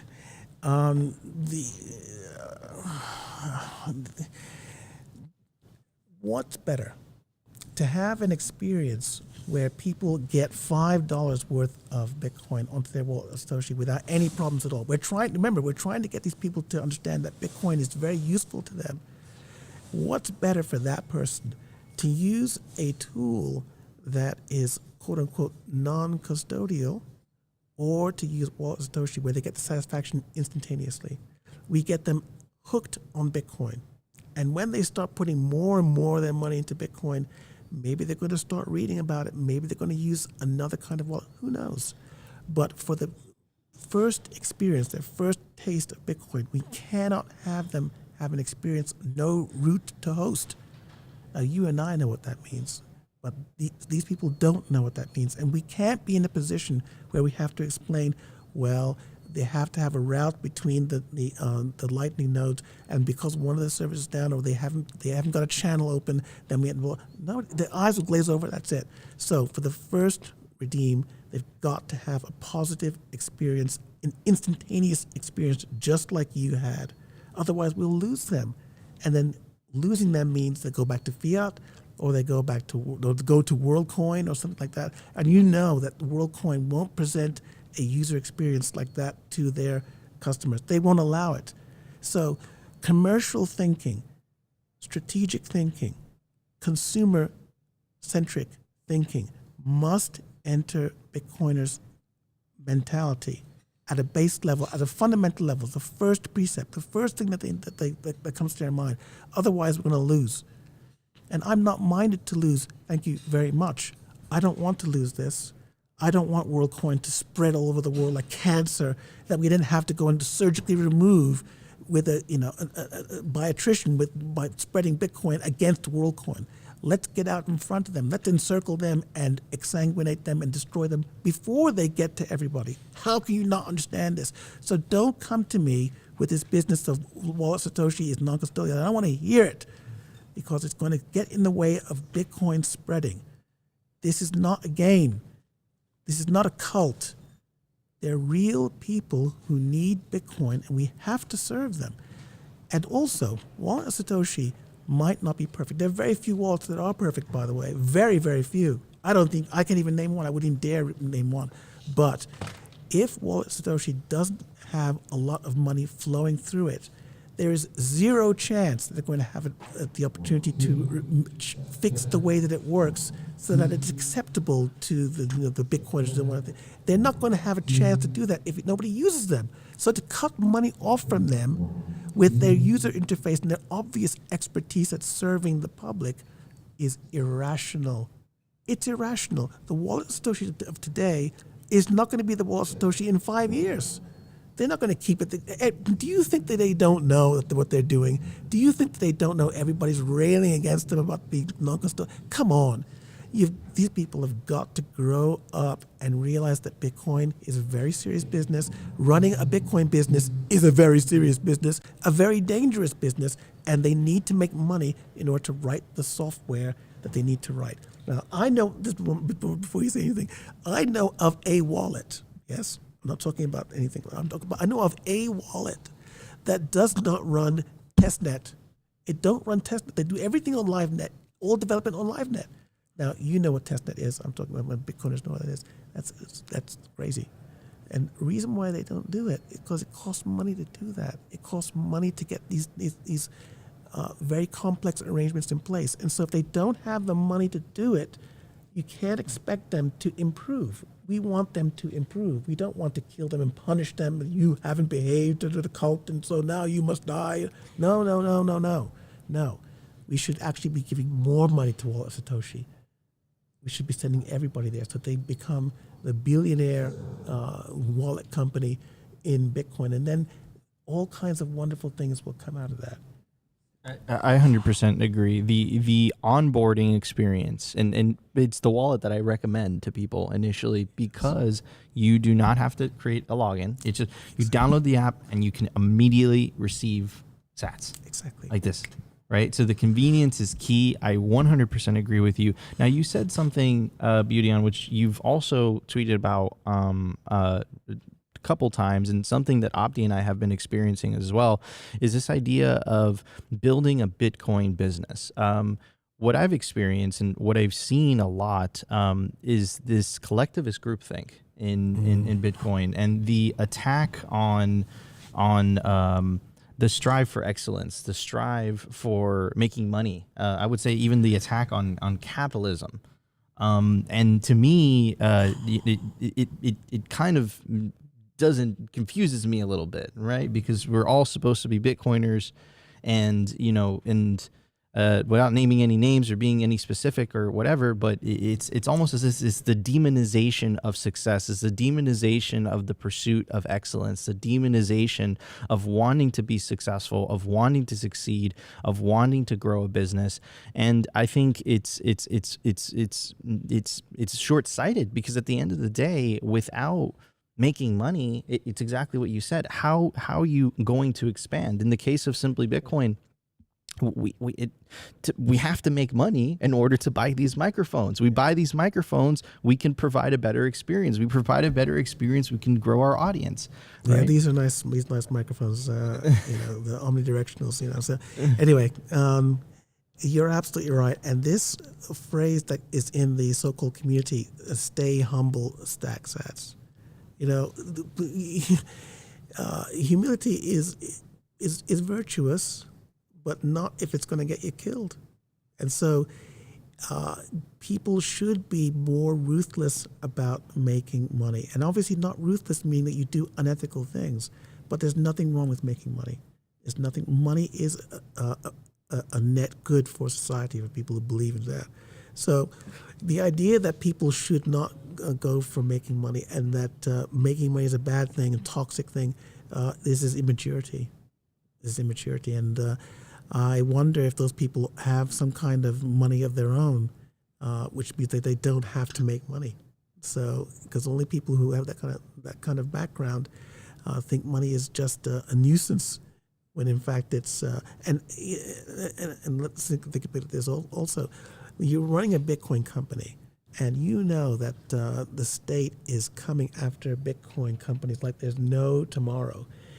If you have to get yourself a lawyer to defend yourself, and you don't have a war chest of money, well, where's all the people who are going to, maybe they'll run a crowdfund if you're lucky. It doesn't make sense to not be money oriented and also ethical. Anti-capitalism is part of the disease of socialism that's spread throughout the United States. Unfortunately, it's very widespread in Europe. And so when people talk about running a business, again, somebody said something so offensive that it was about a Bitcoin company, I can't remember which one, that this person put out the caveat, yes, but it's a for-profit business, so we have to be careful. What do you mean? What do you mean by that? I'm sure this person goes to McDonald's and eats the burgers from there, and he doesn't care that it's a for-profit corporation. I mean, what in America or even Canada would companies who serve the public do it on a basis of not being for profit? Look, the profit motivation is perfectly natural, it's perfectly normal, and it's actually socialism which is abnormal and dangerous. So when people talk like this, I wonder what planet they're from. I wonder what brainwashing camp that they've come out of. And there's nothing wrong with Bitcoin companies making a profit. Serving other people for money is good. It is ethical, because both sides benefit.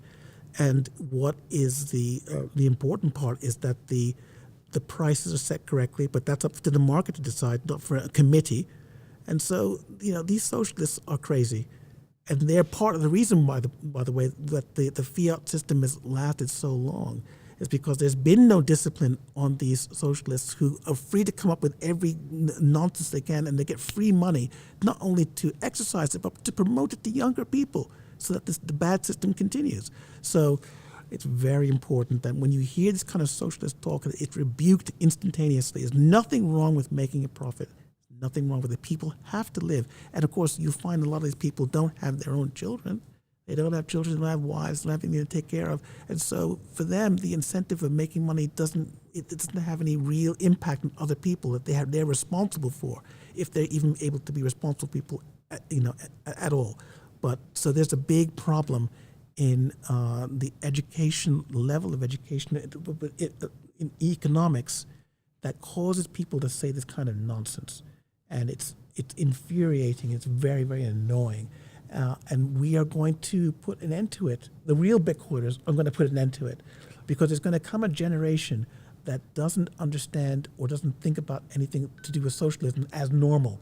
they'll see it as abnormal, very weird. And what do you mean not make a profit? I mean, I'm not here. I'm not. You know, it's going to be. It's going to. The world's going to change. To think that the world's going to stay the same is irrational. The world is going to change. It's going to change the way that we want it to change if we step to the plate and knock it out of the park. That's what we have to do. And by the way, Abdi, because I normally see you with the glasses on. Yeah. I didn't recognize it was you. No worries. Everyone says the same incredible. thing.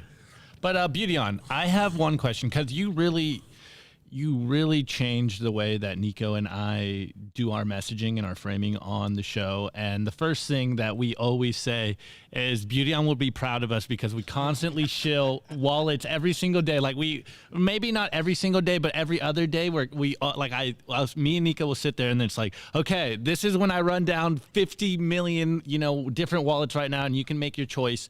But for everyone out there, I'm so excited for this conversation. Beauty On, you're one of my favorite writers. I absolutely love your Twitter account. It's one of my favorite things to do. I'm always sending Nico like your tweets and stuff like, dude, Beauty On gets it. Like he's got the messaging. But what would be a call of action to all of the listeners out there, whether it's on Livestream or on Twitter? What do you want people like?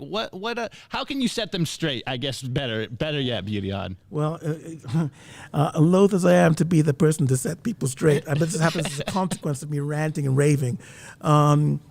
I would say the most important thing you can do is to put people onto an ethical Bitcoin wallet. So find an ethical Bitcoin wallet, which means that and this is not a hard and fast definition that I have, but I have a clutch of wallets that I always recommend.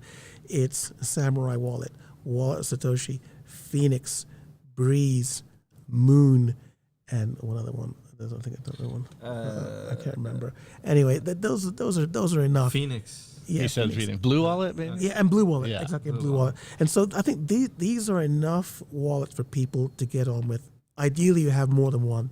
And so you need to get these wallets and then get the people who you've given this wallet to a little bit of Bitcoin.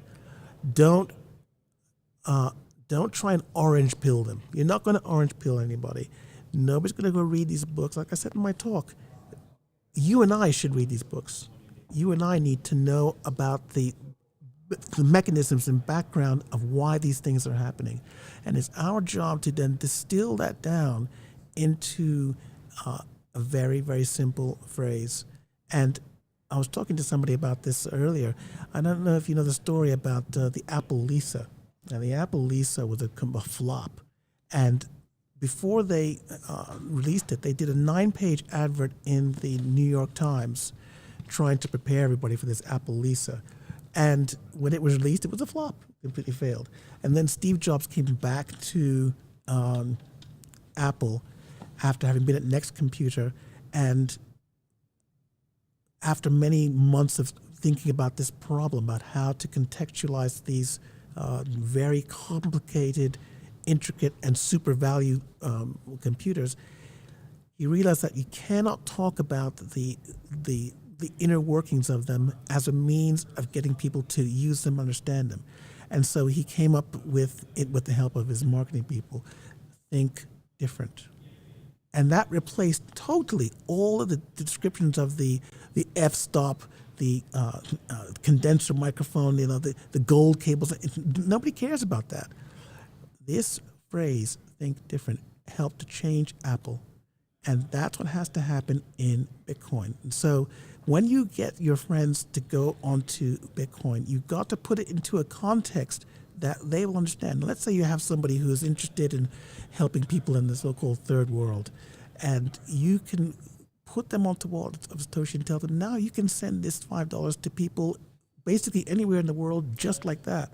And so, you got to put to them, well, just imagine if everybody had this. Maybe you should put your friends on it as well. And then you find that, just like with WhatsApp, people will start to spread it because it's a virtuous thing. They're doing it as a virtuous act. And that's the kind of motivation, that's the kind of motivating animus. I don't know if that's probably not the correct phrase, but that's the kind of motivation that we need to harness to get all these wallets into the hands of as many people as possible, to make people understand that Bitcoin is a very good thing for society and you can help reform society, the basic problem, which is access to money, by just telling people to download an app. And then you'll find that you might find that people will start to download these things in the millions. And I think that's also something that might be missing from the current crop of Bitcoin apps, where there's no opportunity to utilize the address books of the phone owner to send a link to download the app. Now, of course, if you see in a Bitcoin app, can we have access to your address list? Of course, if you're, one of the paranoid Bitcoiners, you're going to say, no way I'm going to leave you that. No chance. I don't know what you're going to do with this. And so we've got to get over this paranoia, which often is very healthy. But we've got to get over it when it comes to that, because that's how the geometric spread of these wallets is going to happen, by asking people, can we use your address list? Do you know that Signal does that? Can we find out who's on Signal to add them to your contacts list? And of course, people do this because it makes it more useful to them. And this thinking has to be brought into Bitcoin wallets. It's anathema. It's blasphemy, but if they don't do it, we know what it means. It means that silver sphere is going to go right into the face of lots of people. And then you wish you had done it, because that is a far worse outcome than people sharing their address lists. WorldCoin is much, much worse than that. And so to avoid that, we've got to do that kind of thing. Otherwise, trouble's coming. And I love what you said, Akin, which is this idea of making Bitcoin products, right, human friendly, right? And the analogy, and you brought up Apple before, right? And Apple really revolutionized this idea, but the way that they did it was interesting, because back in the 90s, it was a baby, but it was predicted that everyone in the world would have a PC in their home, right? With the keyboard and the thing, and it was predicted, right? This is going to be a massive market. Well, that prediction was right. Now, what they got wrong was that it ended up being this. And this won because it was what? Human friendly. This was built for everybody to use. Exactly right. Not a keyboard with this, of course, as the generations have gotten older and people have understand the laptop, but this will never beat this, right? Exactly. So I completely agree with you 100%. And also there's another thing about this, that this doesn't have a keyboard. Yep. Keyboard, and I'm sure you've seen the video of Steve Ballmer laughing about the iPhone because it doesn't have a keyboard, and business users need keyboards.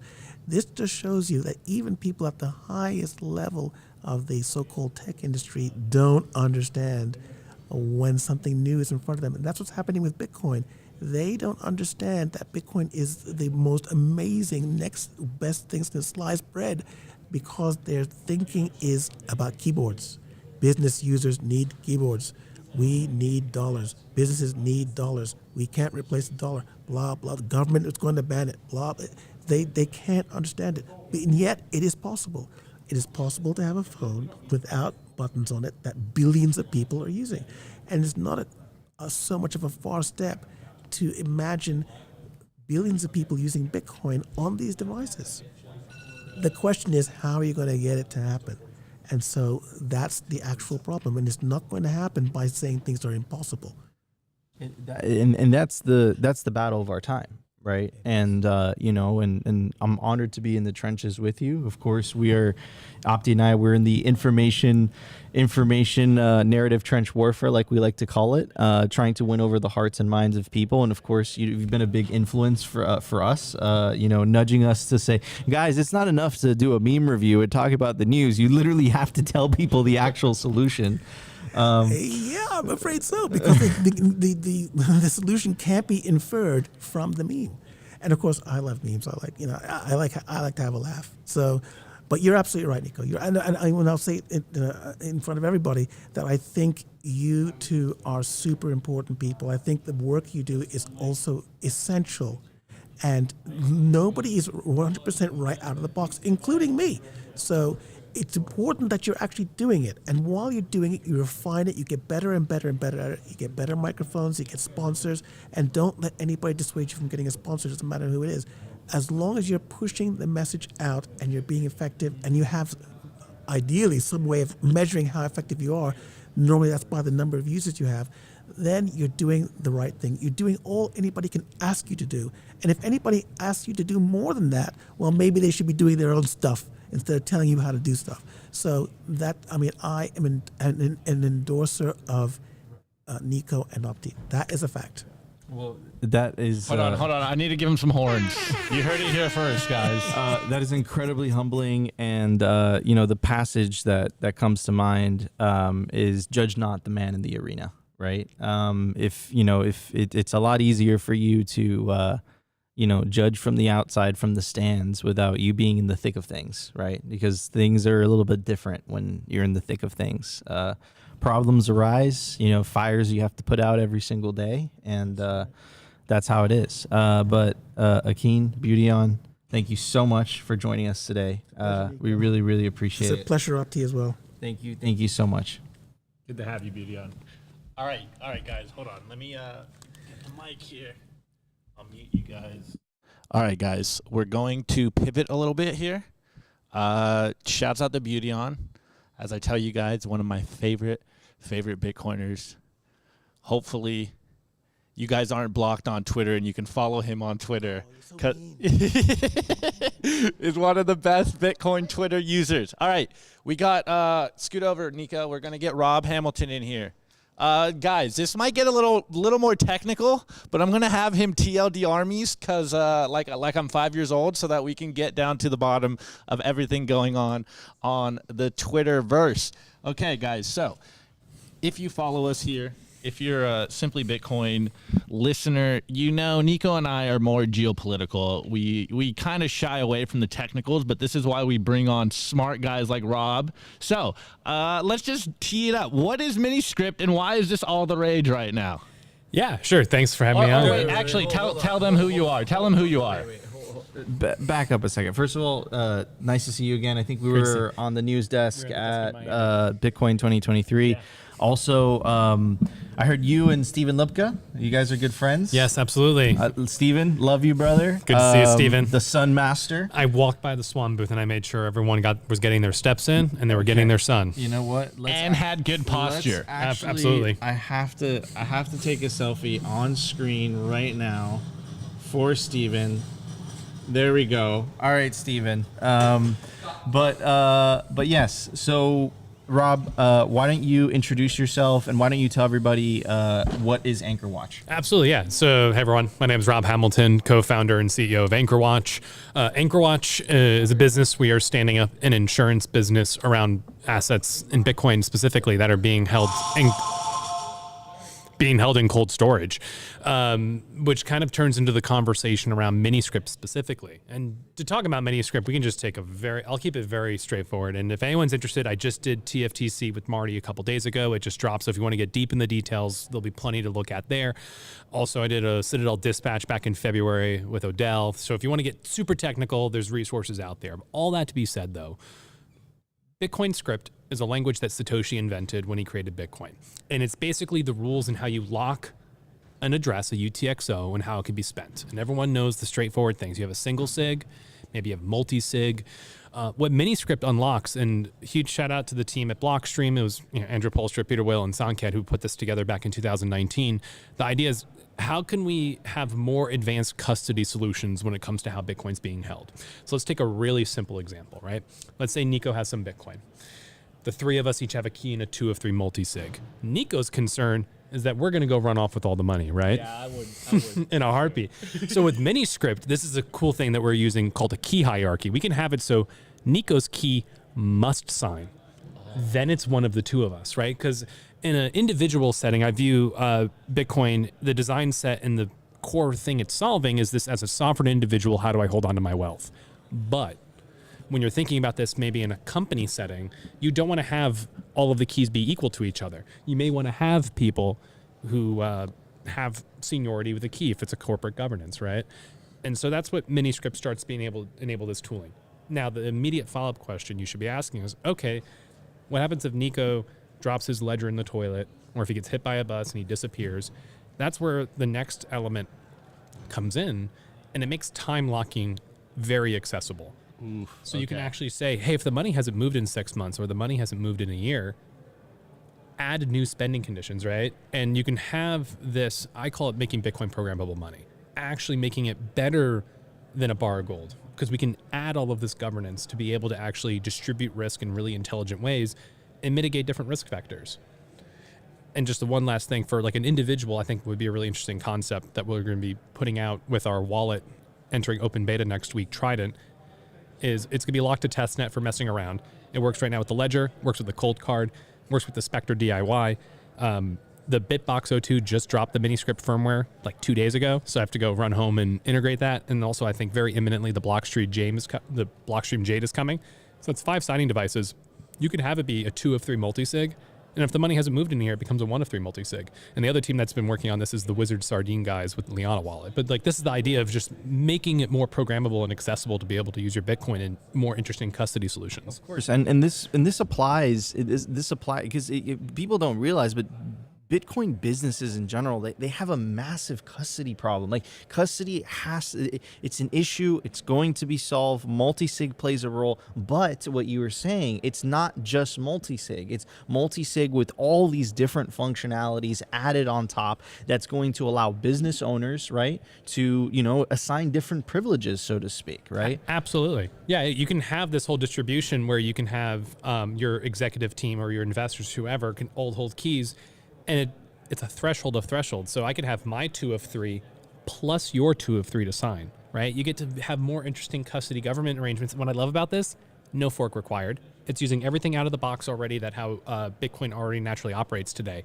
And it's a really compelling way of just start thinking about outside the box on what are new ways we can start leveraging Bitcoin. And just as a huge shout out to the Bitcoin dev kit team, BDK has all of this out of the box, built on top of Rust Bitcoin and Rust MiniScript. So I encourage people to start thinking around this. If you are technical, start playing around with these toolings and start thinking about more interesting ways to kind of see Bitcoin in color instead of the black and white we've been really using it up to this point. Wait, Rob, I thought there was nothing new happening on Bitcoin. Yeah, no, nothing at all. It's all boring. Just pack it in, everyone. We're all going home. Wait, and also, I thought the Wizards killed Bitcoin. What's the response to this? Like, what are you doing over here wasting your time, Rob? I mean... It's funny. I think it actually, to be totally fair, I think it's a bit, if we're going to look inwards, it's a bit of a failure of us because this has been around for 5 years and no one was really using it, right? Like, this is where I saw an opportunity and started building on it. And I mentioned before the Wizard Sardine guys, but like, we need to have more people building and actually putting these kind of solutions forward because there's going to be a lot of needs that are going to need to be met in a world, a hyper-Bitcoinized world. And having these kind of using Bitcoin to its full strengths, it's really compelling. And then, that part of the conversation I had with Marty a couple days ago was, thinking about ways to update Bitcoin with like forks and like new opcodes. I think those are all valid conversations, but also we're not even using Bitcoin, what's already here today. We should start using the tools that are already here today before, we can fully flesh out this design space. And you were talking earlier with Beauty on about like user experience. That's actually the hardest part. Is designing a very slick user experience so you don't have to be hyper technical and to be able to approach this. And huge shout out to my co-founder Becca. She got into Bitcoin in 2019, which is a massive asset because she's not lost in the technical jargon. Like I got into Bitcoin in 2013 going to New York City BitDevs, and I have a perspective and a bias because I've been in it for so long. But thinking about how do we design tools that are very approachable for institutional TradFi players to be able to interact with this in a way where they're empowered to have access to their Bitcoin, but they're not going to be individually compiling each line of code. Gotcha. I mean, it's so. I remember when we were talking about this. I think on the news desk, I was blown away because I was like, okay, so this doesn't need a fork. This is going to add capability. I think you were showing me, or I think you came on the show, but you were showing me the the dashboard. Yeah. Right, with all the different options on, and I'm a multi-sig junkie, and I taught I went through at least and I don't have a software background, or I'm a media guy, right? Sure.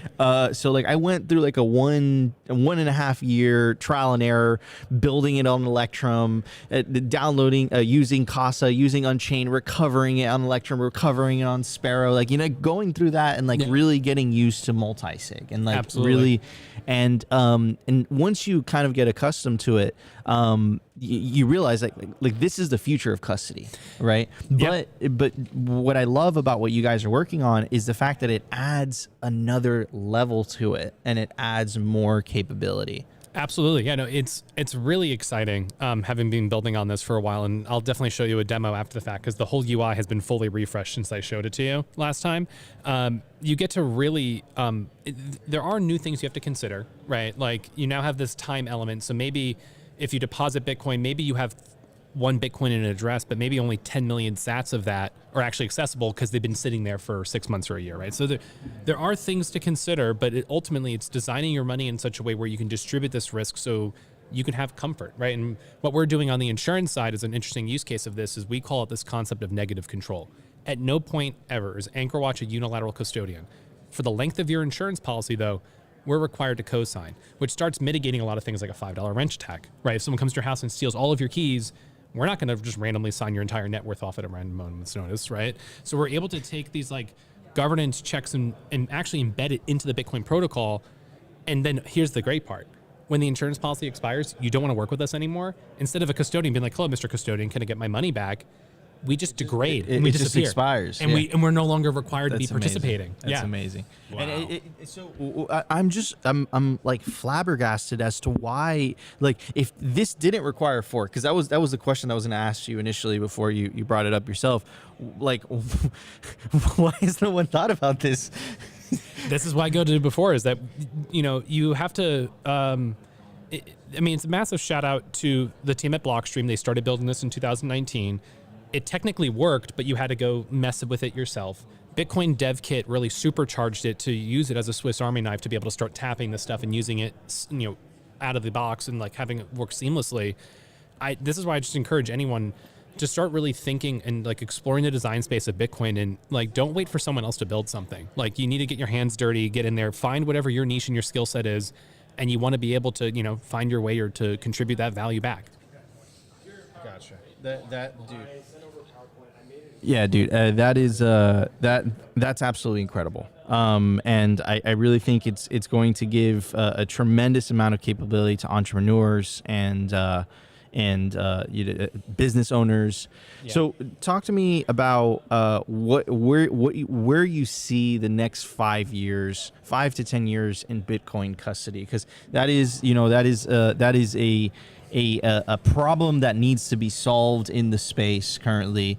Where do you see this? How do you see this playing out? Yeah, so my hope and my ambition is, one, I'm using this in the insurance context, but every individual can go run off and use this on their own, right? Bitcoin Core already has support for all of this, and I'm using this as one way of addressing the custody problem. I think it's going to be incredible to be able to enable things like social recovery. You could be like, hey, my money hasn't moved in a year. I'm going to add Nico's key to my quorum, right? And then Nico's key isn't able to spend the money out of the gate, but he's able to be 1 of 3, 1 of 5, whatever it is, at a later point in time.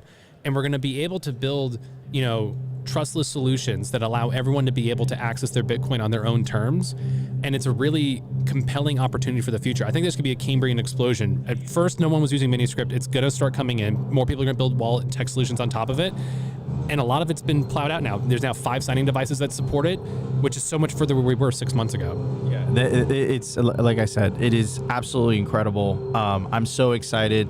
I want to do a live dashboard type of demo. Definitely bring you back on Simply again and do that, because I think a lot of people would be interested in that. Anyways, ladies and gentlemen. Wait. Before we go, we are hearing the background music, but we were talking about soft forks and no soft forks. So can we get Rob's take on drive chains real quick? Oh, I actually talked about this on TFTC with Marty. I told Paul last year that he should just launch it on Litecoin.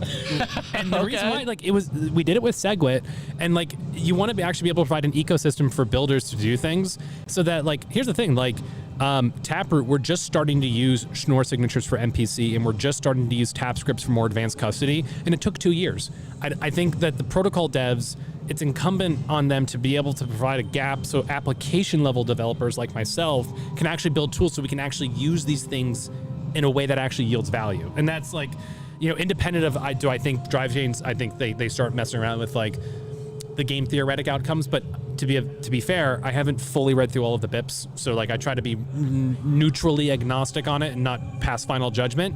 But I think there's no reason why you shouldn't just throw it on Litecoin. We did it with SegWit before we did that soft fork in 2017, so there's precedent. I think it's a great place to start. Great political answer. I endorse it. I still don't know what drive chains or ordinals are.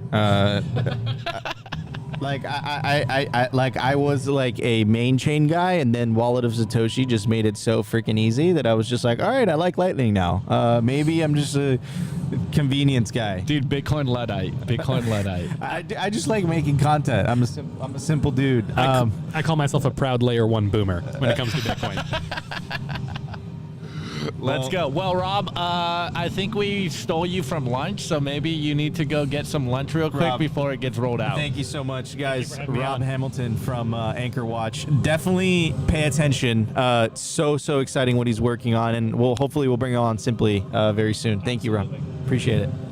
All right, guys. So you can hear the epic music in the background. It looks like we're almost back from lunch. Rob, thank you so much.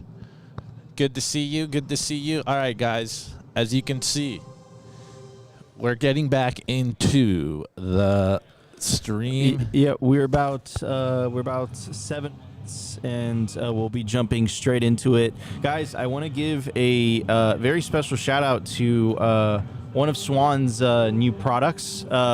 Swann IRA. Bitcoin is generational wealth, and you can secure your bright orange future with the Swann IRA. Real Bitcoin, no taxes. Swann offers both traditional and Roth options to best fit your needs. Create your IRA and start adding Bitcoin in less than 1 minute.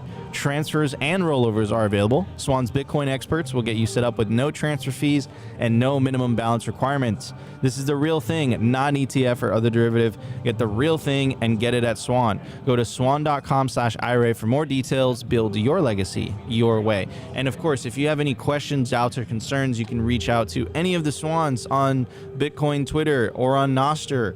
Or Orange Pill app is awesome, and they'll be happy to answer any questions you guys might have about the Swann IRA. Anyways, Opti, I do feel the music. We're almost there. They just told me that we are about to pop into the next slide, but Gary has to do a special announcement for the people here in Austin at BitBlockBoom. There is a special gift. I'm not even sure what it is, but they're flashing a QR code, and it's not going to go to you guys out there. So this is why you need to be in Austin. This is why people show up to these conferences, not only to get the goodies, but to touch tips with Nico and. Did you say you're gonna dye your hair? No. I had my Slim Shady phase when I was 13. I am far away from that one. But yeah, man, this has been awesome. I am so glad we put this together almost last minute, and it's been slaying. And we've had so many. Honestly, Nico, can we just rewind a little bit to the conversation we just had with Beauty on for 45 minutes? Dude, he's one of my favorite Bitcoiners. That was okay. And also, guys, to be fair, a lot of the topics and a lot of the themes that were being talked about were, things that were outside of the Overton window. And I just want to emphasize Simply Bitcoin's position. We don't lean left or right. We are apolitical. We are not on the party of red or blue, left versus right, Democrat versus Republican. We are on the party of orange, which is the party of peace, Bitcoin, freedom, and prosperity. And what we're really up against is the party of green, which is the party of slavery, central bank digital currencies, nihilism, poverty, control, slavery. So I just want to emphasize that. But to get back to your point, man, yeah, dude, it's so many, he's a fascinating individual. One of my favorites. And I love Azteco. Like it's so obvious, it's so like, it's just like common sense type of stuff. But yeah, man, it blows my mind every time. It's just, when you're around someone and they just have like those good energy, like you can't put it into words, can't really describe it. Yeah, Beaution's the nicest person. But if you saw him on Twitter, you'd be like, what? Like, I'm scared. Like, low-key, I'm afraid of Beaution, but like when you meet him in real life, you're like, oh, he is the nicest person. And not only that, you can tell that he's been around technology. He has thought very deeply about everything going on in the space. He's been writing about Bitcoin for so long. And man, dude, the endorsement that he gave us, I think we got to pat ourselves on the back a little bit on that one, Nico. Maybe we're right about this. Maybe we aren't as dumb as we look, everyone. We're doing something right here, and it's really just trying to provide entertainment, education, give you guys the signal every single day, and really what we talk about all the time, Nico. Breaking out of the Bitcoin echo chamber, and hopefully we can do that. But hey, he told us one thing. You'll know when you're breaking out of the echo chamber by the number of users. And shouts out to all you guys out there. I know we're streaming on the Swann channel right now, but shouts out to every single one of you guys that shows up every single day with us at Simply Bitcoin.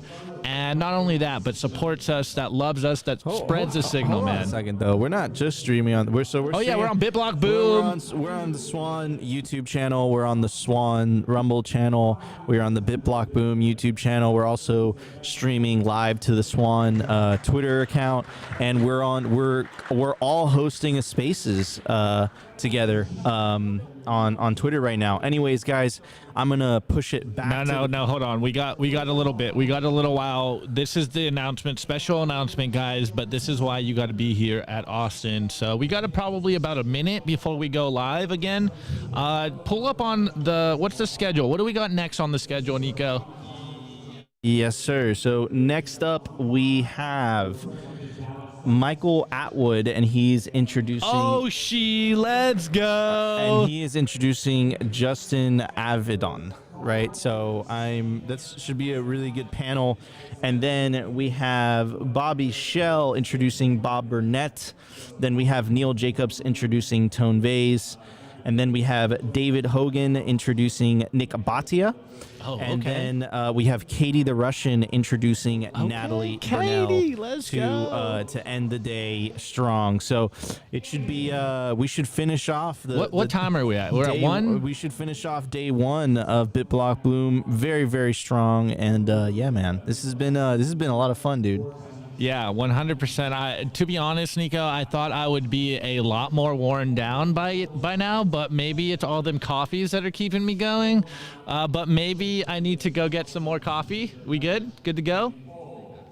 Okay, I think we're going to the live stream now, guys, or I think we're about to transition back to the conference.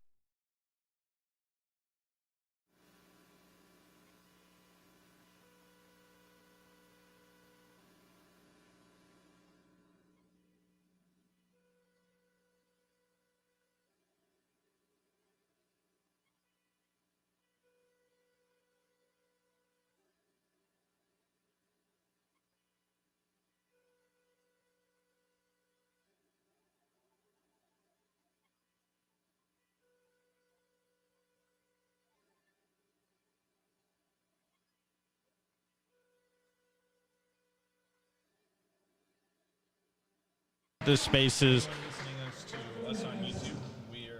There's some audio. There we go. It won't work with like that.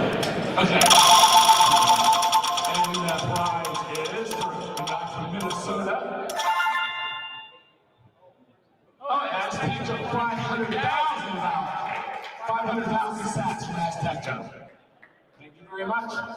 Now that we have the badass button working properly, who's coming up here? I don't know who's coming up here. I'll let him come up. Who's next? Well, they've been up here if you're introducing somebody. Thank you, guys. Hey, everyone. You guys enjoying Austin so far? All right, you just get some barbecue or something, some beef. So you're ready. So you got the meat sweats. Well, we're going to introduce Justin here in a moment. All right, so guys, my name is Michael Atwood. I'm the founder of Oshi. We help businesses of all sizes integrate Bitcoin rewards into their business in the form of loyalty programs so they can offer rewards to people like y'all so you can stack more sats, but also, and perhaps more importantly, people that have never been familiar with Bitcoin at all, so they can earn their first sats and kind of keep this rolling. Something I want to talk about, I imagine most of y'all have earned like coffee points and stars and punch cards and all that stuff before, right? Majority of people have, but very few people have earned Bitcoin rewards. So outside of you guys, so that's kind of the thing that we're trying to do. So I'm also the organizer of the Austin Bitcoin Club, and yeah, so we host it out of the Bitcoin Commons. So it's a fantastic spot. We meet the first Thursday of every month. So come and check us out if you're in the area. We discuss things like self-sovereignty, freedom, generational wealth, just your typical Bitcoin things, right? Because what good is generational wealth if your health and that of your loved ones is suffering, right? So, we often cater KNC cattle beef. Johnny Ochoa comes in, caters it, it's fantastic, locally raised and even processed beef. And a lot of people ask us, what's the deal with beef and Bitcoin?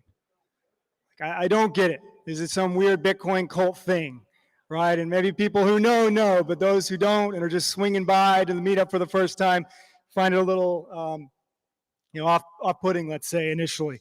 And I really think that could be a bit of a testament to how much emphasis we place on wealth, while oftentimes, many of us neglect our health, when really that should be the foundation of everything we do. And in my past life, I was an ICU travel nurse, so I got to see a lot of this firsthand. People were having their worst, shittiest time of their life, trust me. You're in the hospital bed in the ICU for days or weeks or months, you're having a bad time. And oftentimes, overwhelmingly so, people were suffering from entirely preventable diseases and illnesses, the overwhelming majority, whether it's self-inflicted through drugs or just poor lifestyle choices, not exercising and eating bad foods, right? And so how free and self-sovereign can we really be if we're dependent upon the industrial food complex, right? Something that we should all consider. Or worse, once you become dependent upon the industrial food complex, you will inevitably become dependent on big pharma. And I can assure you that is worse as someone who distributed that stuff to patients because they had no other options, okay? They absolutely go hand in hand. So what gives me so much hope and something that I'm passionate about is this movement towards regenerative agriculture.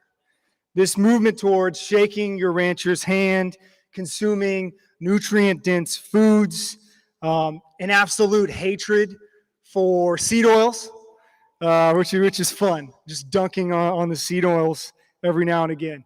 We have people championing this movement. We have the Beef Initiative.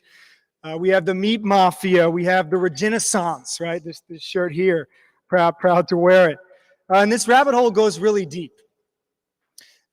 Most people have no understanding of health and fitness or nutrition. And frankly, this movement to this is kind of striking because I don't know if it's just because we've started moving towards the health aspects because our wealth is just getting completely sucked out of us and we just want to move out to the farm and live our best life, or it's something greater. Okay, sounds good. And so much like the Bitcoin rabbit hole, it helps to have someone to guide you along your journey. And that's why I'm really pleased to introduce the next speaker.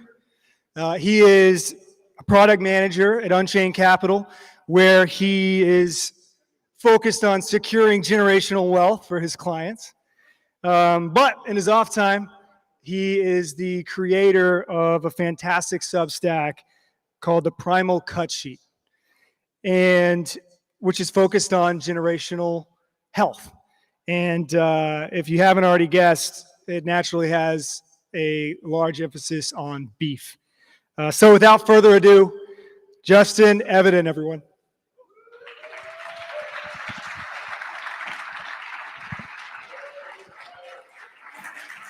Hello, everyone. Let's see if I can get this to, there we go. Well, hello. As Michael introduced, my name is Justin Evidon. I'm a product manager at Unchained by day, and at night, I spend a lot of time in the kitchen cooking. I spend a lot of time caring about my health and how I'm setting myself up for the future.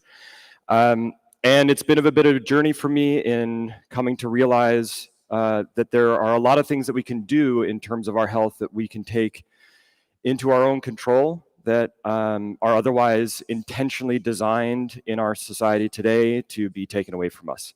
So I want to talk a little bit about the relationship, the parallels between Bitcoin and beef, and then I'm going to leave you all with some actionable information on how you can take sovereign control of your health. So this is a phrase that's often mentioned by Bitcoiners: don't trust, verify. Obviously, we've come to understand what that means, why it means so much. But oftentimes, Bitcoiners are not applying that to other aspects of their life. We will take for granted many other things, despite knowing that information can be manipulated and altered in a way that is not in our own best interest. We also often talk about time preference and the difference between having a high time preference and a low time preference. And this is often, I think, misconstrued by people to make the argument that a lower time preference is to be as miserly as possible today so you can have a lot of sats in the future. When in reality, the best approach to a low time preference life is to invest in yourself today so you can have an abundance of life in the future. If you can't enjoy the future with a lot of sats. And finally, health is wealth. I think that we're so hyper-focused on the Satoshis in our wallet and unable to recognize that there is an investment that needs to be made in our own bodies, our own well-being. We want to be there for our future generations to be able to enjoy time with our grandkids and the generations beyond. I'm not going to necessarily make a huge argument right now as to the health implications or the reason why beef is so healthy. There's plenty of resources out there. I strongly recommend the book Sacred Cow by Diana Rogers and Rob Wolf. They make a very compelling argument on why it is not only very healthy for you, but also environmentally friendly. Those are arguments that we can leave for another day. Suffice to say, I've just laid out a few kind of key points that at least have some relationship to Bitcoin. There are others that you can go into in terms of parallels between the two. Your custodial versus self-custodial relationship could be compared to relying on a grocery store for your beef versus having a chest freezer filled with frozen beef. Other potential parallels, KYC versus non-KYC, the provenance of your coins, grain versus grass-fed, and the differences there. I'm not going to dig into that right now. We'll save that for later on in the talk. But while there's a lot of parallels you can draw between Bitcoin and beef, I want to focus in on three fundamental pillars as to why you should invest in storing beef for yourself at home as opposed to relying on somebody else. So the first is the philosophical reason. When you connect directly with a farmer, you are establishing a decentralized peer-to-peer relationship. You are no longer beholden to the supply chains of the conglomerates, never knowing if a grocery store is going to have what you want. And as we've seen in recent years, supply chain disruptions can happen at a moment's notice. And if you are like most people, you have a freezer filled with a week's worth of food and you're constantly going to the grocery store for all of your ingredients, that can create challenges and you become far more dependent on the system. The second is the economics of it. Buying beef in bulk is way cheaper than buying it on a retail basis or even going to a steakhouse. I had the pleasure of going out with some friends last night to a steakhouse here in town. A $70 steak that was reasonably well prepared, but could have been done much better. And probably in terms of cost was less than $5 for them. So the margins are insane. And you can easily accomplish a better output at home for much cheaper. Not only that, but when farmers are selling to a large meat packing operation, they are going through an auction process. And more often than not, the amount that they earn per head is very low. I think some of the farmers I've spoken to are looking at maybe $300 to $400 per head, versus if they can find a consumer that wants to buy direct from them and buy quarters or half or wholes, they're looking at upwards of $2,000. So that is a huge swing in terms of the amount of money that they can earn. Likewise, you're able to spend much less. Oftentimes, the cost per pound is going to drop from up in the $10 to $12 per pound on average to sometimes even half of that. It's also a predictable food cost for people that are doing budgeting and trying to run their home like a business. There's less fluctuations, there's less dependence upon what is going to be presented to them at the market or at the grocery store. Finally, provenance. This comes back to the phrase at the beginning. Verifying the origin of your meat at a grocery store can be impossible. At best, they might be able to give you one or two farm names, but they don't necessarily know with certainty. There are also, for some of you may be familiar with a term called the COOL Act. It was the Country of Origin Labeling Act that was introduced in 2002, and it stipulated that any meat product, in particular beef and pork, had to have a label on it that told you where the meat originated from, what country that animal was raised in. Seems like a great idea on paper.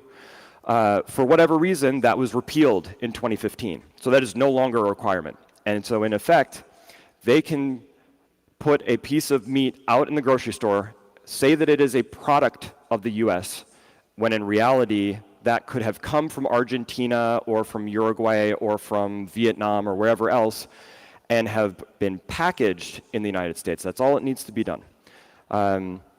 So long story short, economies of scale make it necessary to process meat in ways that are not ideal. They are not necessarily looking out for the consumer's best interest, they're looking out for their profit margin and their best interest. There was an article that I came across in some of the research that I was doing that went through the process of trying to figure out how many different animals comprised a single pound of beef at a grocery store. There's been a number of these articles over the years, but the estimates have ranged from anywhere from in the hundreds to upwards of 1,000 different animals that come in together in a single pound of ground beef at a grocery store. That is going to inevitably lead to cross-contamination, potential issues. The way that they're going to end up mitigating that is by fumigating it, using all sorts of gases to try and deal with it, or they're going to be filling those animals full with antibiotics as a way of mitigating potential disease. The other potential problem is that when a grocery store has meat on hand, they are going to look for ways to be able to maximize the length of time that they can sell that to a customer. In most places in the US, I think in the EU as well, you're looking at an average of about 10 days that they're allowed to keep it out refrigerated before they finally have to remove it. This is often why you'll see manager specials where they're trying to mark it down to get it moved. But there are efforts to try and extend that. And I don't know about you, but when I buy meat and I bring it home, if I leave it in the refrigerator for longer than 6 or 7 days, things start to get a little weird. And I'm not as keen on working with that cut of meat. So suffice to say, there are a lot of challenges and a lot of pitfalls that you're going to run into. And I realized in going through extensive amounts of research, trying to better understand how this process unfolded, what I needed to know in order to be confident buying meat in bulk, I realized that this was information that was very valuable to others. And so I ultimately started a Substack called The Primal Cut Sheet, where I look to aggregate a lot of this information and share it with others. And what I found is that there's a step-by-step process in terms of questions that inevitably come up for people that need to be answered along the way, and some of the roadblocks, the hurdles that need to be overcome. Oftentimes when friends of mine are starting to ask about it or other contacts, I jokingly send this as a reminder that Bitcoin isn't the only thing that you should be keeping in cold storage. So, sorry, I'll go back so you can get a photo of that. So, what I want to do now is just run through the basics of buying in bulk. This should be relatively straightforward. I'm going to try and leave a little bit of extra time at the end for questions if they come up. There's a lot to cover, but hopefully it's pretty straightforward. So, what are the basics of buying beef in bulk? Well, there's a couple questions you need to answer early on. One, what kind of beef do you want? As I mentioned earlier, there's often a debate between grass-fed and grain-fed beef. I decided to go a little bit deeper on this because while I very much enjoy having grass-fed, grass-finished meat on occasion, I often find it a little gamey, too lean, it can dry out really easily, it's hard to work with. And I felt like it was impossible that grass-finished was the only option in terms of getting healthy meat. And what I came to discover is that the thing that you're trying to avoid more than anything is animals that have been raised at the end of their life on a feedlot.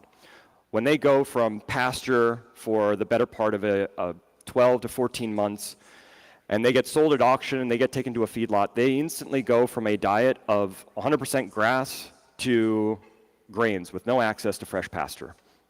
This shock to their system will acidify their gut and cause liver abscesses to the point where without intervention, roughly 1 in 5 cows will have livers with significant enough liver abscesses that they are deemed unfit for human consumption. While those livers are subsequently removed, you have to wonder how that impacts the meat. And the solution that the industrial agricultural system came up with is to provide preventative antibiotics to every single animal. And that has reduced it to 1 in 10. So obviously an improvement, but still there's an issue there. 10% of those animals still are going to end up with liver abscesses, and 100% of the animals are now subsequently filled with antibiotics. Also creates issues in terms of antibiotic resistance. And what you're ultimately looking for is a farmer who wants to continue to raise these animals on pasture through the duration of their life, but introduce a supplemental feed. Often people will argue that grains are an unnatural part of an animal's diet, but if you were to allow for an animal to graze naturally throughout wherever it is that they may roam, in the summer and the fall, they're going to be encountering grains that are naturally coming up, and they're going to be eating those. So the primary issue here is ultimately coming back to the provenance and being able to verify how this animal is being raised. Again, very difficult to do in a grocery store. The next question you're going to ask yourself is, how much should I buy, right? If you are a single person living in an apartment and all you have is a 4 or 5 cubic foot freezer that sits atop your refrigerator, and you are consuming, half a pound 3-4 times a week, you may not need a full beef share. Ideally, when you buy in bulk, you're going to want to work through that reasonably well in 6 to 12 months. That meat can last longer than that, but the quality is going to start to drop off. The nutrition's still going to be there. I ended up putting together a little bit of a cheat sheet on how much you might want to purchase based on your consumption patterns. I've got ranges here in large part because a grass-finished animal is going to be on the lower end of that range. It's just a smaller animal, hasn't put on as much intramuscular fat. But more often than not, rough estimate, an 1/8 or a 1/4 beef is going to be great for one person. A half beef, I've got a household of 4, 3 currently consuming beef. The other one's too young to be eating beef, although that will be happening soon enough. And we go through probably a half beef every 6 months or so. The next question to ask, how do I find the farmers? How do I find the ranchers? Where am I going to connect with them? If you're in a city, you might feel removed from the rural landscape around you. But more often than not, there are farmers markets, which are a great starting point for connecting with farmers that are coming into town that are going to give you an opportunity to try a little bit at first. That can also ultimately lead to building longer-term relationships. Or you can go online. There's directories for most states where you can find farmers that are in your area. You can cold call them. This is something that I did once I realized that I had a very specific type of farm practice that I wanted to source from. And you can just start asking them questions, how do you raise your animals? How do you feed them? How long are they on pasture? How far do they need to be transported in order to be slaughtered? What butcher do you work with? All these things, they're going to be happy to provide answers for. Because ultimately, they're looking for a customer, and they want to give you those answers. And they actually care about getting more customers that are interested in their practices. More often than not, farmers are very proud of what it is that they do. If they're not proud of what they do, if they're not interested in telling you more about it or having you come out to visit the farm, it's probably not a good sign. Places like this are going to be all over the place. It's a great opportunity to connect with them, talk with them. Chances are, if they're at a farmer's market, they're interested in talking. If they're not, again, move on. The next big challenge, once you've found your farmer that you want to work with, you've decided on how much you want to purchase, this is really the crux of the issue, and one of the reasons why I coined the term primal cut sheet. The cut sheet is the language that you speak with the butcher. This is once you have committed to an animal, it ends up at the slaughter, the butcher is going to reach out and is going to say, I have you down for getting a half beef or a 1/4 beef. Here's a sheet I need you to fill out, send it back to me. Sometimes they're going to be more than happy to jump on a phone call with you and walk you through it, but if they're doing a large enough operation where let's say they've got 40 or 50 animals that they're processing on a weekly basis, and there's at least 2 or 3 clients per head, that's a lot of individual calls to make, and that's going to take up a lot of time. And they're often not going to be that interested in trying to help you maximize the amount of stuff that you get.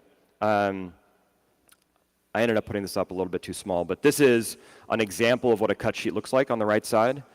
It is a foreign language. When I first started looking at this, I didn't understand what the difference was between a cross rib and an arm roast, or why I wanted to tell them the thickness or the roast cut size. There's a lot that needs to be deciphered there. And what you don't know to ask for oftentimes is going to be left out. When I got my first half beef a number of years ago, I didn't get any fat. It just wasn't mentioned on the cut sheet. And I didn't realize until I went and ordered the next time, and I was working with a different butcher, that fat was listed on there, and I ended up with a box of 30 pounds of fat. And so being able to maximize what it is that is being provided by these farmers is ultimately the most efficient and the best way for us to do the honorable thing, to honor the animal that we have slaughtered for our consumption. So being able to navigate that cut sheet is really important, and the faster that you can understand and decipher that, the more pleasant the butcher is going to be, and subsequently the more likely he is to do a decent job of doing the work for you. So that's kind of the summary here. There's a lot more that can go into it. Obviously, you can end up with a chest freezer filled with ribeyes, and that would be wonderful, but realistically, when you get a half cow, it's not all ribeyes. And you need to then be able to figure out, what am I going to do with all this meat? So that's the next evolution of what I'm going to be working on over the coming years, is helping people better understand how to maximize the use of all these different cuts, how to be able to work with things that you wouldn't have otherwise had. You go to a grocery store, you're not, unless you're Billy, you're not going to be buying shanks. And a lot of people, that's usually one of the biggest hang-ups. How am I going to end up cooking all of these awkward cuts that I'm going to be working with? So to bring it full circle, this is an opportunity to take back control over yet another thing in your life that our large agricultural systems have tried to claw away from us. It allows for you to create a deeper connection with your neighbors, with farmers, and to ensure that they have reliable customers that are willing to pay them the fair market value of the work that they have done. And it is not only in your best interest, but it is in everyone's best interest to buy beef directly from a farmer, to buy beef in bulk. The incentives are aligned, much like the network. You have nodes, you have miners, there's an incentive alignment there. And so I want to leave you with this thought. As you continue to move forward with your evolution in learning about beef and getting more comfortable with the idea of explaining to your girlfriend why you have bought a 9 cubic foot chest freezer to put in the living room, you want to always and forever keep in mind that the correct number of chest freezers to have is one more than you currently own. Never a bad idea. So that's it for now. I'm happy to leave it open to questions. I figure there's probably going to be a number of them, but thank you very much.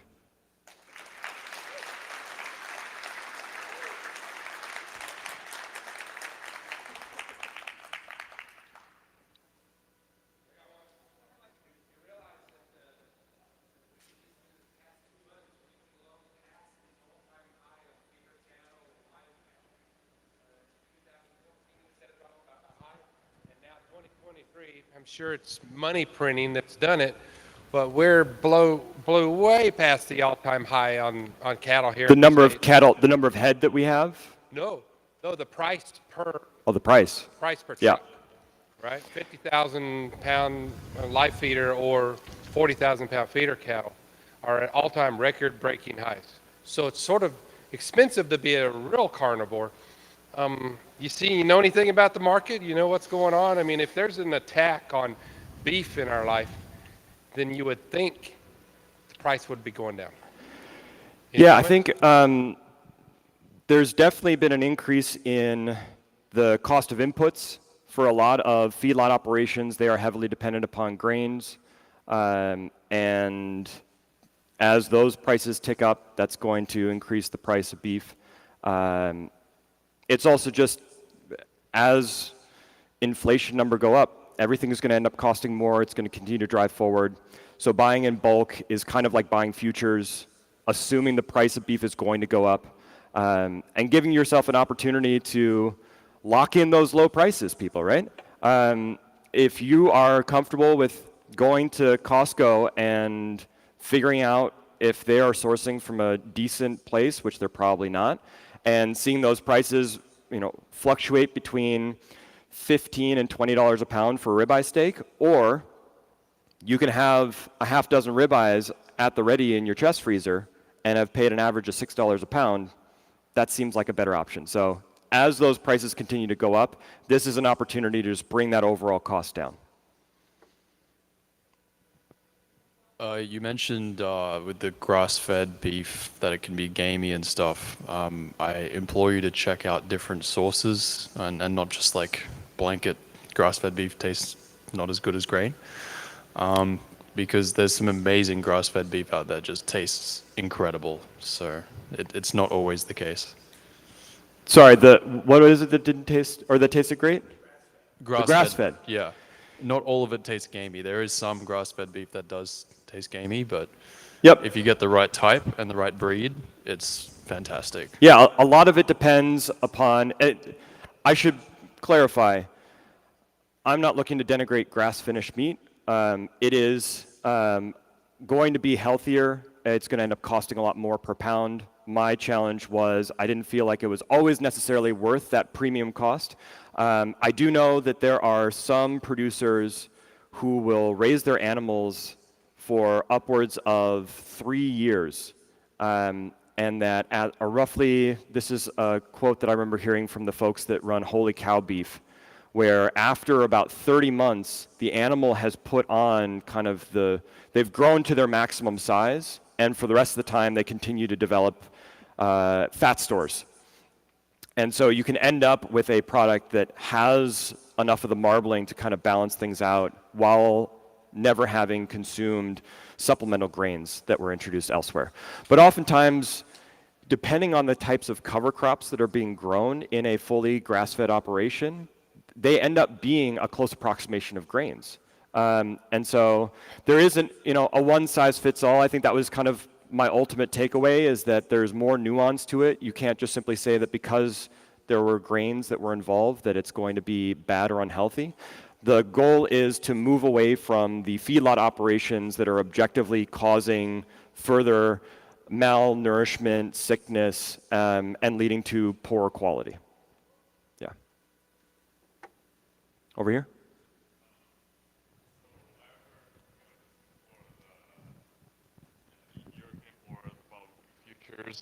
And it's the first time I realized, the commodity market is extremely manipulated. So, I now foresee a similar thing coming to beef. How high is the price of beef going to go? Trying to understand the markets and how those prices have been fluctuating is kind of out of my wheelhouse.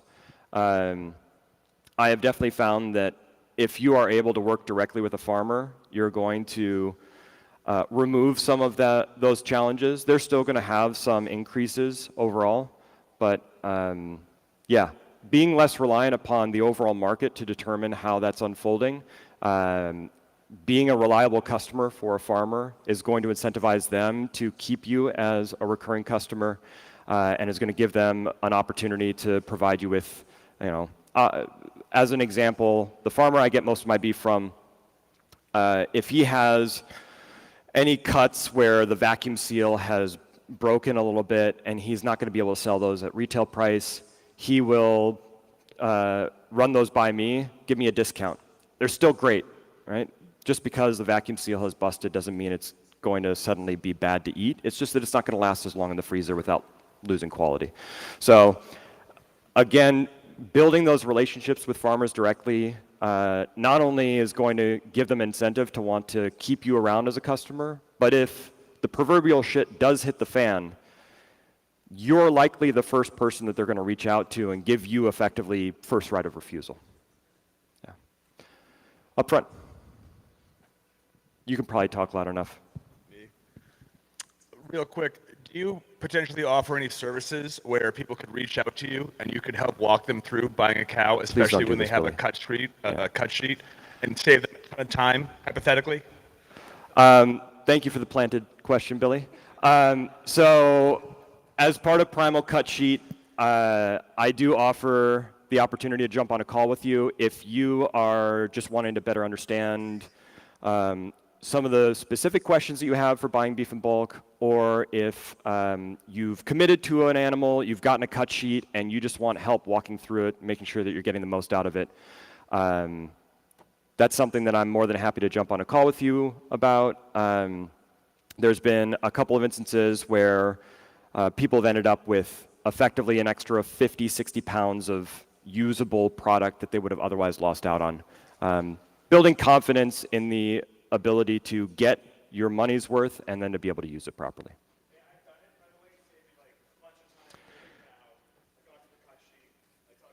We're over time, Billy. Thank you. Bye, everyone.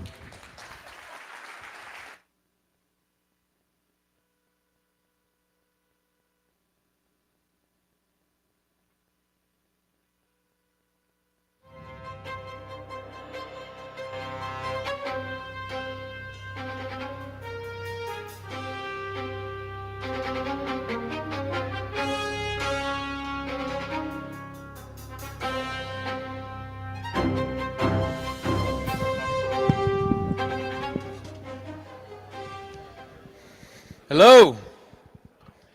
How's it been so far today? Loving it? All right, good. Well, my name's Bobby Shell. I work with Voltage, VP of Marketing, and I've enjoyed Bitcoin since 2017 after getting wrecked with all the S coins, as Morgan Richard said. So learned my lesson, and now I work for a Lightning company, have for 2 years, and what I really love about like my Bitcoin journey, because we're supposed to share a little bit of our story or whatever, came in learning about sound money. I think a lot of us go down many rabbit holes when you're in this community, and you learn about a lot more than you really expected whenever you jumped in with this wild group of people. And it's been a lot of fun. And now that I work for a Lightning company, I've started looking at and exploring the value for value side that Christopher Calicott was speaking about earlier. And as a marketer of 12 years, I've always worked with small businesses, which is the backbone of America. And we're seeing this transformation where individuals have what we now call a personal brand. And at the end of the day, every person's a bit of their own business. You have your own identity, and you can either leverage it as a solo entrepreneur or to bring value to the organization you're within. And I have this firm belief, and we're actually seeing this happen at Bitcoin companies, where you want to, especially in a niche industry like this, is you want to hire people who can add value to the organization and bring leads and like bring awareness and get impressions and visibility for your brand. And I have a belief that every single person on the internet in the future, it's not going to be about their resume, it's going to be about the content they create, the website they have, and the influence they have, and that's going to help them get the job, because you can get a better taste and flavor of how people are, who they are, with what they say and do online. And while we all love and value privacy, there's actually a lot of benefits and leverage you get by being present online and being yourself versus being a non. And there's a lot of benefits of being a non, but what I really love about the Lightning Network and Bitcoin is the fact that it gives just individual creators the capability to earn directly from the audience that they're speaking to. And it creates just an insane level of empowerment and just opportunity for these people that can't be censored and can't be stopped, and it allows for just new models and things to happen, and that gets me really excited and really jazzed, and I hope to educate more people about that over the next few years. But enough about my story, because I didn't come here to talk a ton. Today I'm here to introduce Bob Burnett, and this dude has a fascinating story. We got to talk backstage for a few minutes, and I think you guys are really going to enjoy what he has to share today. He actually helped design the world's first laptop back in 1986, so I think you'll be surprised by a lot of just the knowledge that he has and what he's going to pass along. And he was the CTO at a company called Gateway in the 90s, and that was back in the heyday of the PC era. So I think you're going to really enjoy what he's sharing, and more importantly, what he's doing now is he works in the Bitcoin mining space, and he is the CEO and chairman at an organization called Barefoot Mining, and I'm sure he's going to dive into that and share it with you guys, but that's all I really have to say. I hope you guys have fun, and here we have Bob Burnett. All right. Thank you, Bobby. All right. Good afternoon. I'm going to say some things today that I hope are at least enlightening. some of them might be controversial. Some of them might actually piss you off. I don't know. But I'm coming to you with some truth, and there are some things happening relative to block space and specifically block space scarcity that I don't think have gotten much airtime yet. And so we're going to start walking through that. I think to start with, let's talk a little bit about scarcity.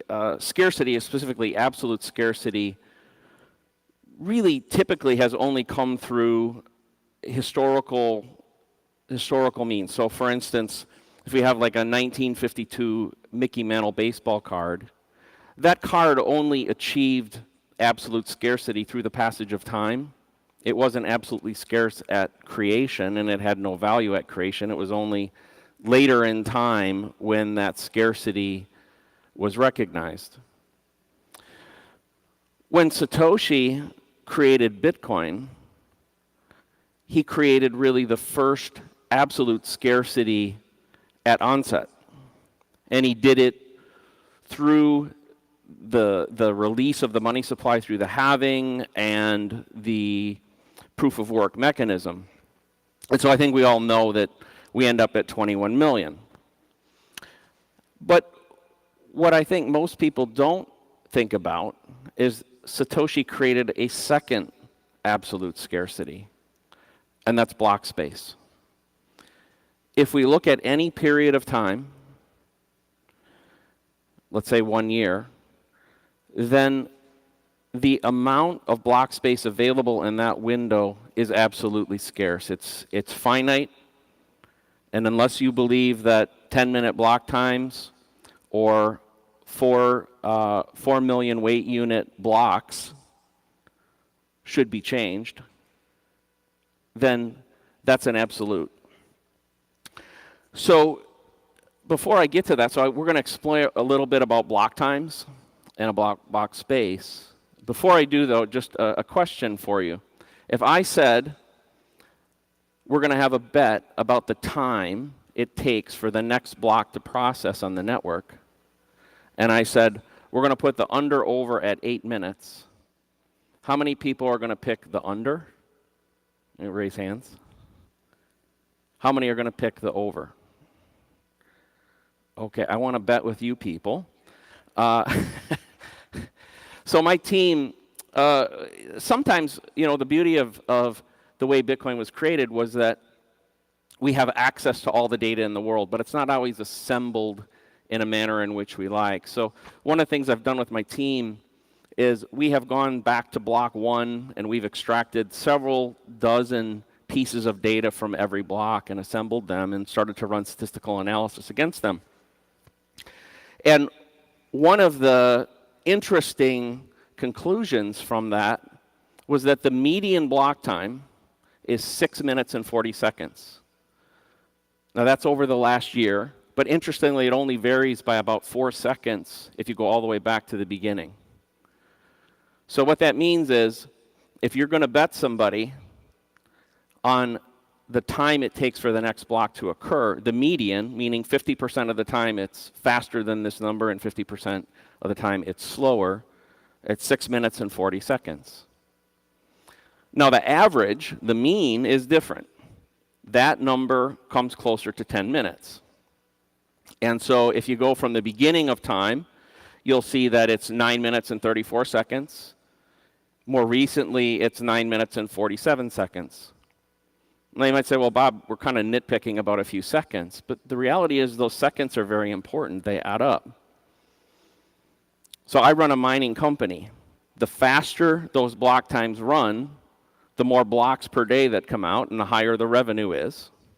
That also means, by the way, that most people think about, you hear about 900 Bitcoin per day released into the supply. That's actually not true. It's more like 919, 920 is more the rate at which Bitcoin enters the money supply. So if you're trying to calculate the inflation rate or something like that, that's more the number that you should use. So you can see on the chart that right now what happens is we get about 147 blocks per day. Historically, we've gotten about 150. Now, if we look at block space, since SegWit, and we won't go into any technical details today, but since SegWit, block space is defined by weight units. And so block space has a maximum of 4 million weight units.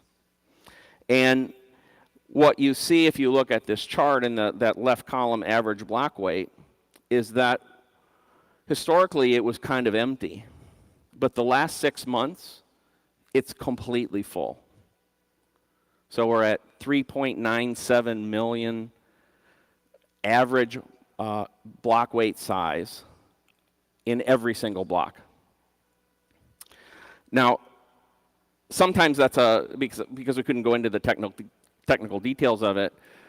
What is it? Well, it's probably easier for people to think in terms of transactions. So what it means is that every block has just under 2,700 transactions right now. That's the average.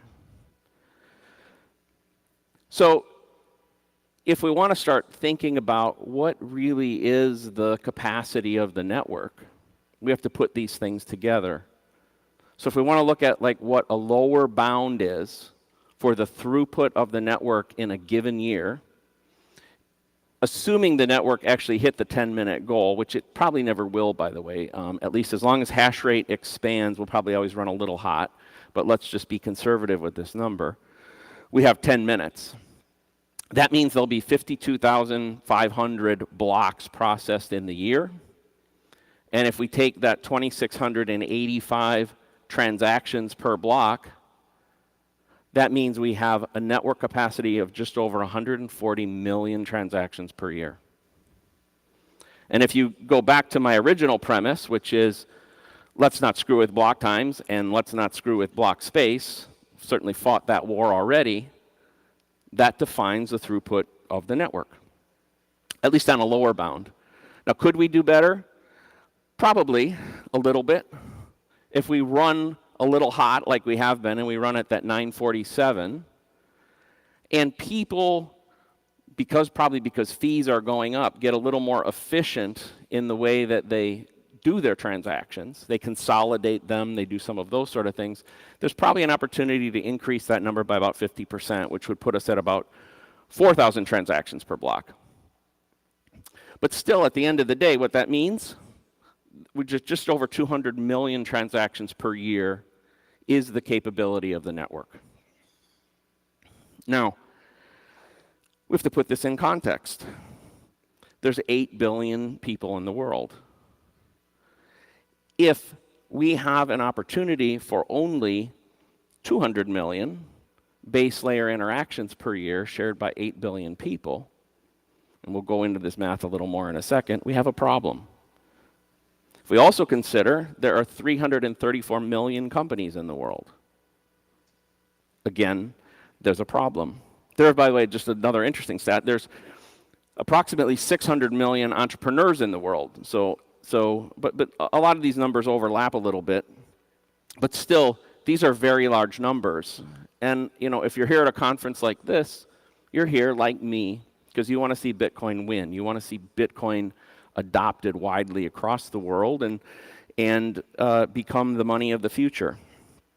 But we have to face certain realities based on the mathematics and the capabilities of the network. Right now, if we look at self-custody, it's a little difficult to determine how many people actually self-custody, but we can get some metrics. There are 48 million people, or there are 48 million addresses that hold some value of Bitcoin in them. There are 12 million that hold 0.01 Bitcoin or more, which is about $260 worth today. And so what that means is that we're at, even if 100% of those at 0.01 Bitcoin were individuals, we're at a penetration of about 12 million people holding Bitcoin on the base layer. Now that's probably a gross overestimate, but even if it is, that means 0.15% of the world holds money at the base layer. But we also have a mempool For those of you who aren't familiar with the mempool is basically where transactions go before they're included in a block. We're stuffed. For the last 6 months, we've been running massive backlogs. If this were a factory, we have orders that we can't fulfill. We have orders that we can't fulfill at a major level. We're sitting right now just under 400,000 transactions hoping to get processed. Now that chart that I'm showing you here also includes fees. So just so as you're looking at it, the bluish kind of numbers are people offering essentially low fees, and those in green are kind of moderate fees, and those in red are kind of high fees. But here's the situation. We said there's 334 million companies in the world. Let's pretend they all adopted Bitcoin tomorrow. Well, if we have somewhere between 150 and 200 million transactions per year, that means essentially each company could do about one base layer transaction every 2 years. If we took it a different fight, said, well, let's not talk about the companies, let's talk about the people. If you had 2% of the population, that's about 160 million people globally. That means each person could do one base layer transaction per year. If somebody out there is holding a massive amount of Bitcoin and you wish to, let's say, donate 1,000 sats to every person in the world right now, and you did an individual transaction for that, it would take you 40 years of consuming 100% of the network capacity to do that. So when we look at this, it's not advancing. Right, there we go. Okay, I want to step back with that in mind a little bit and talk about the subsidy. So Bitcoin miners and the network runs on a reward system. Every block rewards the winner of that block with a subsidy plus fees.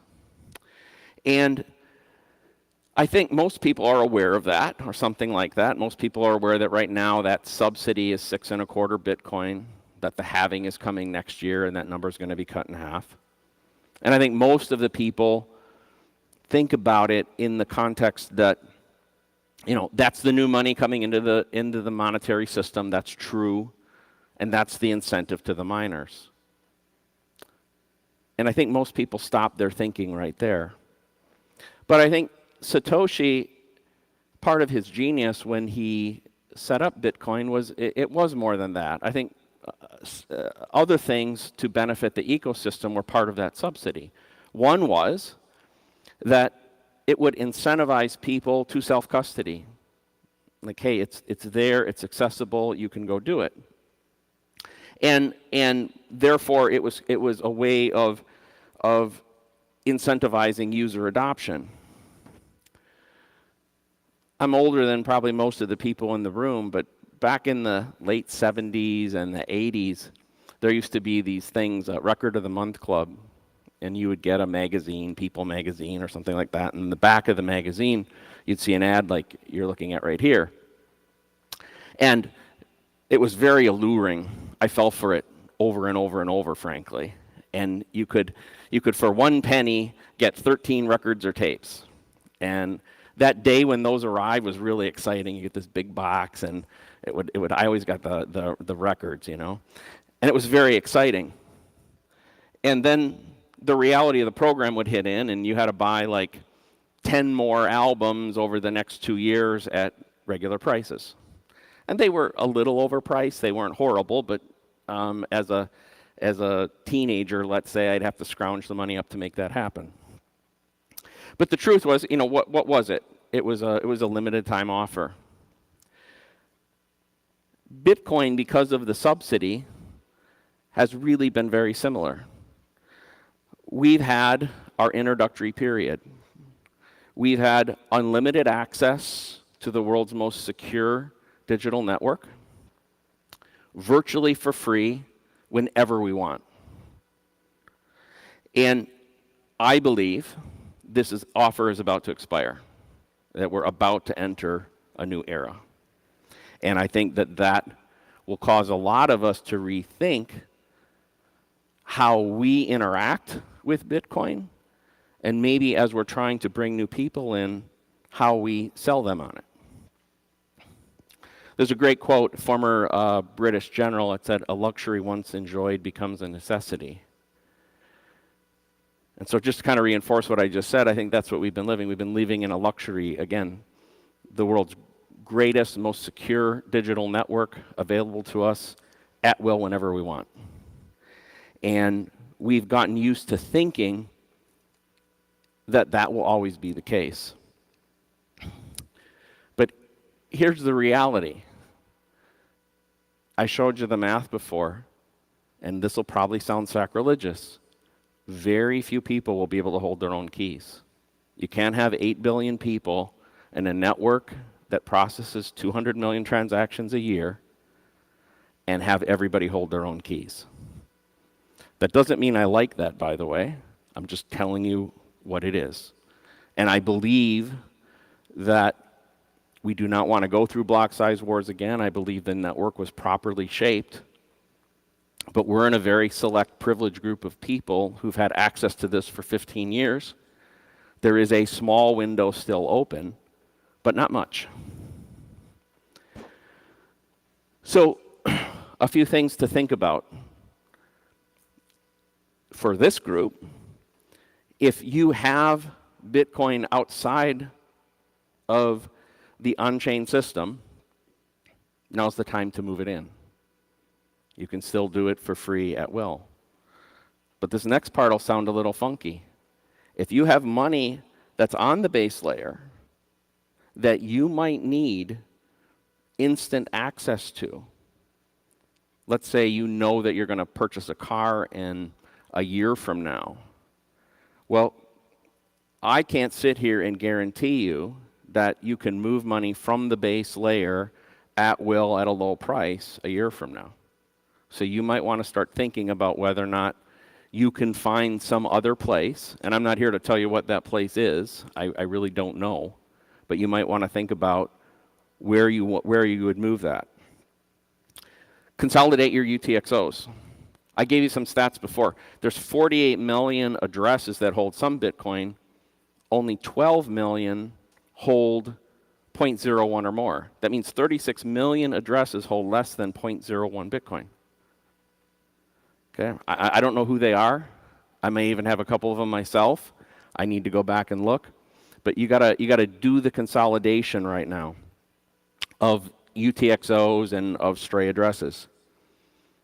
The importance of Lightning cannot be overstated. The network cannot grow without Lightning, and we'll talk about this in a minute. In the future, you're going to have to think about base layer interactions well in advance and plan them. And if you're going to want to do 2 or 3, let's say in a given year, I mean, remember you're using a big percentage of the world's bandwidth. How can you consolidate them? Can you do something with 2 inputs and 4 outputs instead of maybe doing them one at a time? And start rethinking some of the messaging to newbies, because I think the ability to self-custody isn't going to be available to everybody at all times. So this is a little chart I put together. I call it Bitcoin purity. And like I say, it feels a little dirty to make something like this, but I feel I have to. So I think we all know that the ETF initiatives are out there in force. Whether you like them or not, they're out there in force. And they might represent the smallest form of Bitcoin ownership. I would say, by the way, even off this chart are things like ownership of like Bitcoin mining companies. That's not a Bitcoin investment. You know, you don't have any title to it. There's not even kind of an indirect inference. And as you move up this table, you'll see, you know, there are I put exchanges in 2 categories, those that have proof of reserves and those that don't. We've got FEDI, and that whole initiative, which I think is just like Lightning, absolutely imperative to the growth and success of the network. You have Lightning wallets, and then you have the on-chain. I'm going to shift a little bit to talk about miners and the security of the network.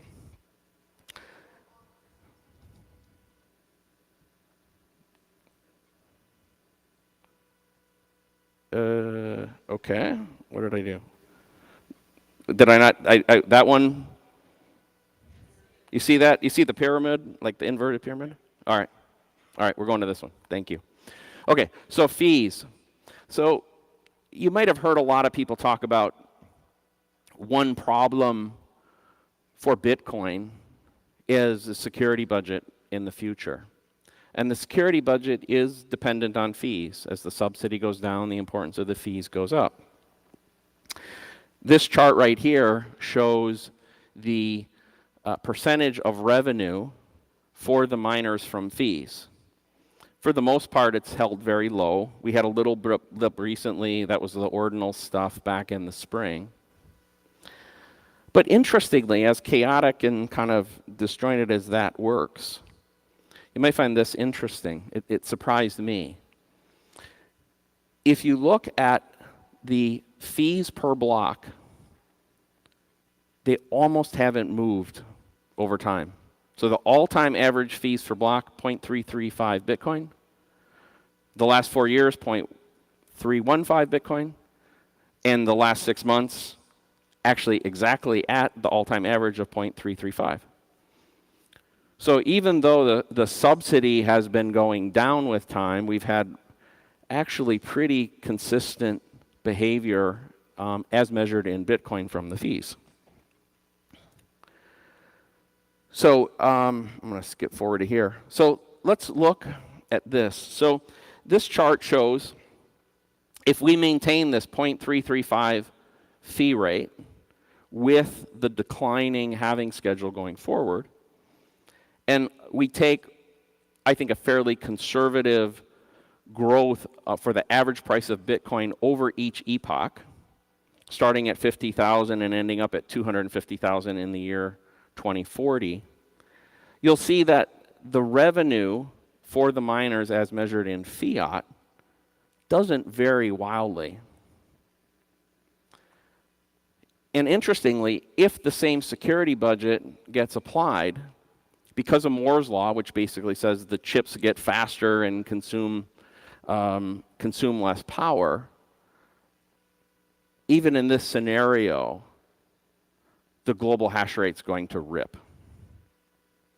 We don't have to worry about the security of the network.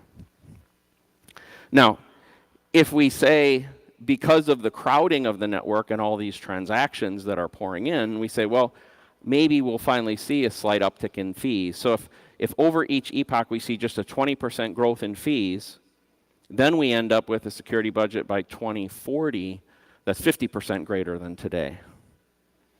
So I personally don't see a scenario where we really have to worry about this. So let's kind of wrap up. Fees are going to rip. So I didn't really show that in here. I personally think what we saw last spring is very indicative of the way the world's going to be in the next epoch, meaning post the halving, that we're going to highly likely to see fees be massively expensive. To the degree all the people in the room here can evangelize and support those in the development community and the Lightning area and the Fediment or other layer 2, layer 3 custodial, we really need to support them because the base layer can't do it. Miners are the gatekeepers of the blocks. And I think we're going to see the value of the miners, both figuratively and literally, skyrocket. I think you're going to see some movements. For those of you a little more technical, you may be familiar with something called Stratum v2, which allows one method, and there are others, one method for miners not mining pools to create their own templates. I think you're going to see that happen. Financial institutions are going to pay attention. We know BlackRock and Fidelity and Vanguard and these sort of folks are kind of lurking on the sidelines. When they come in, I think they're going to come in hard. I think there's a thought process often that it is the energy companies that will move hard into mining. I think there's some truth to that, but I think it will pale in comparison to the strength with which the financial institutions try to come in and attack mining. And I use the word attack because I think it's something we have to be a little fearful of. So I'll close with one last slide. And I'm almost 60 years old, and but I'm a system designer. I think Bobby told you a little about my background. And I think long term, I believe what we're trying to build is a monetary system for the next 1,000 years. And we often have to step back and not think about today or 2 years from now or a decade from now, but think about much longer time periods. We suffered through the block size war 5-6 years ago. I believe there will be one more war. I hope I'm wrong. But I believe it will be a block time war, not a block size war. Because if you think back to the thing I started with, there's only really two ways to increase the capacity of the network: the block time or the block size. We've already fought the block size war. There will be a point when we hit roughly a decade from now where, for all practical purposes, all the Bitcoin is mined. The subsidy is almost meaningless. And so I believe, and I want you to watch out for this, I believe there will be forces that will say, well, therefore, we can increase the block time from, let's say, 10 minutes to 5 minutes, or decrease it from 10 minutes to 5 minutes. We will not affect the inflation rate of Bitcoin, and we will double the capacity of the network. The financial institutions are going to want to do that because they are going to be beholden to the fees by the mining network, and they're going to want more capacity. Like I said, I mentioned I'm 60 years old. This may happen when I'm in my mid-70s, and so I'm here today, and I will be repeatedly while I'm still here talking to you because most of you are younger than me, and I want you to be aware of this. I want to preempt the attack vectors and nip these in the bud, and not allow this thing to take hold. So I'm making a prediction, as I said, I hope is not true. I am not here to scare anybody. Bitcoin is strong, we are secure, and we will win. So thank you.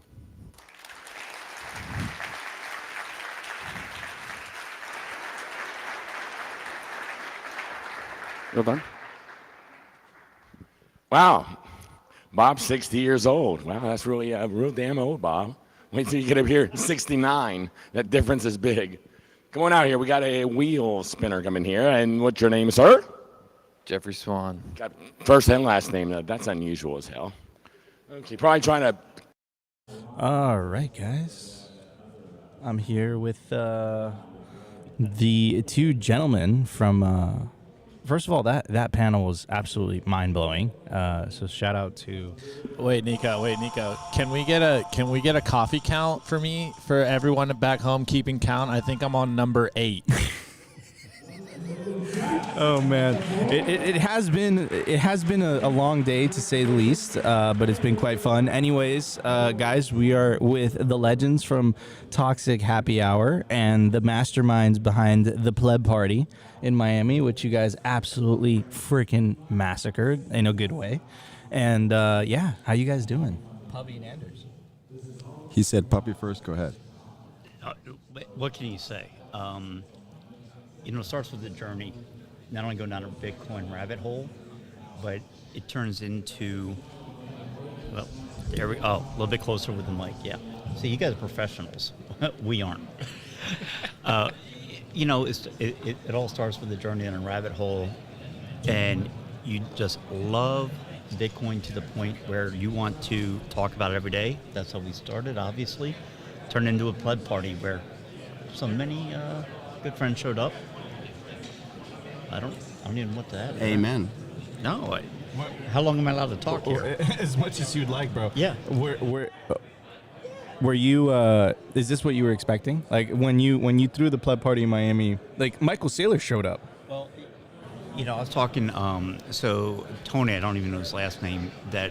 Tony had orange pilled Gary here, so Gary Leland to start all this stuff. And we're talking about what you think you're getting into and what it turns into are usually two totally different things. When it came to the pleb party, we had an experience where we sort of, I wouldn't say gate crash, but, you know, we ended up at Swann Bitcoin. We thought it was so cool, man, plebs hanging out with everyone you listen to every day on podcasts. And we just like, hey, you know what, let's do this party. We started one in LA, thanks to Anders, and we thought like 30 people would show up. It turned out the meeting was turned over 400. If we just, you know what, it'd be cool, let's do this in Miami. Just invite everyone that's always thrown their support to us, okay? So you get guys like, you know, your Jeff Booth and Preston Fish, all those guys that Simply say, yeah, Bitcoin. Simply Big. Hey, just do you guys want to show up? We're gonna put this together. And they're saying, well, hell yeah. But we just thought it was a great time for pleb to get to Miami, because there's many, what people don't realize, once you find Bitcoin, you're usually the only one in your hometown. Hell, the ones in your family. You become like the Black Swan, right? You absolutely are. Yeah. And when you get to your first conference, the first night there, you're like, I have nowhere to go. I got nowhere else to go. So when you put together the pleb party to show up, because John Chanel had done in 2021, 2022, he had done one. And it's a great way for the people you've met on Twitter, everyone on Bitcoin that you've met, and you're now with spaces that you talk to meet up. So yeah, it worked out. I just thought it was amazing, just the turnout. If I may add on that, and first of all, hi Mom, I'm on Simply Bitcoin. We first time, well, Poppy and I have known each other for several years through Bitcoin, of course, having those conversations every week, several hours talking about Bitcoin, because nobody else wants to talk Bitcoin. So we started doing YouTube Toxic Happy Hour in 2020. It's actually funny. I'm going to interrupt you right there. So you guys originally inspired me to start Simply Bitcoin with the Toxic Happy Hour podcast that you guys were at the time, like I was like, I want to do this. Like, it was so inspirational. Well, I think if we have any part in you and your team, Opti here putting together Simply Bitcoin, I think we've done something good in this world, honestly. Can I just say, like when you're sitting here seeing everything they do, all these technical things, these mics, the headsets, it's Nico and his team above and beyond in being professional, and watching you guys develop Simply Bitcoin to what you are today is just showing how it should be done, and we wish we had some of that, but you do, man. Wait, Nico, they're calling us professionals. Sheesh. What's been fantastic to me, the residual checks, but thank you, Nico, for those. I'm surprised you guys are not wearing suits and ties, so professional you are. Oh, he's trolling. He's trolling now.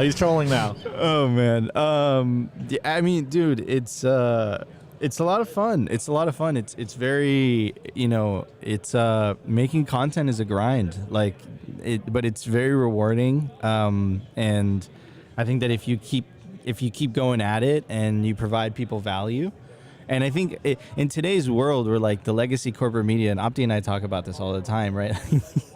They make the job so easy for independent content creators, because they're so compromised that I think people inherently want to seek truth, and when they can't find it from the mainstream sources, they start looking for alternatives. And I think that was the reason that Toxic Happy Hour, initially when you guys did it on YouTube, I think that a lot of the popularity came from that. Like, people wanted to seek truth. But you guys migrated. You guys now do the Twitter Spaces. You guys have the slot after us. From Swann has the 10 to 12. No. You have the slot before us. Before. There we go. Before. No. Before, dude. No, you said it right. I'm just saying. Whatever. I've had, yeah, they're the big show. They're the main show. I've had a really, really long day. I know. But no, so you guys throw an epic Twitter Spaces. So why don't you tell a little bit? Why don't you tell the audience about it? You guys host it Monday through Friday. You guys get Foss, Lepard all the time in there. I see them as regular. What inspires you guys? What motivates you guys to do that? I think first and foremost, it was really Poppy and I had a need to talk about Bitcoin because, as you said, in your family and amongst your friend, you're the crazy guy. So everyone knows that story, including other Bitcoiners watching. So we had that, and I had an old YouTube channel from when I started being interested in Bitcoin, and I told Poppy I really want to get that back to life. And I said, these conversations we're having, we learn from each other. We feel they're good enough to share with other, and still surprising people did care about it. And I think, anyways, it's great to see that guys like you and guys like us still very much complement each other. What you guys do so well produced. You got your thing, and like news and everything, which I think is amazing. And I can't tell you viewers already to go listen to and view Simply Bitcoin, because you already are. And I think for us, the thing we have going, just following what's natural, it has now evolved into, like, we both like to party, and it just became natural that what was like, hey, let's meet for a beer before Pacific Bitcoin. Shout out Swann. Yes, we do love you. And then that developed into, hey, we like to throw parties. Let's put something together again for Miami. And yeah, and thanks for coming, by the way. So, and it was a great party, and I love the venue that you guys chose. So Pacific Bitcoin's coming up. It's like 40 days. I can't believe another conference. Holy shit, Opti, you ready? It's only 40 days away. Man. I'm gonna need some rest. So Pacific Bitcoin's coming up, and you guys are throwing another pleb party. We're not. So, yeah, no, but that's good. It's good that you mention it, because then I can just address it. So after Miami, I had a lot of like real life things to do. So I haven't been much on Twitter. I haven't been in LA pretty much for 3 months. And coming back, and I knew it was going to be a challenge, 2 months out from Pacific Bitcoin. That is not enough time to put something together. We like to put together best possible freaking party, and it takes a lot of things, and 2 months to do that and also promote it, tell people about it, get the ball rolling, was too short. So, and then I spoke to John Chenot, and I guess also because we weren't doing anything like we did last year, which they like we did, and we love doing it. Swann has put something together, so everyone go get a ticket for the Swann Have Fun Staying Pleb Party. So Swann is doing something, and that's awesome. By the way, we are on the Swann Bitcoin channel right now. Oh, there we go. So, and yeah, guys, don't miss your opportunity to go to Pacific Bitcoin. Use promo code Simply, you get 21% off your tickets. Also, check out the Swann IRA, build your legacy your way, and definitely don't want to miss the Pacific Bitcoin Festival. Opti's going to be there. Are you guys coming this year? Yes. I just wanted to jump back real quick to what you're talking about, with the spaces that started. And, I'm going back to those people that suffered on one of them, 2018. You go through that whole bear market. You got no one really, what the hell's going on? What do I do? And it was on Bitcoin Twitter when you get to know HODL or not. American HODL. Guys like, hey, just stay the course, you'll be fine. And when you come up with a spaces concept where, guess what, all your pleb friends can come and just hang out for a bit. Okay, there's some that have never been to a bear market before. Some have never really had to experience, like, how do you guys hold on? How do you hodl? How do you do this? Guess what, when every day you're showing up, it's at the bottom when people think they're thinking of letting go. To me, that's where I get inspired. Like, you know what, I really don't want to talk today, but guess what? There's somebody out there that needs to hear this message, that we're in it for the long haul. This isn't just an overnight, get rich quick scheme. It never is. But there are people that just, they don't have that sort of support group. So I love the fact that if I can make it a regular time, you show up, everyone's there. It's not only myself, then it's all the regulars that show up, that they realize, you know what, I'm not alone in this. This is a huge community that cares. Yeah. Wait, Nico. I want to jump in on that too, because probably I've felt the same thing in our spaces. You know, we basically all follow each other in the spaces, and I've had people come in and DM me the same thing. They're like, "Man, I am so glad that you guys rant every single day on spaces because you guys had helped me through your hodl or helped me through my hodl," is what they tell me, and it's like, this is exactly why we do this. This is why, you know, in the depths of the bear market, we are still making the content, even though it is a grind. You know, I think everyone knows, like, even at, what's up? I hope Yellow's out here because I know he knows the grind. Like, just showing up every single day and talking about Bitcoin, you know, we're doing. Oh, Yellow's here. Wait. Woo! I want that. You got to see pins. You got to see pins. DJ Yellow. BTC Pins is here? Yeah. Oh, wait. I don't even know what he looks like. Oh, wow. He's here. Yeah, that's what I was thinking in my head. I'm like, he's just one giant pin. I want to meet Yellow, but I don't want to meet Yellow. No, he's a myth. You do not want to meet him. No, I haven't met him, so I don't know. Many people don't know he's actually the original MC in NWA, DJ Yella, and then later he transformed into be a Bitcoin puppet. Wait. Are you serious? No. Never take what I say serious. I was like, dude, that explains so much. Yellow was a DJ in Greece. No. But I want to, if I can, just add on to what you said before about going to conferences. For those who haven't done it, on the fence, you want to go or not. First of all, Swann put together one of the most amazing conferences last year. I was there to see it, so I know. And what you get going to a conference, and it was Swann's first conference, and they pulled it off like it was their 10th. Super well done. LA, you got the great weather, you got the palm trees, you got the three-pointers and shooting basketball or whatever. But also, most importantly, I think when you go to a Bitcoin conference, and if you're a Bitcoiner and you meet other Bitcoiners, it's just unbelievably super cool. So code simply, you should come to Pacific Bitcoin. And like one of the things you get out of it, I had never met Opti before Pacific Bitcoin. Wait, are we telling this story? No. No, I don't. I don't think we are, but you know, like super hilarious guy, and those personal relationships you build and the fun you have, the friends you have that you can't have with like like they think we're crazy in our family. So just wanted to add that. Go to the conference. I'm just going to say, Opti's hand, whenever Anders talks, is like on the kill switch over here. I'm working over here. I will cut you down. Hold on. I got it for you guys. Ready? I am building. Yeah, but no. So what's happening is Opti's. I'm handling audio, guys. I'm handling audio. Opti's always been the audio guy. I've always been the video guy. And together, I guess we do things. Dream team. I would say touch the tips, but Opti is. Are you gonna be the third tip? No.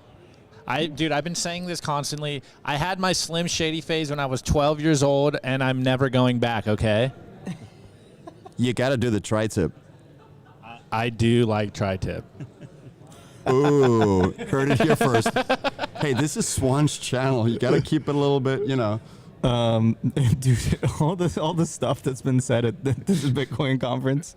I mean, it's but no, it's all on signal. It's all on brand. But hold on, this is all PG-13. This is all family friendly stuff, conversation. But at the end of the day, look, this is Bitcoin. This is it is serious, right? Like this is the separation of money and state after all. And I think a lot of the comedic, I would really call it comedic relief, right? Is just I think people are trying to find a little bit of decompression in the seriousness of what humanity is going through. We were talking to we had the privilege of being able to talk to Beautyon, who is the founder of Azteco, and he broke it down so masterfully. What's really at stake, like It's a really scary world without Bitcoin. Like what they plan, you guys covered on your show, like what they plan for, with these CBDCs, like it's worse than dystopian. It's an absolute nightmare. And what scares me is that people are asleep. People are not aware of this. And, but that's why what you guys do is so important, like those spaces, because, I'm sure that at least once a day, there's a new person going in there, and a new person goes in there, and then they start asking the very, very basic fundamental question, the very important one, which is, what is money? Right. This is what it's all about. It's about winning over the hearts and minds of individuals, one person at a time. What I find really interesting in some of this is, like many others that started, but then everyone comes in for like number go up. Number go up to me, like, get the hell away. Okay, what I've witnessed unleashed on the world, all right, in the last 3 years from 2020 on, COVID beyond, the lockdowns, the 15-minute cities coming out, and you're right, the CBDCs. That type of control to me is one of the biggest threats to humanity that we've ever had, because they have the technology to do it. Okay, so when we're talking about Bitcoin, all right, maybe, buy Bitcoin because this thing's going to be $1 million a coin. No, get the hell away from me with that. That's not the conversation anymore. It may end up there, okay, but the true value is the value that you have, the value that you earn today, you can get outside of the system. You get it outside the SWIFT banking system, you get it outside of the control. Because when they control where you spend your value, you're done for. There's no more freedom. There's no more freedom. I have to say, because I hear you often talk about this on Simply Bitcoin, as you're saying, Puppy, like this system that they have coming for us is more and more control, lock us in where we can't even move, and all of these things. It's not obvious unless you like really look at it, but Bitcoin is the freedom key to avoid the dystopian future they have for us. It's not random. It's not elected politicians that are working in our best interest. They're corrupt and mostly self-serving. Who's really running the show are the families owning the central banks. And if you look at all the policies coming from, especially the left, which seems to be more corrupted by this, you look at all of those policies. It's about reducing reproduction. Everything being promoted is about destroying the family unit, get everyone to work so you don't have time for a family, and all of these things, so they can populate the earth with a higher percentage of their genes. That's my theory, and Bitcoin takes that power base away from them, because they can no longer print and put us in our little prisons, even though people don't realize.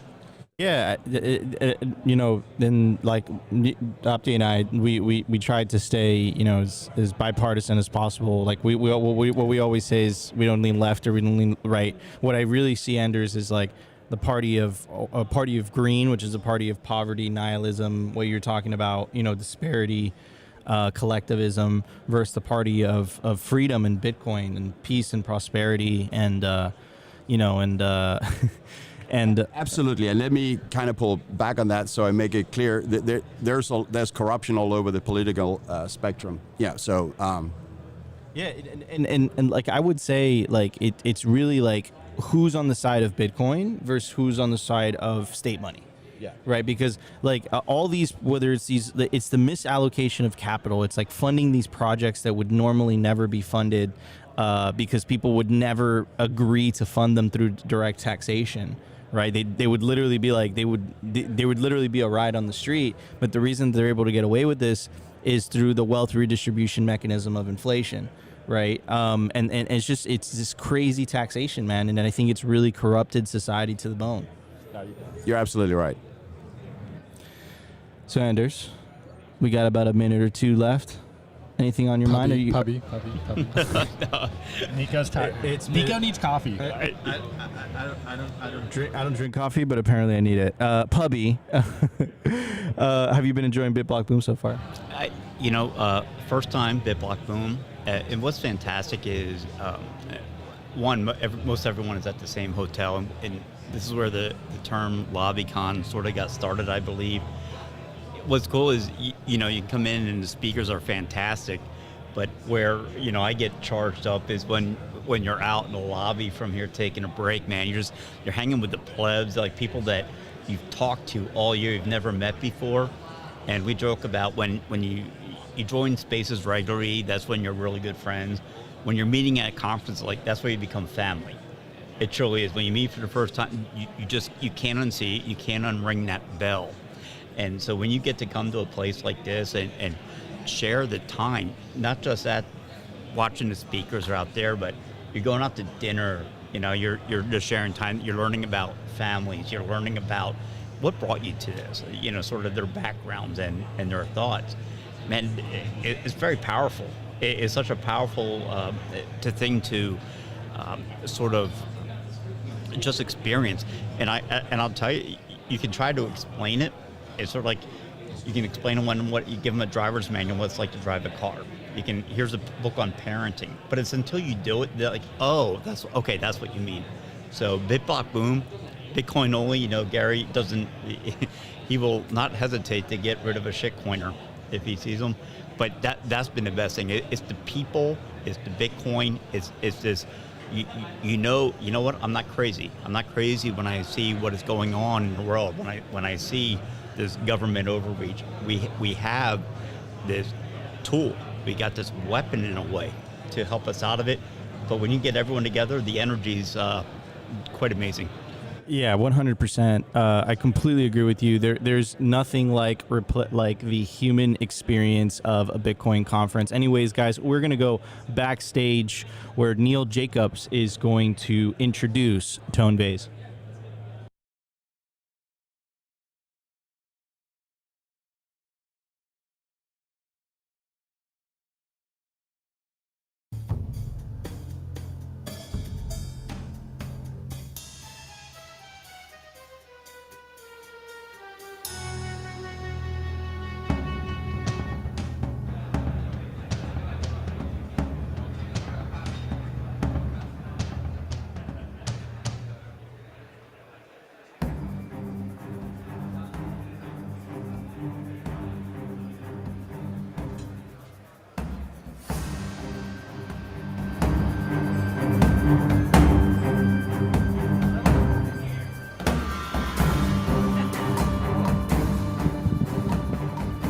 That was fun.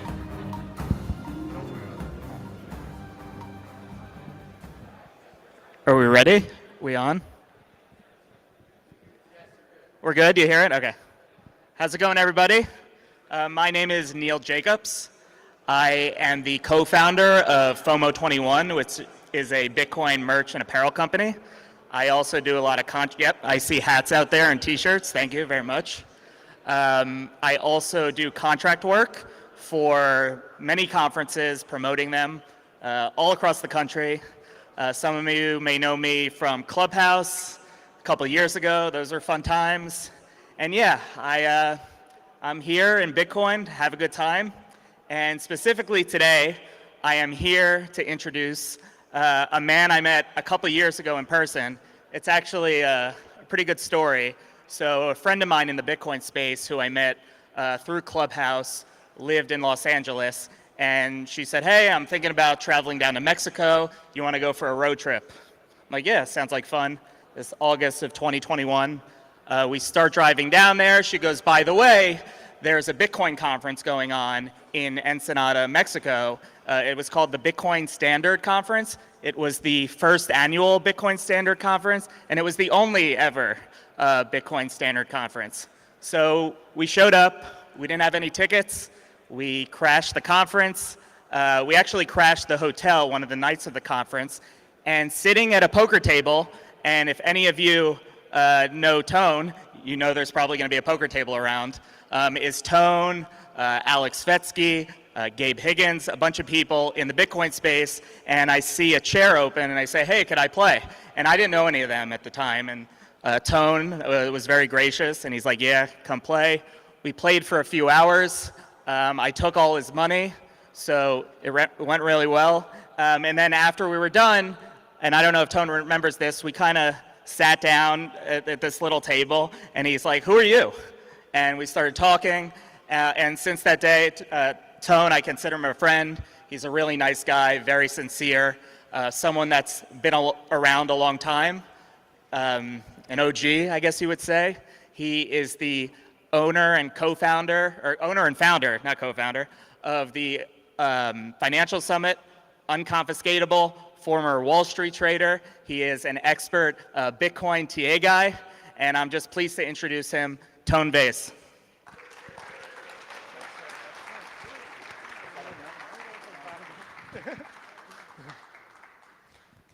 All right, hey everyone, thank you so much. I believe this is my 5th time here at BitBlockBoom. I only missed the very first one because at that time I was just trying to put together my own conference at the same time, not on the same day, but the same year.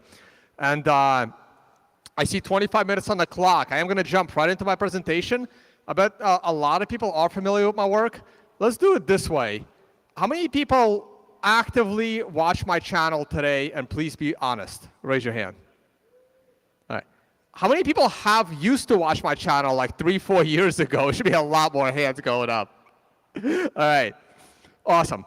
Okay, my name is Tone Vays. I'm not going to talk about myself much. Now, I do recommend everyone come and sit as close to the stage as possible. There are Easter eggs in the presentation, and whoever gets the answer will get a prize. The prize is going to be free entry to Unconfiscatable, and I have a secondary prize. I have a hardware wallet. I know you're not supposed to accept hardware wallets from others, but it is a Jade wallet in its original packaging. All right.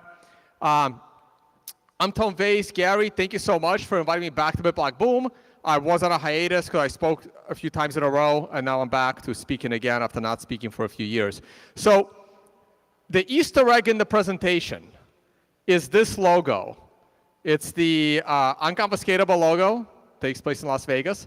When you see it in the slides, that's one. So you count how many times this logo appears. I'll help you guys with the first one, and then you guys will have to add them up. It's also make sure that people pay attention to the slides. All right. So my presentation today is the bullish case for Bitcoin. Most of my videos are about the price of Bitcoin, and I'm going to stick with that for this presentation. Here's the entire history of the price of Bitcoin up until a few weeks ago. I don't have that last drop. I'm trying to forget that it ever happened. And the most recent one, oh man, the bull market has to start soon. So the presentation is going to be about. And let me get that out of the way there. And when I started this presentation, I started doing this presentation around 2015. It was different. I always alter it, but I always have the price history in the background. So it's awesome to watch the chart just go up and to the right, and eventually it will be further up and further to the right. And so I'm going to go through all of the major, I guess, memorable reasons for me personally that caused the price of Bitcoin to jump up each step of the way, and also some of the reasons that created some of these tops that we had in Bitcoin. So from the very beginning, we're going to go over to Australia, and the very first time Bitcoin was mentioned as a use case was when Satoshi mentioned it as potentially taking donations for WikiLeaks, okay? And that jumped the price to about 10 cents. And by the way, this is your first hint. There it is. There's the logo. It's going to show up a little bit differently all the time. But count how many of these you see as the presentation goes on. It's about 100 slides. And I only have 21 minutes now, so here we go. The next major use case was, of course, Silk Road. Silk Road helped bump the price to a couple of bucks. And then thanks to our very own Chuck Schumer over in New York, he helped bump that price all the way to $30 when he went on TV complaining about Silk Road. In an amazing feat of 60 seconds, he taught people to buy their drugs online with Bitcoin using Tor, a feat that has never, ever been conquered, by the way. He managed to do it in 60 seconds. It was absolutely incredible. And this brings us all the way back to 2013. And for me personally, this is what gotten me thinking about Bitcoin. I heard about it from Max Kaiser back in 2011, 2012, watching RT, but that didn't do it. It was the Cyprus banking incident in 2013. How many of you remember that? When the government simply decided to confiscate 50% of everyone's money in their bank account above 100,000 euro. It wasn't exactly 50%, it was 47.5%. They wanted to, be under that 50 mark. And that made me realize that you need to store your money in something that's unconfiscatable. And that's how the whole idea of unconfiscatable came about. I ended up getting the domain and then eventually did something with it. So, wait, let me get that out of the way. And unconfiscatability is super important. Besides what happened in Cyprus, also in general, the concept of civil asset forfeiture has actually confiscated way more money than criminals and burglars have. It flipped it in 2014. In 2014, the government confiscated $5 billion, and robbers and criminals had only stolen about $4 billion. And that ratio is only going up. It's just hard to get statistics. The latest statistic I have is since 2000, the states have confiscated almost $69 billion that the authors were able to find, the researchers, and that's not even every state publishes this data.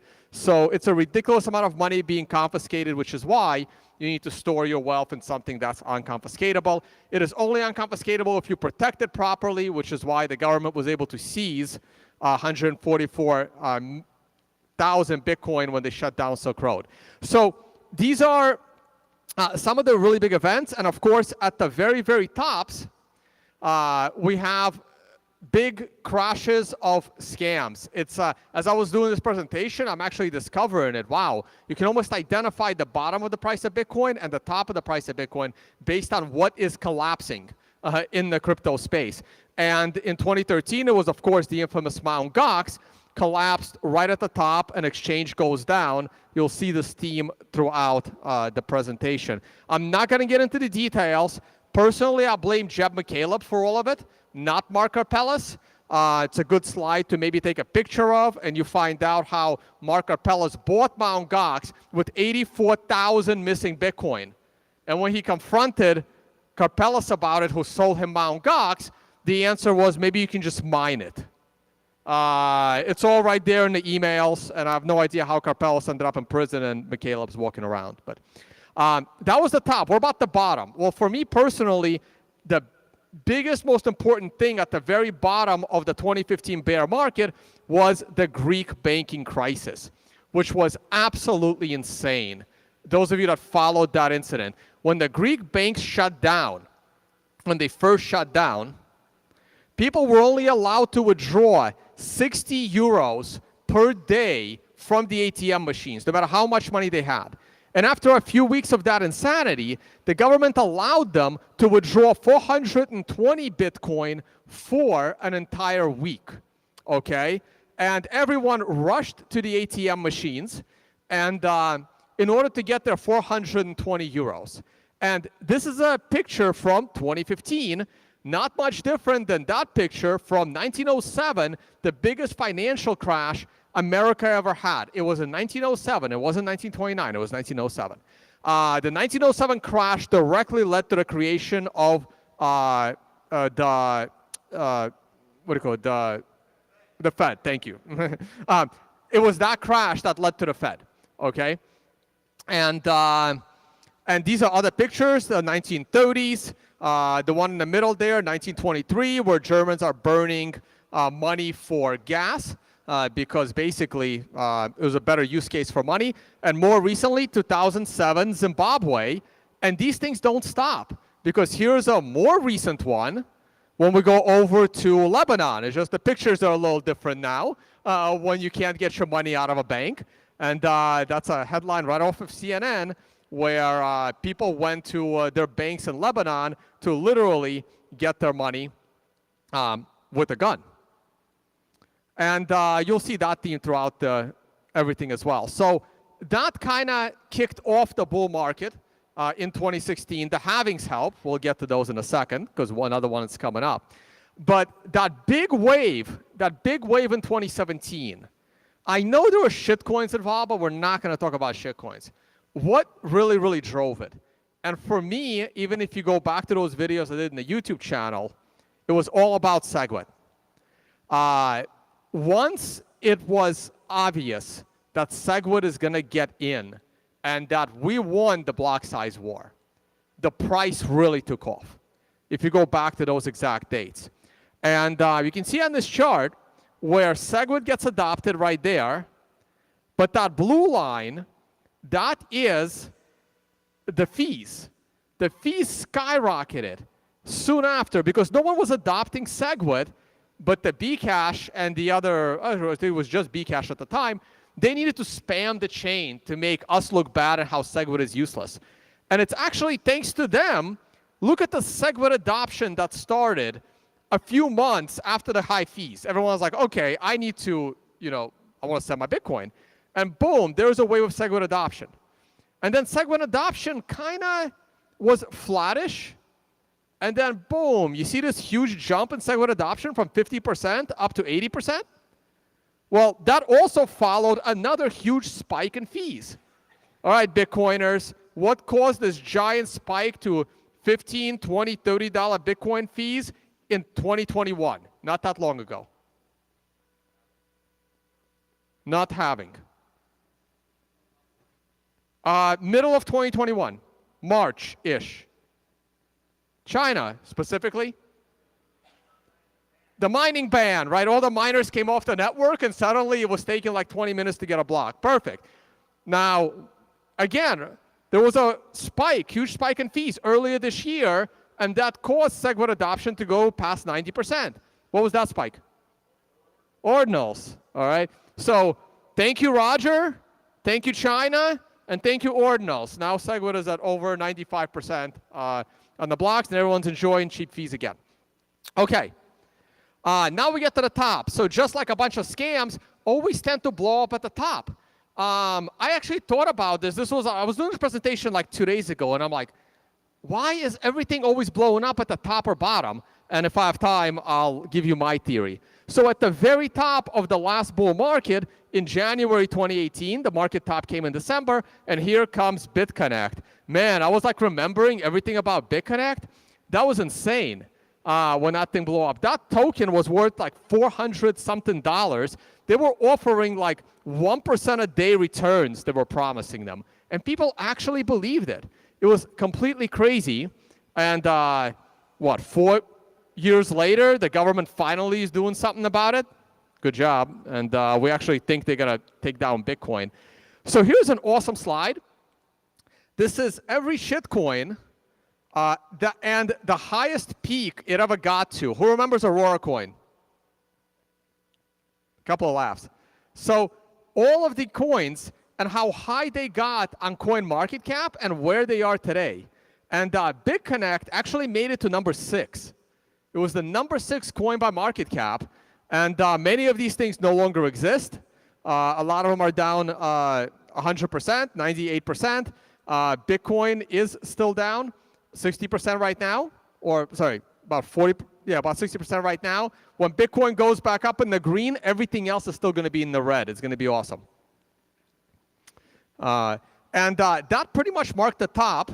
But then there was a secondary top. There was another top in 2019 where Bitcoin just went up to 19,000 real quick. And once again, another Ponzi scam is blowing up right at the top. Helps drive the market up, and then it helped drive the market down. This was, of course, the Plus token, which didn't get a lot of attention in the US, but it was huge in China. It was $3 billion, and it was all about Bitcoin. They were actually using Bitcoin, unlike FTX, who never apparently held a single Bitcoin. But in this case, they really were using Bitcoin. And as it was collapsing, people were making excuses. And great comment over here, if I can read it. Now that Bitcoin's collapsing, while it should be going parabolic with the world financial and civil turmoil, do you understand your money is gone? They are dumping your stolen coins at a rate of $1 million every few minutes on Binance and causing the collapse of the crypto market. You people are just too stupid to realize how stupid you are to think crypto can pay interest. And of course, this is around the time when Celsius launched. But that was a great comment from earlier than that. And then another thing that marks like the very end of markets tends to be blow-ups of hedge funds. Unfortunately for one of these, it was friends of mine, but over at Adaptive. But that crash, the COVID crash, was really, really painful, and hedge funds tend to crash. And after the next top and bottom, I'm going to give you my theory as to why things tend to do that at the very end. So great for us Bitcoiners.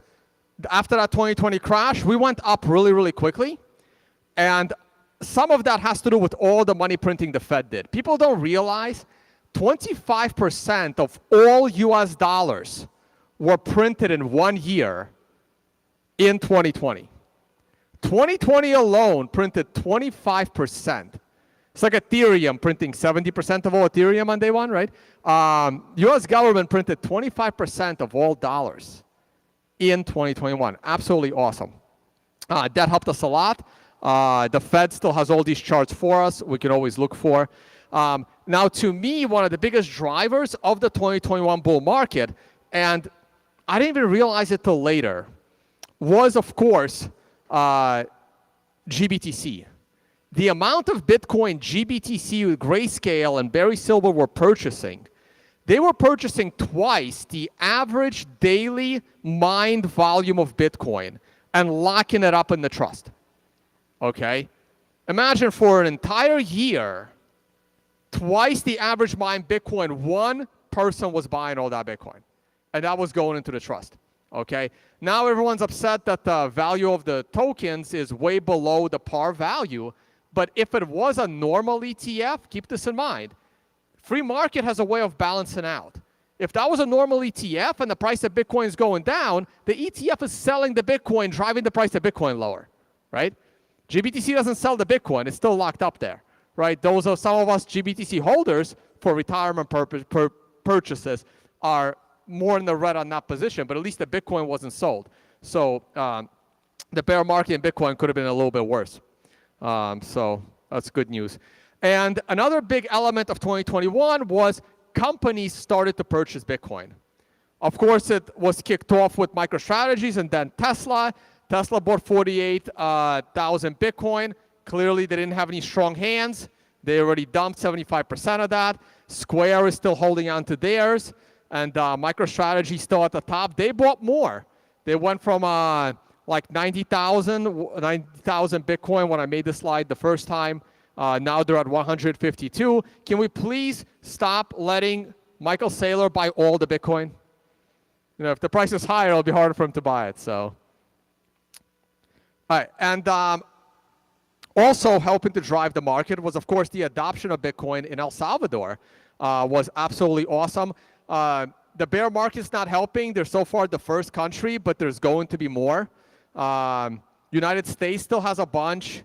I'm not sure about that Ukraine number, but they're not holding Bitcoin for the right reasons. You know, they're holding them because they stole them from people. El Salvador confiscated them from people. Better coin securities needed. But El Salvador got it properly. Okay, and wow, I only have 6 minutes left. I have to speed it up.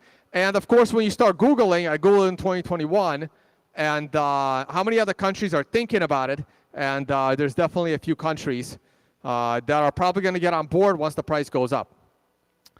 Now, let's talk about a few more factors that are really, really critical for Bitcoin's history. Of course, we all know about Canada and why Bitcoin is so important. And this, I'm going to go through these slides a little bit faster now. And these are my use cases for Bitcoin and what's going to drive the price significantly higher. The confiscation of wealth, again, unconfiscatability. When the Russia-Ukraine situation broke out, wealth was confiscated, but guess what? They couldn't confiscate the Bitcoin if you held it properly. And now countries are getting kicked off the global financial system, and that's another reason why eventually countries will have to adopt it. And here we are, the bottom of the bear market. Right near the bottom, Celsius implodes, and a few months later, of course, FTX implodes as well. And this was the last big one. And I'm still waiting on Binance, but that is likely to be the big one. And more recently, once again, the banking stuff, Nigel Farage loses his bank account. You guys are all familiar with that. Okay, so in my last 5 minutes, we're going to go into the future. What do I see going forward? Well, the best time to buy Bitcoin from the halving cycle perspective has slightly passed, but you're still very, very close to it.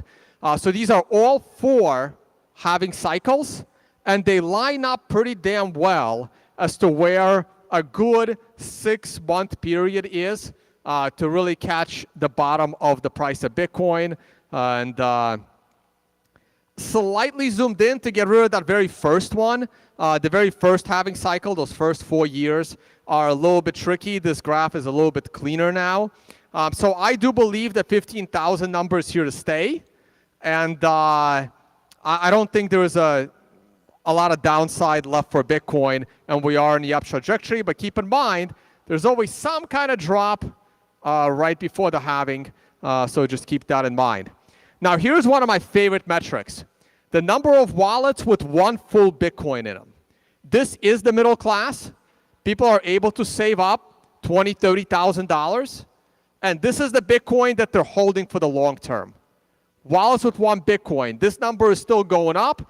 And if you can afford 1 Bitcoin, you can probably save and afford 2 Bitcoin at current prices. Okay? So this is an incredible metric that takes Bitcoin off the market. Another favorite metric of mine is lightning capacity, but it's gone down. This is probably what just contributed to a bit of a price drop.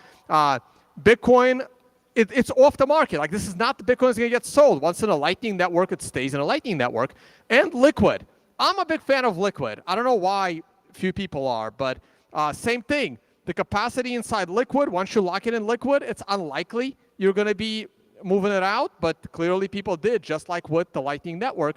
Same thing with Liquid.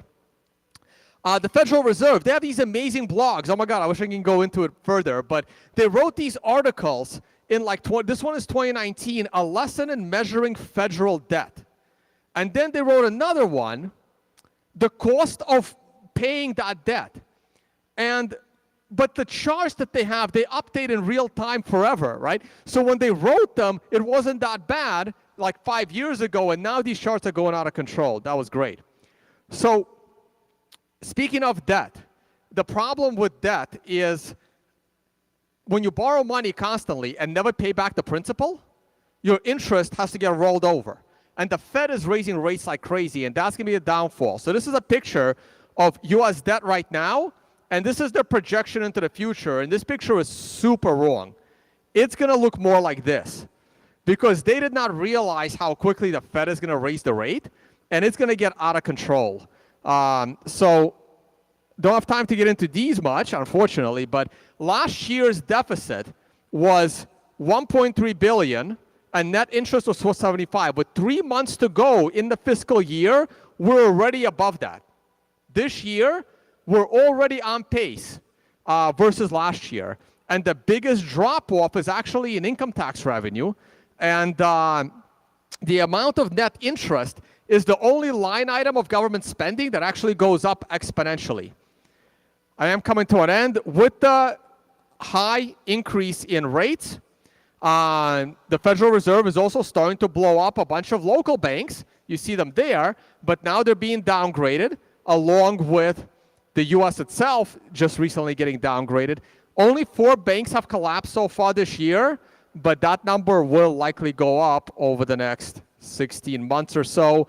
And the banks are still in trouble, and they really need that excess liquidity that was recently provided to them. Oh, crap. I got to go through this in 1 minute. That's fine. What about the macro factors? Those are the U.S. factors. My biggest macro factor is the collapse of the European common currency. That's still my biggest factor for driving people into Bitcoin when each country in Europe will eventually go back to their own currency. Now, I could be wrong on this. I always thought that each country would look out for their own interest.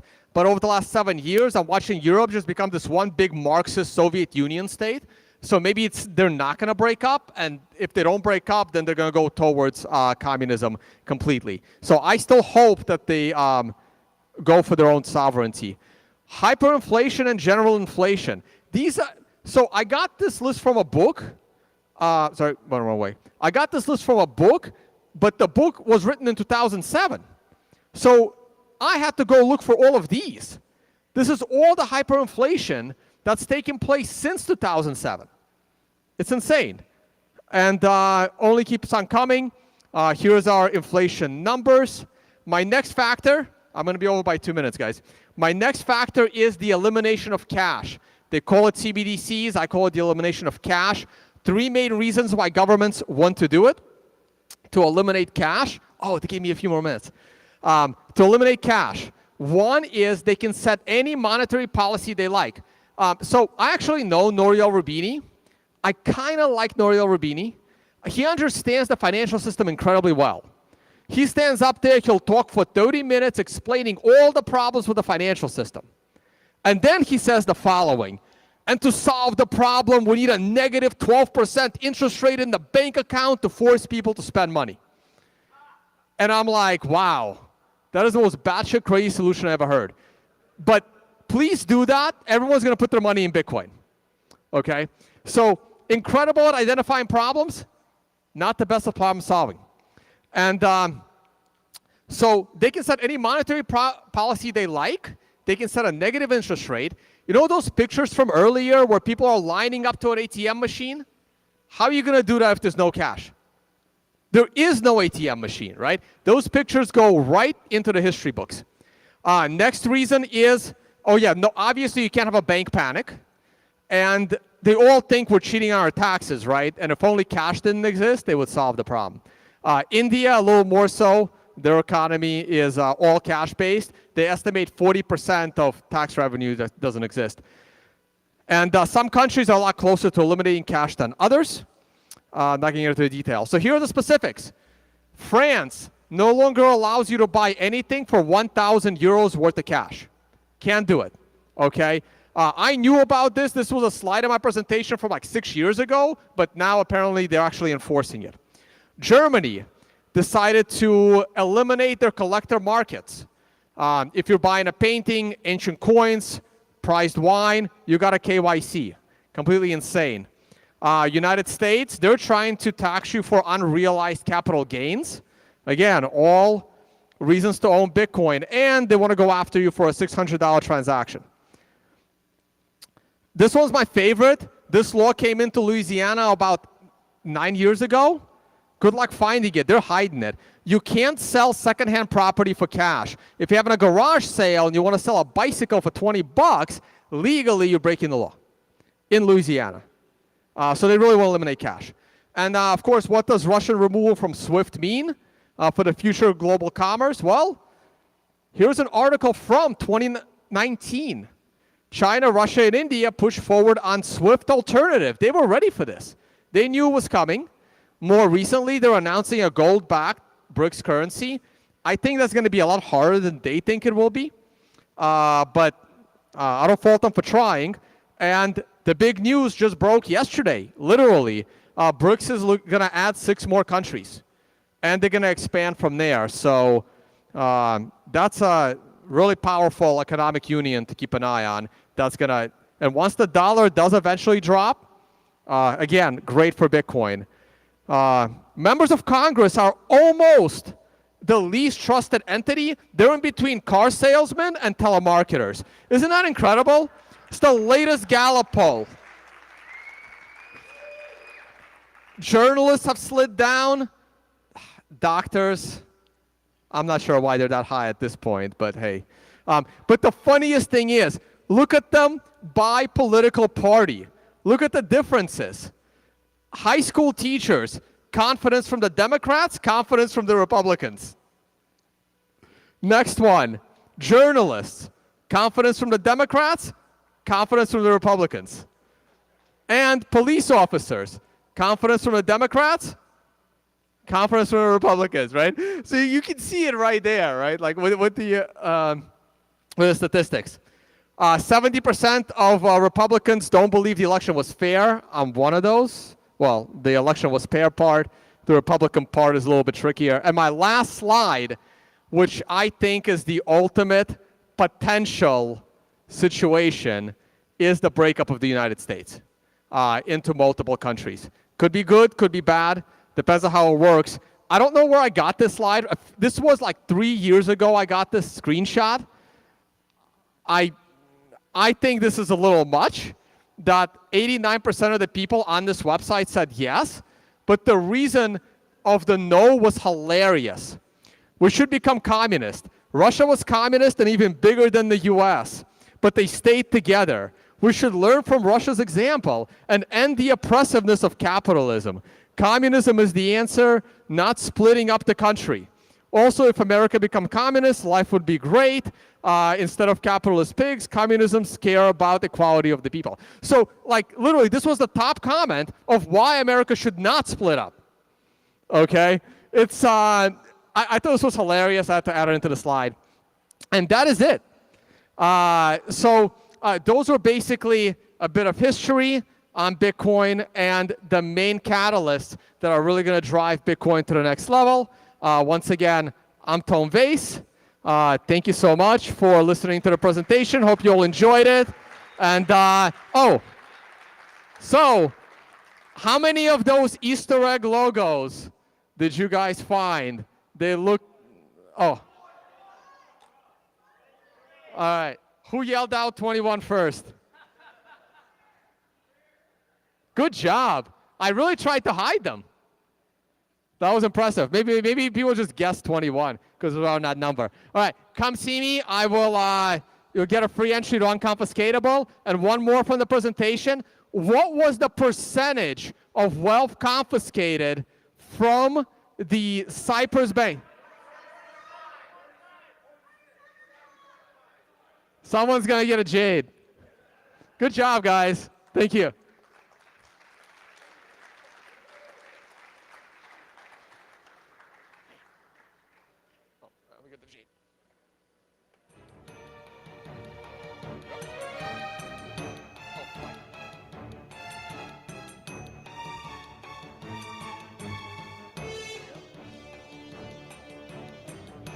Hi, everybody. Check, check. All right. So this is a little bit of a roundabout introduction, but I promise there's a point to it. For hundreds of years in the West and in other parts of the world, when we wanted to see something really shocking, really outside the box, we would go to see the freak show at the circus. And you would see genetic anomalies, accidents, guys who are 7 feet tall, guys who are 3 feet tall, all sorts of things like that. Probably the worst aspect, if you've ever read, I know a lot of you have read your Ayn Rand. She wrote an essay called The Comprachicos, and it is about this group of guys in medieval Europe who would deliberately deform children just so they could put them out on the street to beg or sell them to the circus or something like that. So today we recognize that in most of the world is pretty horrific. We don't do that anymore, or we think we don't, but there's a channel called TLC. And some of you may watch that channel, to your own shame, but they're famous for things like, you know, my 900-pound grandmother thinks she's a werewolf and all kinds of garbage like that. But it is a modern freak show. What some of you who aren't old enough might not remember is TLC used to mean the Learning Channel. And you could actually watch the Learning Channel and learn really cool things. Growing up, it was great. You had everything from, you know, hard sciences to all kinds of history. You could watch stuff with fighter jets. It was a cool channel if you were a 12-year-old boy. My favorite show on the Learning Channel was called Connections. Connections was hosted by a British, wow, we have a fan over here. Connections was hosted by a British historian of technology named James Burke. And he was an incredibly gifted storyteller. And what he would take you through is the history of invention and technology, not as these little discrete data points and you're just memorizing timelines and dates, but instead became a storyteller. And in telling that story, instead of a timeline, it was really a web. You started to see how everything was interconnected. And you'd see, you know, this led to being able to do this, and this led to be able to do this. The most interesting ones were things where someone looked back at what somebody did a few years before that had nothing to do with their own field and said, wait a minute, what if I take that and I put that in here? When I started to learn about Bitcoin, you can understand why a lot of that sounded very familiar. But he would do things like stand in a German town square under an ancient gas lamp, not ancient, but a 200-year-old gas lamp, and say, today we're going to learn how keeping these lamps lit led to a medicine that everyone in this room has taken. And I won't tell you how that goes, but some of you might be able to figure it out. It's a very, very interesting story. So I was reminded of connections the first time that I read Nick Badia's Layered Money. Of all of the technologies that underlie our world, it's probably fair to say the most ubiquitous is money. There's nothing or virtually nothing that doesn't have some component of money, of the financial system that's involved in it. But it's almost like the curvature of the earth, where it is so big, so ubiquitous, that at ground level, it's invisible to most people unless you really specialize in that. You don't even think of it, it's there, it's like gravity. But layered money really has made that visible. It's shown the building blocks of the modern finance system, taking you from the ancient world and trade and earlier forms of money into the extrapolations from that money, from food into precious metals, into paper script, and the modern financial system we have today. And you can really see how a lot of that interconnects, how this idea led to this idea.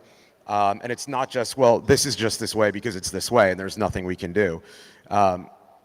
Also, it has a really excellent explanation of Bitcoin in that paradigm, where it fits in, how it is sort of, the next step, but also how it subverts that paradigm and how Bitcoin is a successor to those layered monies. If you think that for a book to be a really powerful, great book, it has to be a 10-pound doorstop like the Yellow Pages, layered money will change your mind on that. There is really a lot of power in being able to communicate clearly, concisely, briefly, and in a way that really goes, oh, I had no idea that it worked that way. And even people who are in that field may find it that way. So layered money is not just an incredible addition to my bookshelf, but it's also become an addition to the bookshelf of many of my pre-coiner friends and relatives, whether they asked for it or not. Amazon, somebody there is going, why is this guy ordering so many copies of this book? But I send it to everybody. I think it's fantastic. When I was asked to introduce Nick, I thought that was great because I don't have to go, I don't really know what this guy does, and I'm going to have to act like he's really cool. I'm a big fan. I am a big fanboy of Nick Badia, so that's great. You can also find Nick's writings at Substack. It's called The Bitcoin Lair. So check out The Bitcoin Lair. He has a newsletter that you can subscribe to and get updates all the time on what's going on with Bitcoin. Nick is also an adjunct professor of finance at the USC Marshall School of Business.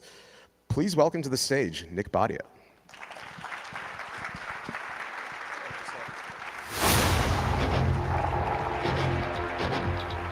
Thank you, everyone. How are you guys doing today? It is wonderful to be back in Texas, and once again, I'd like to thank Gary and Kathy Leland for putting on an amazing weekend. It always brings a lot of great people together. Now, my talk today is called How the Eurodollar System Affects Bitcoin. And I will be honest with you, I named the talk long before I put together the talk because they had to put it on the website. So, but I knew that what I wanted to talk to you guys about today was the Eurodollar system. It's something that is a core part of my research. I feel like it's misunderstood. I also feel like the Eurodollar system and knowledge about it has reached somewhat of a level of mainstream understanding nowadays, where, and for those that don't know anything about the Eurodollar system, Eurodollar means a dollar that is held at a bank that is not in the United States, also known as an offshore dollar. Now, people understand, I think mostly in the financial press and financial media, that the Eurodollar system is an offshore dollar system that has been a problem and that people are trying to find a solution to. But the history goes way beyond some of the more mainstream narratives about it. And today I want to get into a little bit of that. It is widely accepted that one of the first examples of offshore dollar storage was done by the Soviet and Chinese communist governments in the 1950s. The action was a reaction to a gold seizure of Yugoslavian gold in New York during that time. And so the communist governments of USSR and China both decided to start storing dollars in Europe.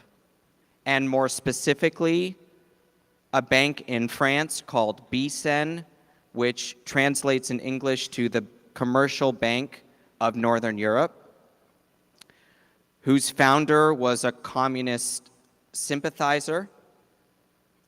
And so from that point on, dollars held in Europe for the express reason of not holding them in the United States for political reasons, a Eurodollar system was born. Now, people know that story mostly, that dollars started because of this geopolitical Cold War era dynamic. But that is not the whole story, especially because if you think about a financial system is not just about storing money. It's about shifting money through time via lending markets and interest rates, the time value of money. And just because the Russians wanted to store dollars in Paris doesn't make a Eurodollar system. That's just a parking spot for dollars outside of New York. The story that people don't know as well is that in order to get money to be lent outside of the United States, but in dollar denomination, it took an effort by somebody, some institution, some government, some bank, somewhere. The widely accepted narrative that dollars were the new currency because of Bretton Woods in 1944, dollars were the currency that needed to be used to fund trade activity and growth in post-World War II Europe. Now, while that is true, there were players in the city of London that made this happen on purpose. So in 1931, the United Kingdom, the British, fell off of the gold standard. I'll talk about in 1971 how Nixon took the US off the gold standard. But actually, this 1931 breakage of the gold standard in England, I believe, is more important to the story. Because at that point, the sterling, pound sterling, fell officially from the status of world reserve currency. The dollar ascended, and now the bankers in the city of London are looking at their home currency and saying, this is no longer the instrument that we should use to do what? What do bankers want to do more than anything else? Make money. And so in order to make money, the British bankers said, we want to use dollars. And so in a very ironic way, the fall of the sterling was actually the rise of the City of London as the international financial center. Because what started happening in London via the Eurodollar system was basically a synthetic dollar world in which British bankers could use dollar funding and dollar creation to speculative attack other currencies, for example. This idea of a speculative attack is decades old and actually originates from the early days of the Eurodollar system.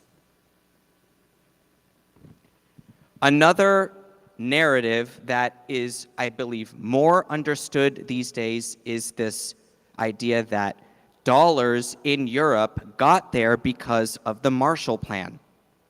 And this is Harry Truman signing the Marshall Aid post-World War II. And so Marshall Aid were dollars that came to Europe to rebuild Europe.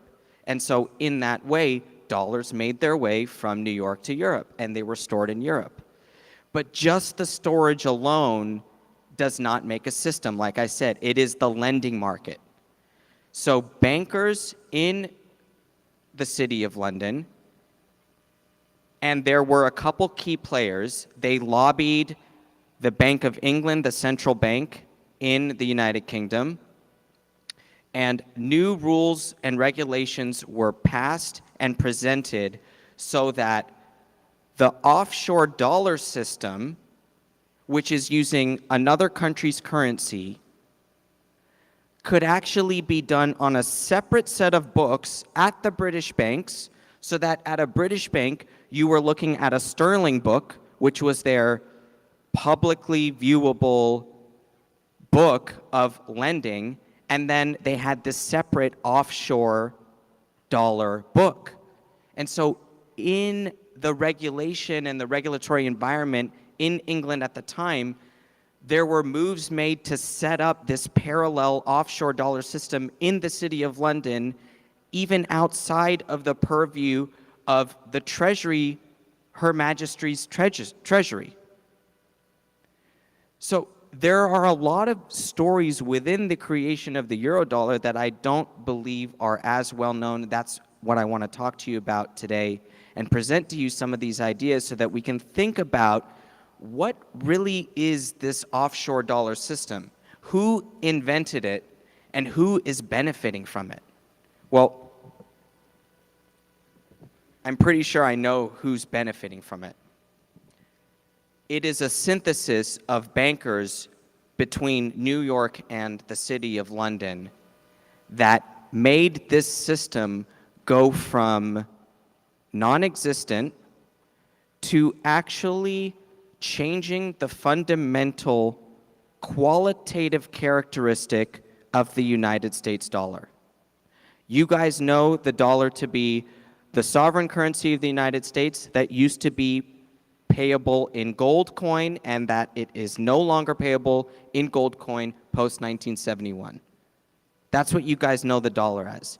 But I'm here to actually tell you that in the 40s and 50s, this Anglo-American banking elite took the dollar and removed its link with the United States whatsoever, because they gave themselves, nobody gave them the power, they gave themselves power to create dollars through the lending market in an offshore way, not regulated by the Fed, not regulated by anybody. The Bank of International Settlements in Switzerland actually started to identify this system in the 60s. And the dollar system that the banks put on in Europe and in the City of London, it removed the geopolitical link between the country and the currency. And so when you see today people saying the Fed prints too much money, that's why the dollar has lost its value, you're missing the point of what the banks have done to the currency in the decades prior to all the money printing in the last 15 years. The money printing of the last 15 years are actually simply a response to the collapse in part of this Eurodollar system that started to unwind in 2007. So there are a lot of narratives that are, I believe, hidden in plain sight. And blaming the Fed for the destruction of the value of the dollar as Bitcoiners is very incomplete. I'm not letting the Fed off the hook here. Understand that. And also, I believe that the Fed, using agency theory, is basically an agent for the banks themselves anyway. Anybody who's read The Origins of the Federal Reserve knows that it's the banker's bank, not necessarily the country's bank or the country's currency. It's the banker's currency and the banker's bank. But the return to laissez-faire money that was actually put on hold with this idea of the Bretton Woods system, which was a mandate that the dollar had to be worth this amount of gold and that other currencies had to be worth this amount of dollars. That's not a free market for money, the Bretton Woods system. The Anglo-American bankers identified that. They also said, we want to go back to free money. And they said the dollar is the perfect instrument because we can do this whole new offshore system in Europe outside of the Federal Reserve, outside of the US government, and we can basically co-opt the dollar for ourselves. And what started happening once we went to laissez-faire money, and this is before the fall of the gold standard in '71. So in the 60s, you started having the invention of hot money. If you guys have heard the term hot money, it's a term to use to describe money that is created very easily at a low interest rate that can be used to invest in other assets and drive up the price of other assets. Well, hot money was used to speculative attack currencies. Banks took too much leverage because of the new ability to just borrow synthetic dollars offshore, and you started to have banking crises, all before 1971.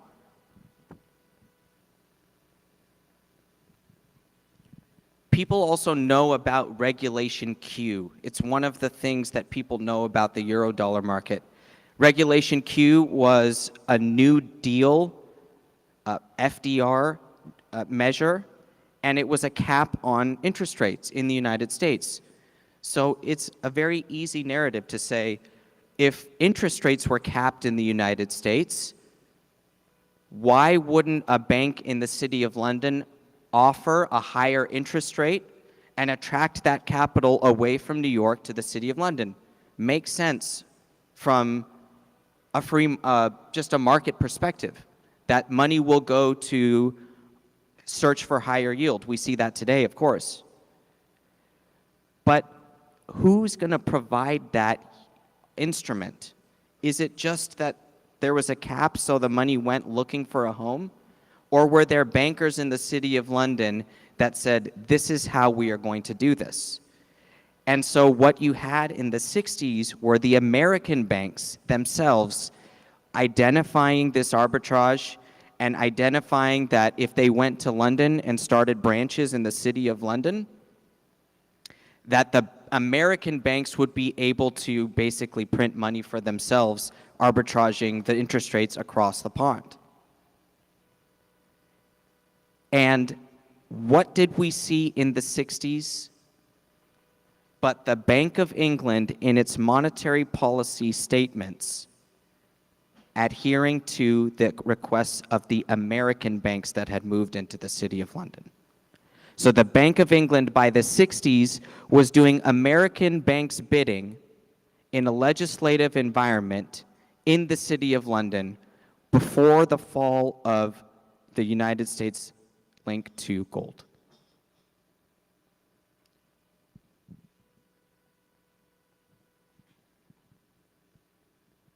This guy. This from 1971, this is what we associate with the fall of gold, is Richard Nixon and the closing of the gold window.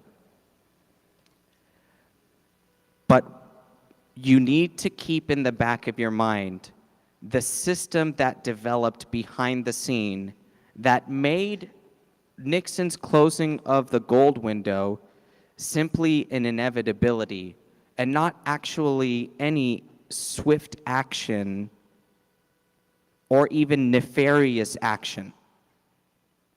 It was just one of desperation and out of options. There was nothing that could be done to prevent the depletion of the United States gold stock at that time, running into the late 60s and early 70s. There was nothing that could be done. And every day that I continue my research in this realm, I believe that the euro-dollar system is the primary culprit, in that dollars no longer had a link to gold long before this moment because of what the bankers did to the dollar in the 40s, 50s, and 60s in the City of London.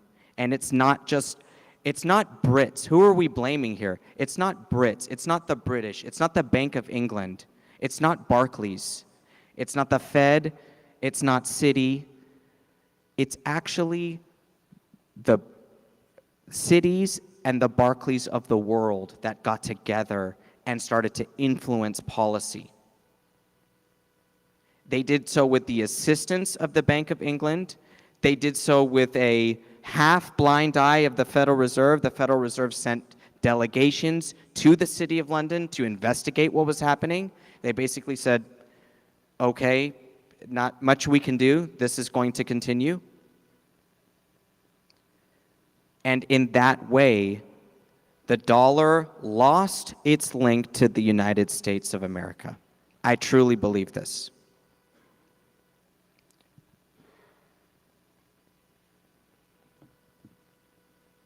This is a headline from 1931. We think about 71, but I think that 31 is a date that we should have in our minds when money really started to break from gold. FDR's seizure executive order was around this time as well.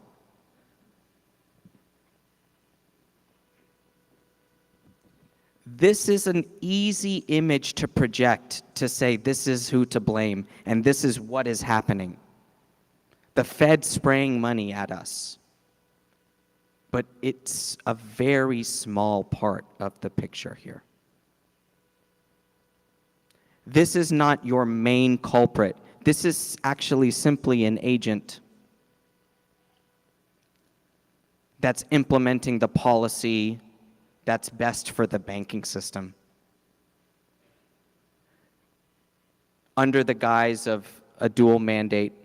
Because when we look at when the Fed actually started to raise rates this cycle, it was long after inflation was clearly an issue. So try to read between the lines when we're looking at what the Fed is doing, or even blaming the Fed for the dollar's problems. It's not the first place you should look. It doesn't mean you shouldn't look there, but it's not the first place you should look. The first place you should look is here and here. So change your mindset away from the Fed has ruined the dollar.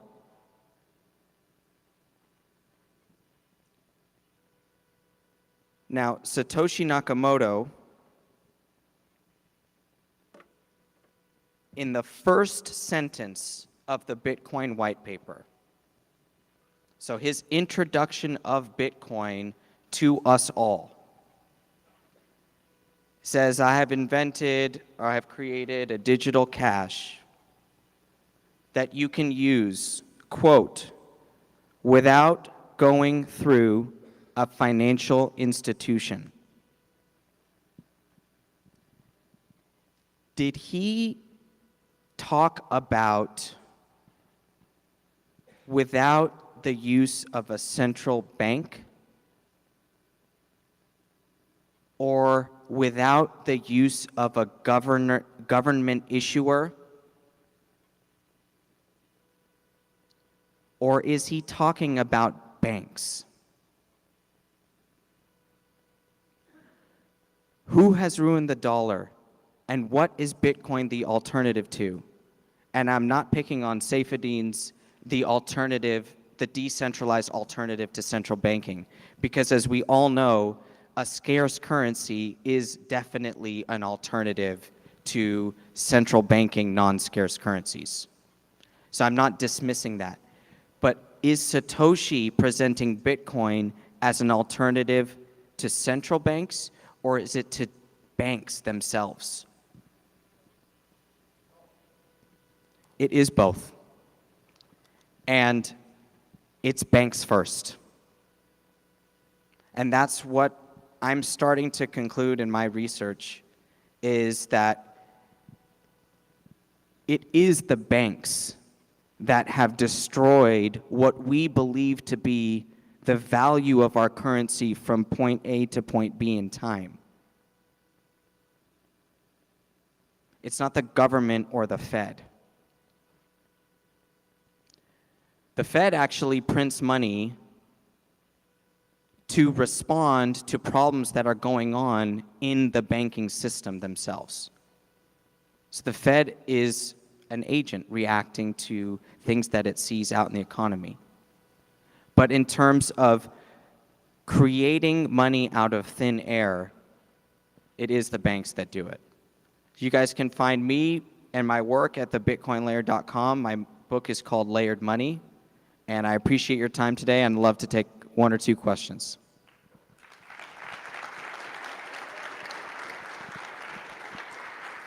Thank you. Yeah.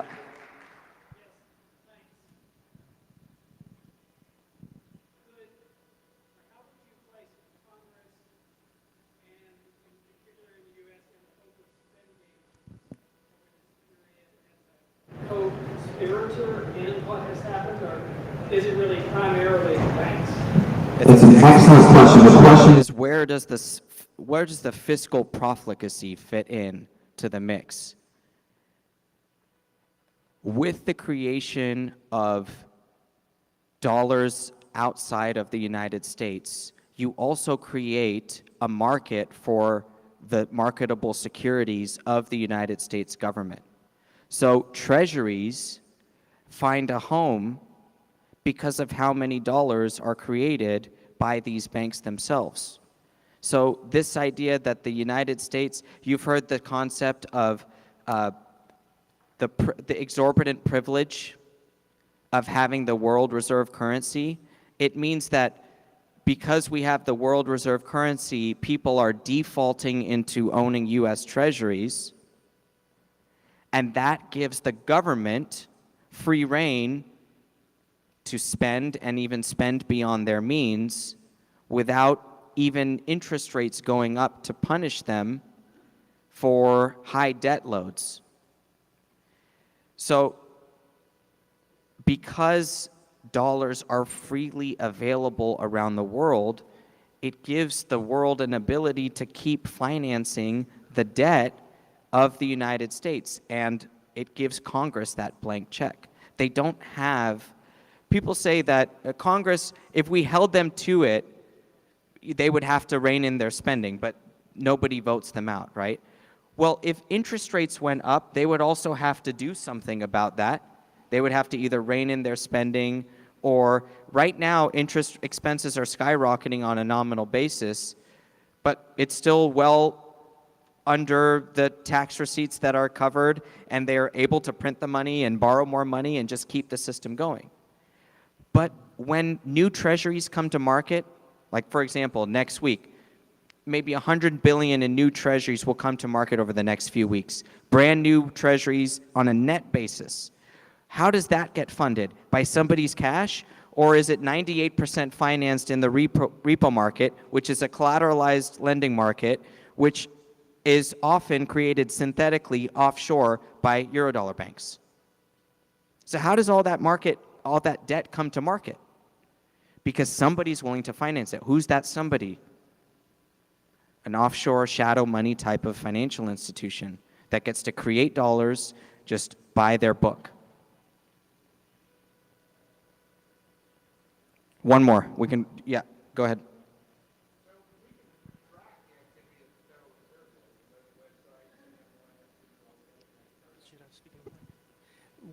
where do you go to track the activity of the Eurodollars and its impact on our money supply? Great question. So in the 60s, the BIS, Bank of International Settlements, said, we're not really sure how to track the nominal size. And it in part has to do with this idea that in the City of London, there were regulations that allowed these books to be separate from each other. Now the Bank of International Settlements produces research that identifies the dollar deposits held in non-US banks and actually gives us a nominal amount. It's somewhere between 10 and 15 trillion dollars as we speak today. But that number is only a fraction, because what we really have to think about is the power to do FX trades. And the power to do FX trades means that if I'm swapping $1 billion for $1 billion worth of Japanese yen, that $1 billion never has to exist. It's just a paper transaction, and the mark-to-market value of the trade is what is sent to and from between banks and banks, or banks and investors, on a daily basis. Now, we also know from the Bank of International Settlements that the total number of derivatives, dollar-denominated derivatives across the world, are north of $500 trillion. And so I hate using those notional numbers because they're so large that it loses relevance. But the answer to your question is that it's somewhere between 10 trillion and 500 trillion. I know it's at least 10. I know it's not 500. But we don't completely know how much, because it's not just dollar deposits. It's repo, which is collateralized lending. It's FX, which is the big one here. The power to do FX trades out of the City of London. That is done in the trillions on a daily basis. 3 to 5 trillion per day is traded in FX in London. That's my time, guys. Thank you so much, and I hope to see you tonight.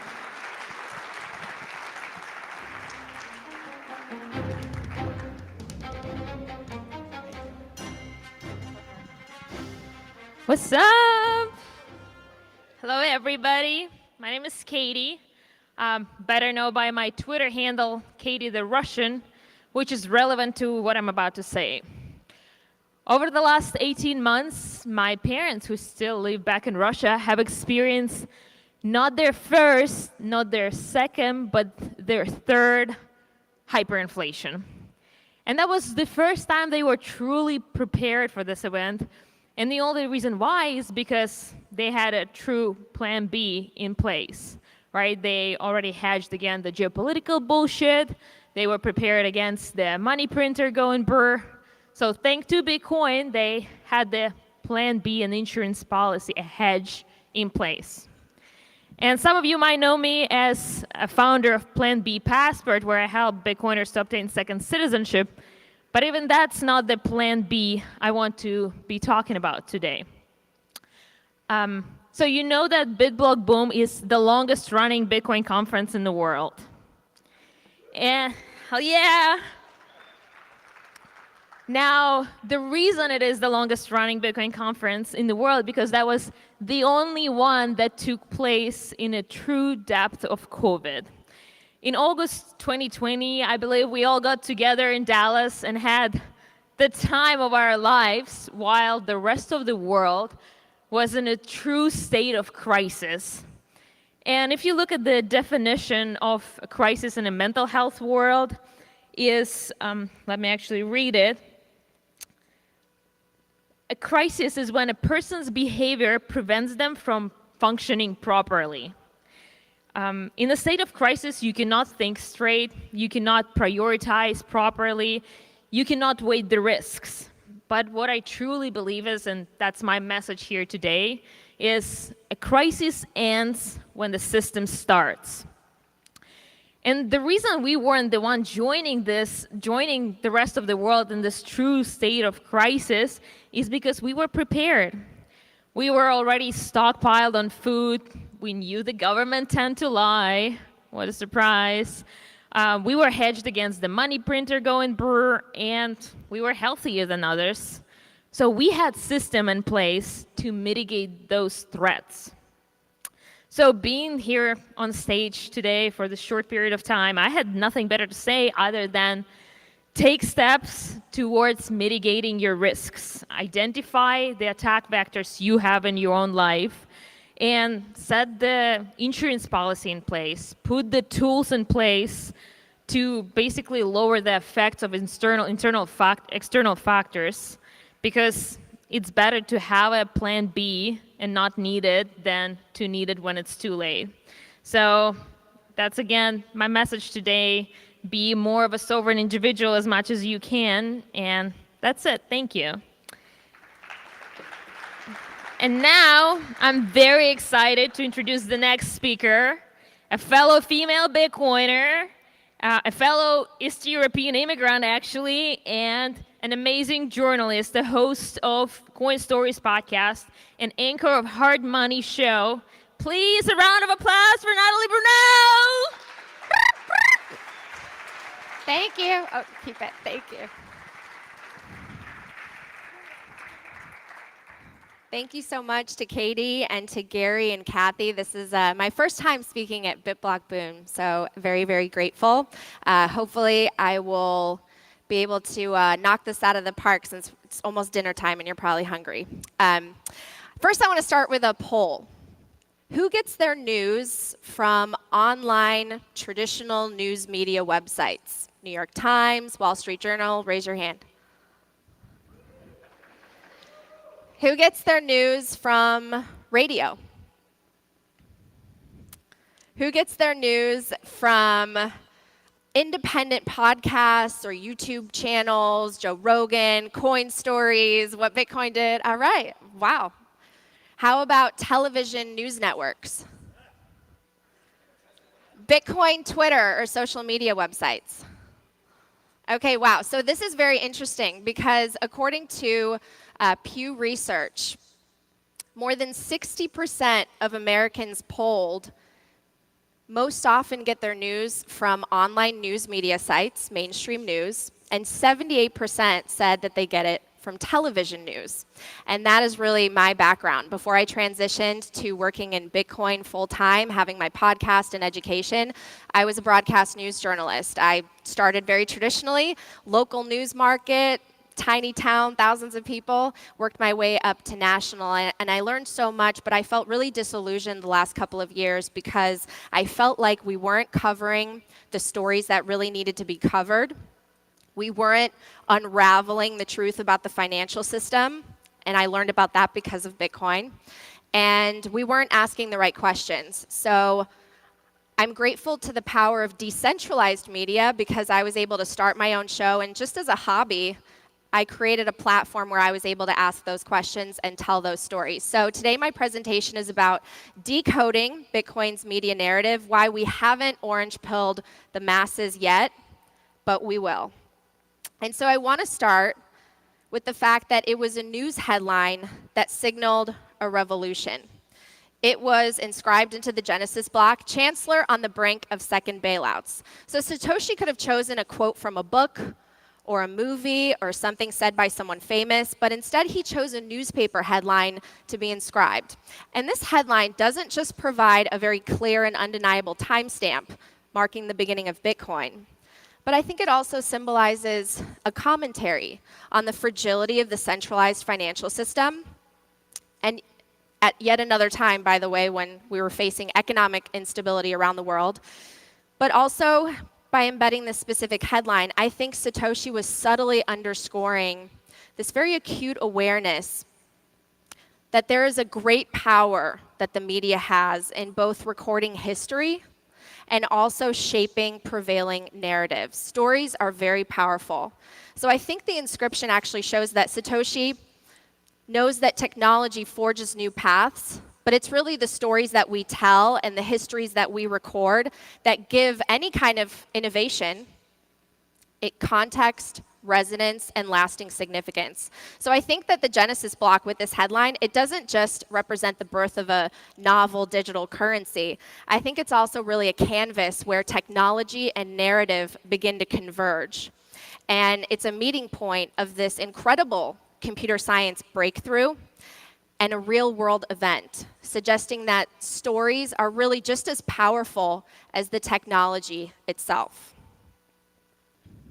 So let's take a look at the evolution of Bitcoin's media narrative, and let's first differentiate between mainstream, mass media coverage and the early mentions in more niche and tech-focused channels. So for instance, the tech website Slashdot featured posts about Bitcoin in July 2010, and that introduced Bitcoin to a lot of tech enthusiasts. Teppy writes, "How's this for a disruptive technology? Bitcoin is a peer-to-peer network-based digital currency with no central bank and no transaction fees." So Teppy was clearly onto something.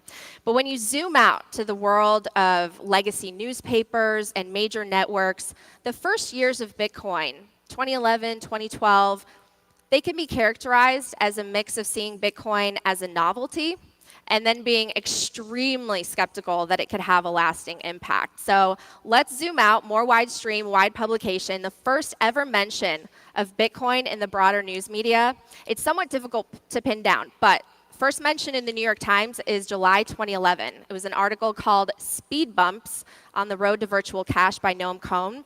And the article delved into the challenges and issues that Bitcoin faced as it started to gain popularity in a niche community, but of course it talked about its volatility and potential regulatory concerns. And we saw the same thing in another early and notable mention, which was The Cryptocurrency, published by The New Yorker in October 2011. That was written by Joshua Davis, and it was really a deep dive into Bitcoin, but also the mystery about Satoshi Nakamoto. And it, of course, once again, it covered the concerns, the ways that it couldn't work, even though it seemed like an interesting revolutionary breakthrough. And I wanted to throw up this quote. Does anyone know who Judith Whelan is by chance? She was quoted in a very early New York Times article about Bitcoin. "A Hungarian woman, 33 years old, who sells pet accessories at the Critter Casual, was persuaded to accept the coins by her husband. I've sold 24 collars, 13 leashes, and 1 pair of disco knickers with Bitcoin. The first order I had was for 42 BTC, which was worth $40 at the time, but now those coins would be worth around 680. Originally, I had a fixed Bitcoin price, but now I do a conversion." Let's just hope that she kept on to her Bitcoin and that she does not have to sell dog accessories anymore. But this is an example of some of the quotes and the coverage early on that was going to change. So, 2013, now we have a turning point. A shift in media narrative. I would characterize this phase as dismissal, FUD, and just outright sensationalism. The stories of skepticism turned way more negative, and the headlines really tried to capitalize on some of the industry's growing pains at the time. It was very, very early, and those growing pains were used to paint a very dark story around Bitcoin. So headlines during this time focused on the volatility, the early crashes. The term Bitcoin bubble began to be used. Bitcoin was framed as a scam and a fad, and it was also associated with criminal activities, especially when the Silk Road was shut down by the FBI. And in 2014, the collapse of Mt. Gox, which was a major Bitcoin exchange. Maybe some of you had exposure there. And it led to stories about Bitcoin's instability and also major security concerns. And it was back in 2013 that Paul Krugman, our favorite economist, wrote the piece, "Bitcoin is Evil," for the New York Times. And I would just like to remind people, he also thought that the internet was a passing fad. But you can see these headlines, just very, very negative. It's the criminal's best friend. It's part of the underworld. And this was much more negative than even the early internet days. I mean, the early internet days in the 1990s, you had news anchors who were just kind of confused about the @ and .com and totally dismissing how it would revolutionize our way of communicating. And Bitcoin had a lot of skepticism as well. So let's turn to television. 2013 is also when Bitcoin started to hit the mainstream news waves on air. And I moved from CNN at the time. I was working behind the scenes in my first job after grad school to local reporting on camera that time. But Bitcoin never hit my radar. I was not watching CNBC, unfortunately. But let's listen to how TV anchors covered Bitcoin starting that time. You can roll the video.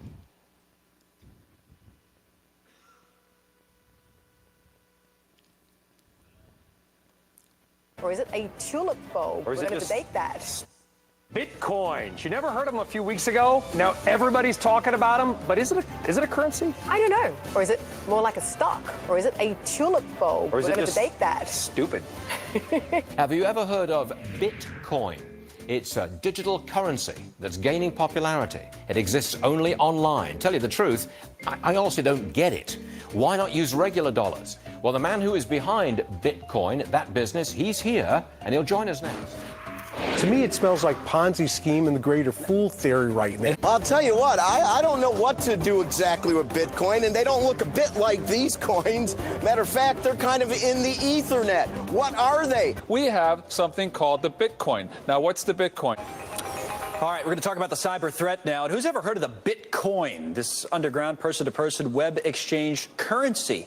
It's anonymous and untraceable, so criminals can trade drugs and guns online with Bitcoin.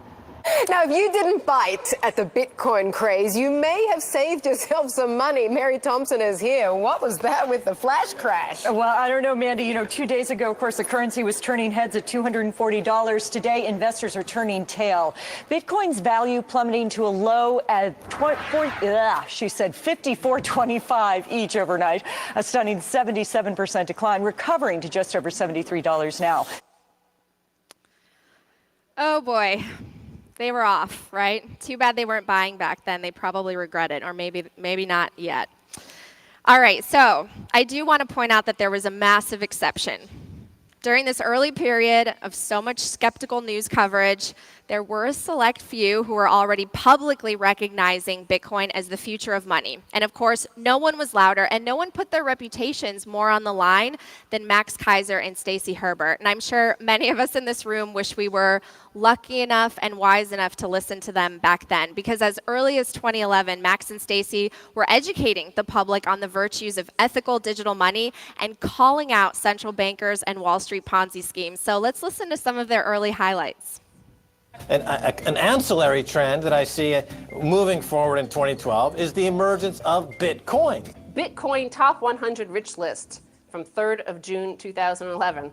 This is fantastic. This is the new Forbes fortune list, isn't it? These are the Bitcoin fortunes. It's pure anonymous, and this is the biggest story of this decade going forward, is the transition from the old way of doing business around the world to the Bitcoin way of doing business, which is purely anonymous. And this is the great achievement of the global insurrection against banker occupation. Bitcoin is the currency of the resistant. Amir Taki, co-founder of BitcoinConsultancy.com. I must say that your show was one of the first to start reporting on Bitcoin, and you actually gave a very, very informative coverage of it compared to the later sensationalist news afterwards. Boy, it feels great to be a Bitcoin millionaire. I'm loving it.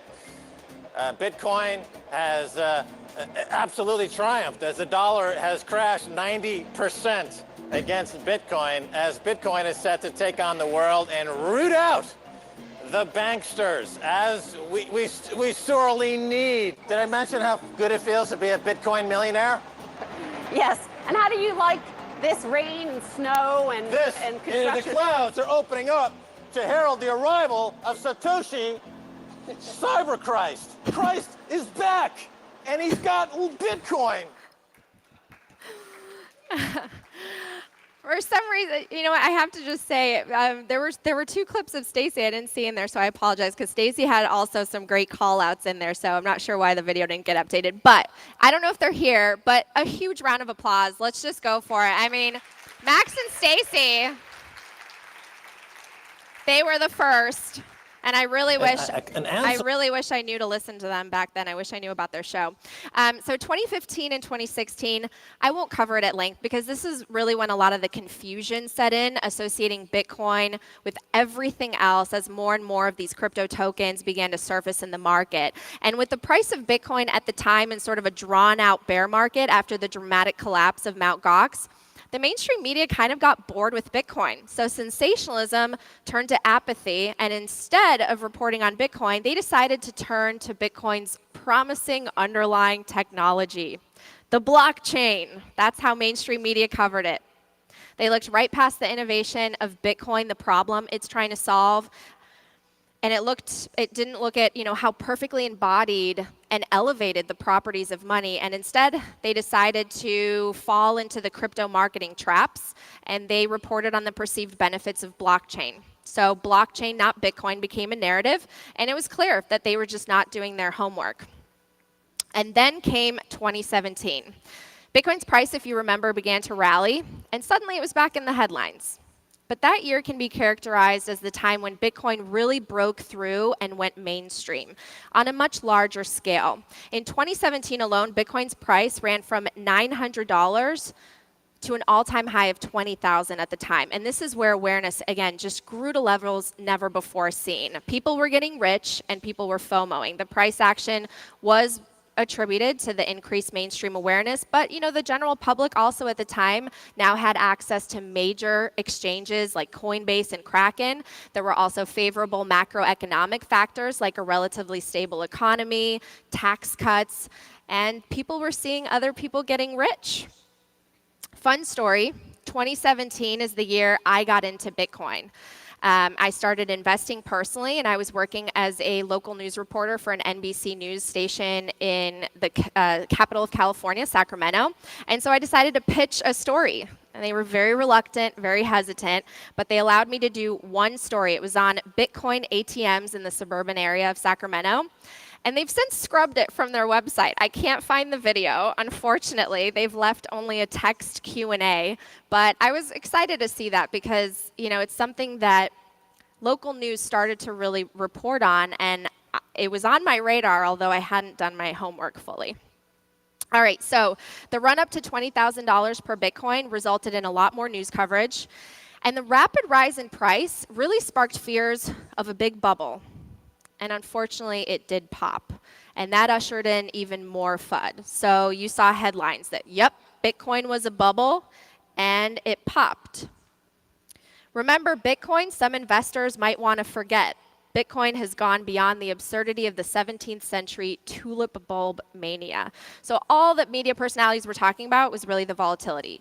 Tulip bubbles, the crash. There were calls for protecting investors from this very risky asset class. And according to BitcoinObituaries.com, between 2017 and 2018, the Bitcoin is dead.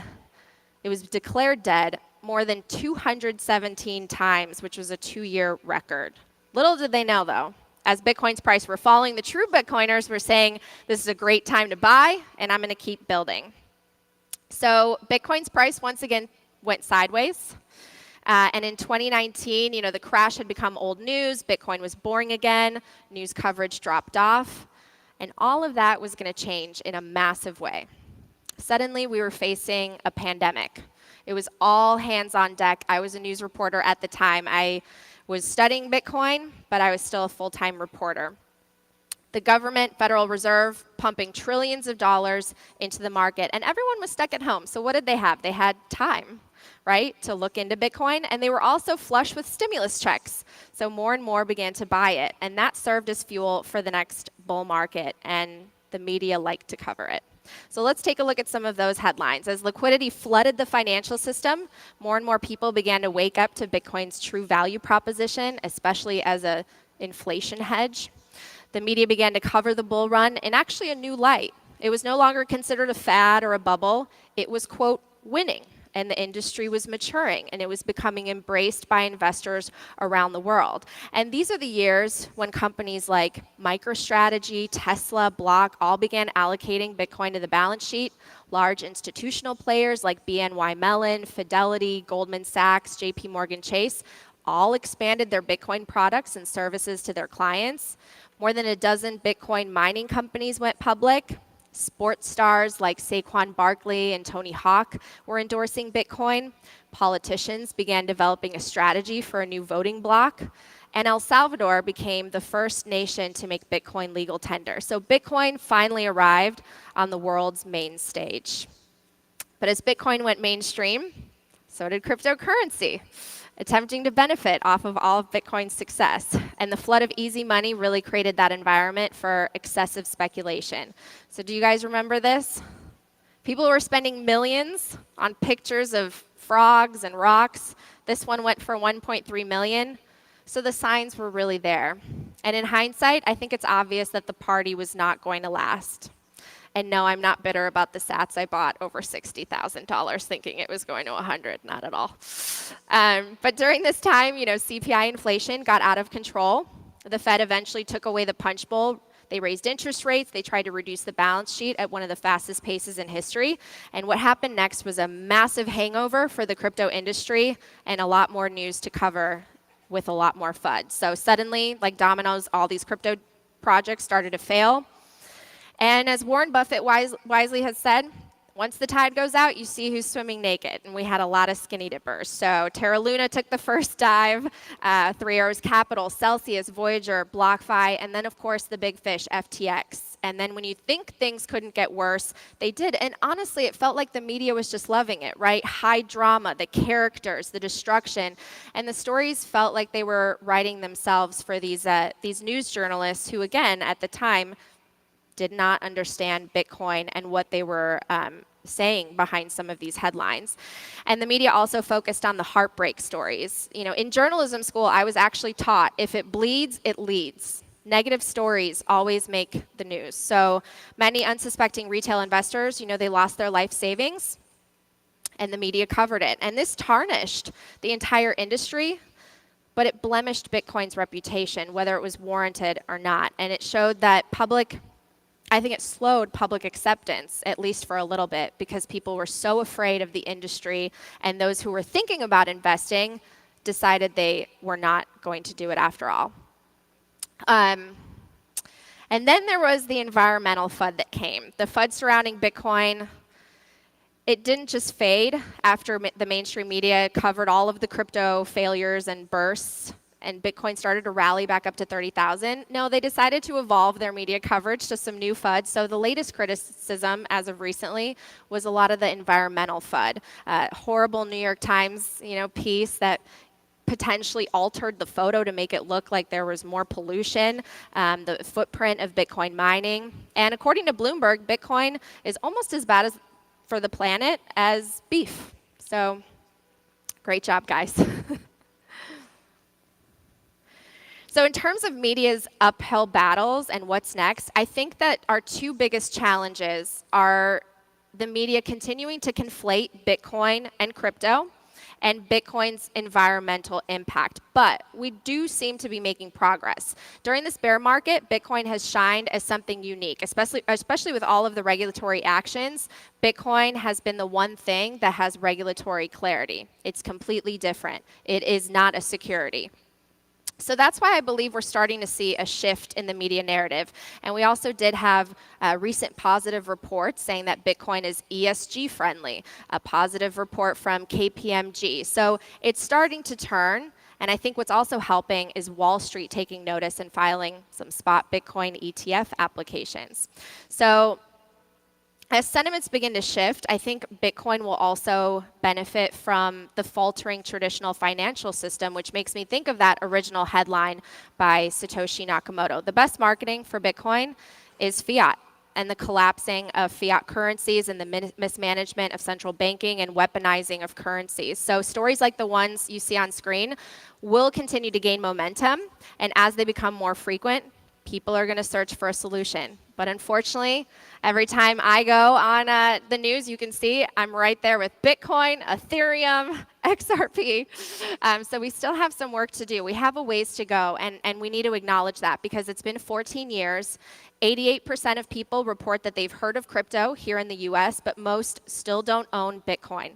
And fewer understand it, really.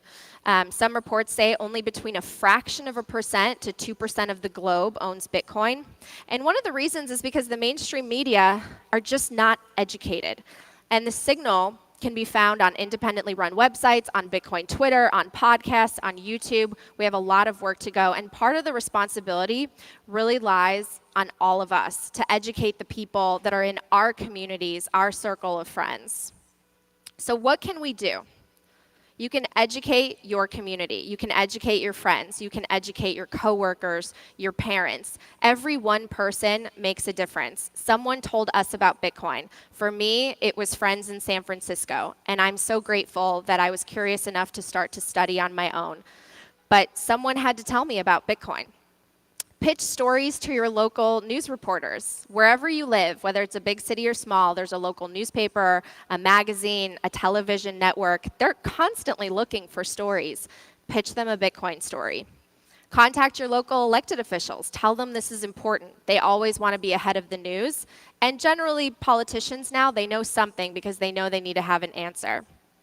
Go to events and bring and invite normie friends. We cannot just be talking to other Bitcoiners. As fun as Bitcoiners are, we need to expand our circles a little bit.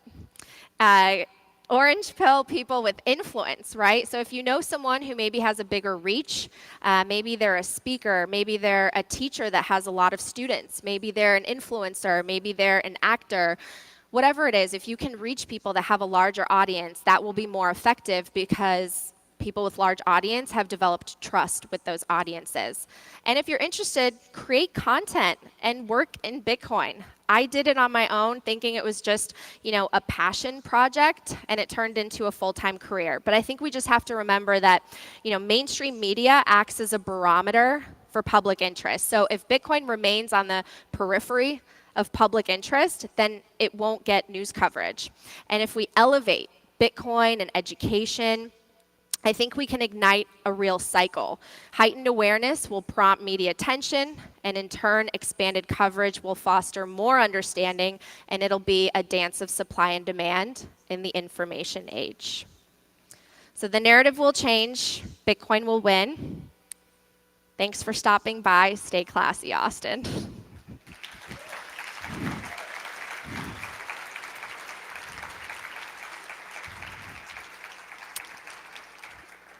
We have a little bit of time for questions if anyone has any.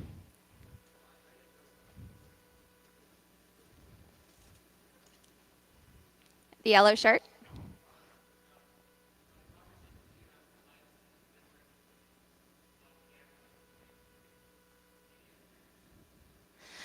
No, they're not. My challenge right now is whenever I get called for doing a news hit, I really, my most frequent stop is at Fox Business News. They seem the most open to Bitcoin. It's generally around something negative happening, a news peg.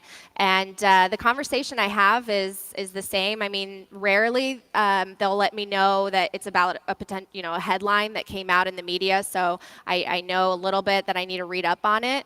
But I keep telling them, you should put Bitcoin on a screen separately. It's different from crypto. And I've offered to do like Zoom tutorials and help them just take my own time, teach them about the difference. But none of them have taken me up on it. So maybe that'll change. White T-shirt with the hat.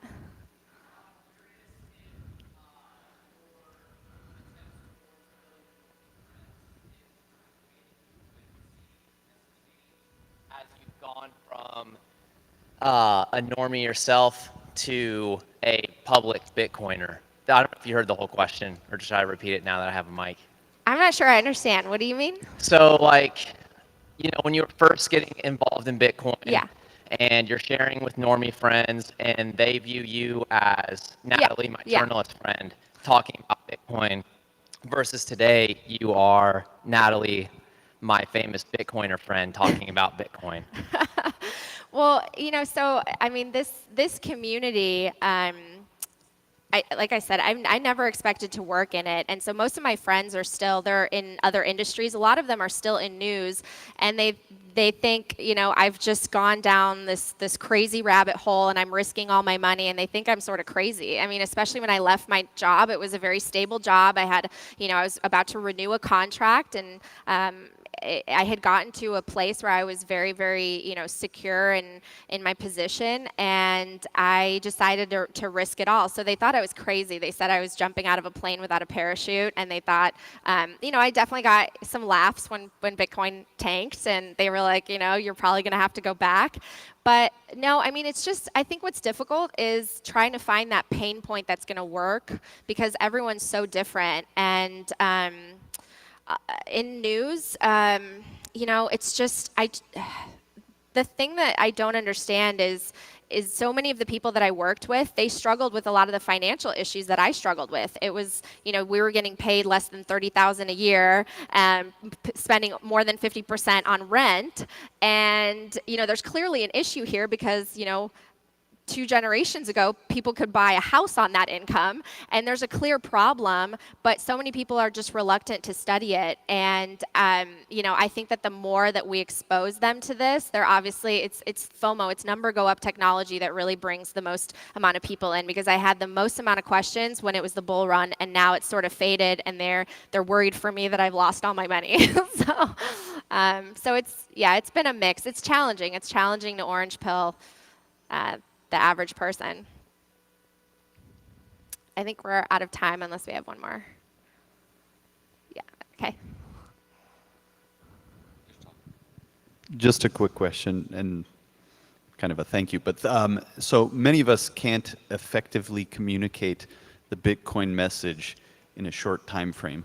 And I've seen multiple clips of you on Fox or other news stations, MSNBC or whatever. And I just want to say thank you, because you do a good job of communicating the message effectively in a very short period of time. And I just would encourage you and hope that you continue to do it. But you may have contacts that you can then orange pill that can also do the same thing, because not all of us are as good at communicating those things.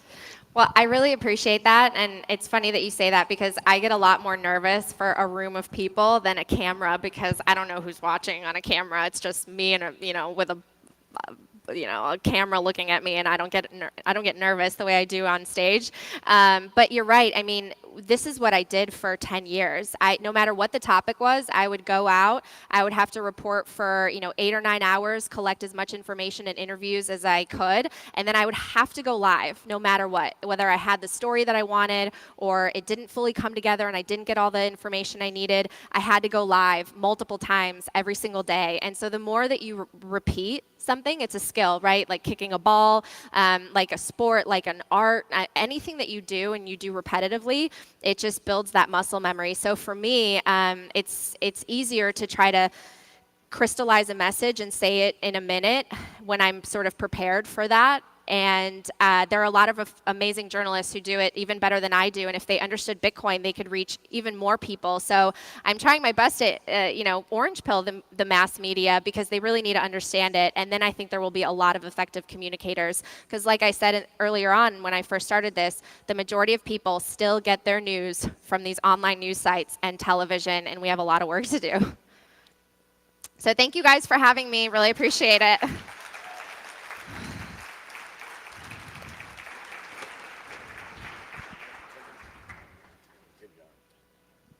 Oh my gosh, wasn't that great? I loved it. All right, guys. We are at the news desk with the founder of Barefoot Mining, Bob Burnett. How you doing, Bob? Yeah, great. Great to be here, Nico. Oh, man. But first of all, I really enjoyed your panel. It was absolutely amazing. It was excellent. But I want to get your thoughts on a recent Forbes article that came out. It said that Oman was investing $1.1 billion in Bitcoin mining infrastructure. And then on April 30th, it came out, and secretly the Kingdom of Bhutan has been mining Bitcoin for years. So is this a trend that you continue? Is this a trend that you see will continue? Yeah, and I think especially from those second and third world developing countries, it's the perfect gameplay, frankly. It gives them a chance to leapfrog economically and surpass the first world nations that I think are lagging and have a more difficult time doing this. Yeah. And to a certain degree, you could say, well, it's an advantage of a government structure that doesn't have the bureaucracy of a place like the U.S. Because if you have a king, hopefully a benevolent king or a benevolent dictator, you can You can do this sort of stuff quickly, and I think they're taking advantage of that. So you do see the trend continuing. Natalie, thank you for joining us. So what I just brought up to Bob was the fact that it was announced yesterday that the Oman invested $1.1 billion in mining infrastructure, and this came out a couple months after it was reported that the Kingdom of Bhutan has been secretly mining Bitcoin for years. Do you suspect that this is a trend that will continue? Absolutely. I think more and more sovereigns will get into Bitcoin. And one thing that I find interesting about some nations in that part of the world is also the religious component, because in some nations and under the Islam faith, you can't have debt, you can't have interest. And so this is the first form of credit-free ethical money. And I just find that to be so powerful, because it will reach even more populations, because it has even that quality that makes it great money. And that Forbes article was fascinating, because it did say that. It said that it was a religious issue, and Opti was making a joke about it earlier. He said it was halal, right? Which I thought was absolutely hilarious. Anyways, Natalie, I really enjoyed your panel. And especially coming from, you come from the legacy media, right? That was your career. I came from the YouTube world, right? So in a way, it's like it's interesting what social media has done to the landscape. It's democratized the process in a way, right? Anyone with a microphone and a camera could become a journalist, so to speak. How is that like? How is that like? Because I'm sure when you were starting, you needed an institution. Oh, for sure. I mean, I think it's incredible. I talk about it all the time, how in the same way that media and the internet democratized and decentralized information, Bitcoin is doing that for value transfer and for wealth. And looking at my career, it's fascinating. I mean, I wish that I had, a time machine so that I could go back and take a risk and do something like YouTube earlier on. But I was someone who was so programmed in the fiat 9-to-5 mindset that, I have to work I have to get to the big network. I have to get the big network deal to try to get the salary, to try to, get the house, to retire. It's like we're programmed from such a young age that when I looked at things like YouTube or social media, not only did I not have the foresight to see how much it could grow, but I was too afraid to try, because I thought it was safer to stay with these big institutions and, the little salary packages they offer you. So I think it's incredible when, you're able to kind of step out of that and build something that is truly your own, but also to be able to share information that's just not out there that should be, because we are so misinformed about the financial system, uninformed really, since we start school. We don't understand what money printing is. We don't understand the history of money, and you have to sometimes go to these independent sources to find that information. Natalie, at what point, and we were privileged to have Pierre Richard earlier on the live stream, and at what point could you say that, I don't even call it mainstream media anymore, I really call it legacy media, some of their publications, you can make the argument it's malicious. Right, especially the New York Times hit piece, that was released. Like clearly, so of course, Bitcoin Twitter, they were making the case that they changed the picture and stuff like that. So I don't know if that's a tough question, but from my perspective, of course, coming from the newer generations of social media, getting my information from Twitter and independent sources. What's your perspective on that? Yeah, it's tough, because I'm someone who's always believed that it's more often ignorance rather than malice. I don't like to believe that people are bad and trying to misinform the public, especially at a massive publication like that. I boil it down to broken incentives, and fiat has really broken the incentives. It's broken the business models for everything. And with regards to, companies like the New York Times having to compete with all the eyeballs that are online, they have to do something that's going to get the clicks and be a little bit more salacious sometimes. And unfortunately, with that article as an example, they just really didn't do their homework. They didn't have thoughtful curiosity, which I think a journalist needs to have in order to explore any topic. But I think it will change. I'm positive on it. And the New York Times, unfortunately, when that article came out about mining, I posted examples of when they covered previous disruptive technologies in a very poor light. They didn't believe believe that planes were going to be possible. They, were negative about the internet first emerging. They were negative about, other forms of technology that ended up transforming our lives. So I think that's what's going to happen. They'll turn around on Bitcoin too. Gotcha. And last question for you, Bob. What was your take on that article? Especially, your business is based on this, and we know from the Biden administration specifically, they don't look kindly on Bitcoin mining. So what's your take on all that? Well, I view it as malicious, actually. So I probably slightly disagree with you, Natalie, that because I believe it was coordinated. If you look at the timing of the article and the announcement of the administration's proposal to tax Bitcoin mining electricity consumption at 30%, they were perfectly aligned. And to me, that's just too coincidental. And the article referred to pieces that had been published by the White House earlier that were also terrible journalism, if you want to call it that. They were terrible pieces about exploring really how Bitcoin mining works and the impact on the environment, and completely ignored. But I had even personally reached out both to the New York Times as well as to the White House, knowing when they were developing those, saying, "Hey, can I have a voice? Will you listen to me?" And I know other executives of mining companies, certainly some bigger than me. I'm not mad that they didn't pick me, but I'm mad that they didn't pick somebody. And so I was very disappointed. I was very happy that got defeated in the budget, but I don't think it's the last time that there's going to be an attack on Bitcoin mining and energy consumption. And one other thing I'll say about that is that I think even people that don't like Bitcoin should look at things like that and fight with us against it, because that tax proposal was an attempt to reduce our freedom to use energy as we see fit. Like to say is, I want the right to plug whatever I want into a wall and use that energy as I see fit.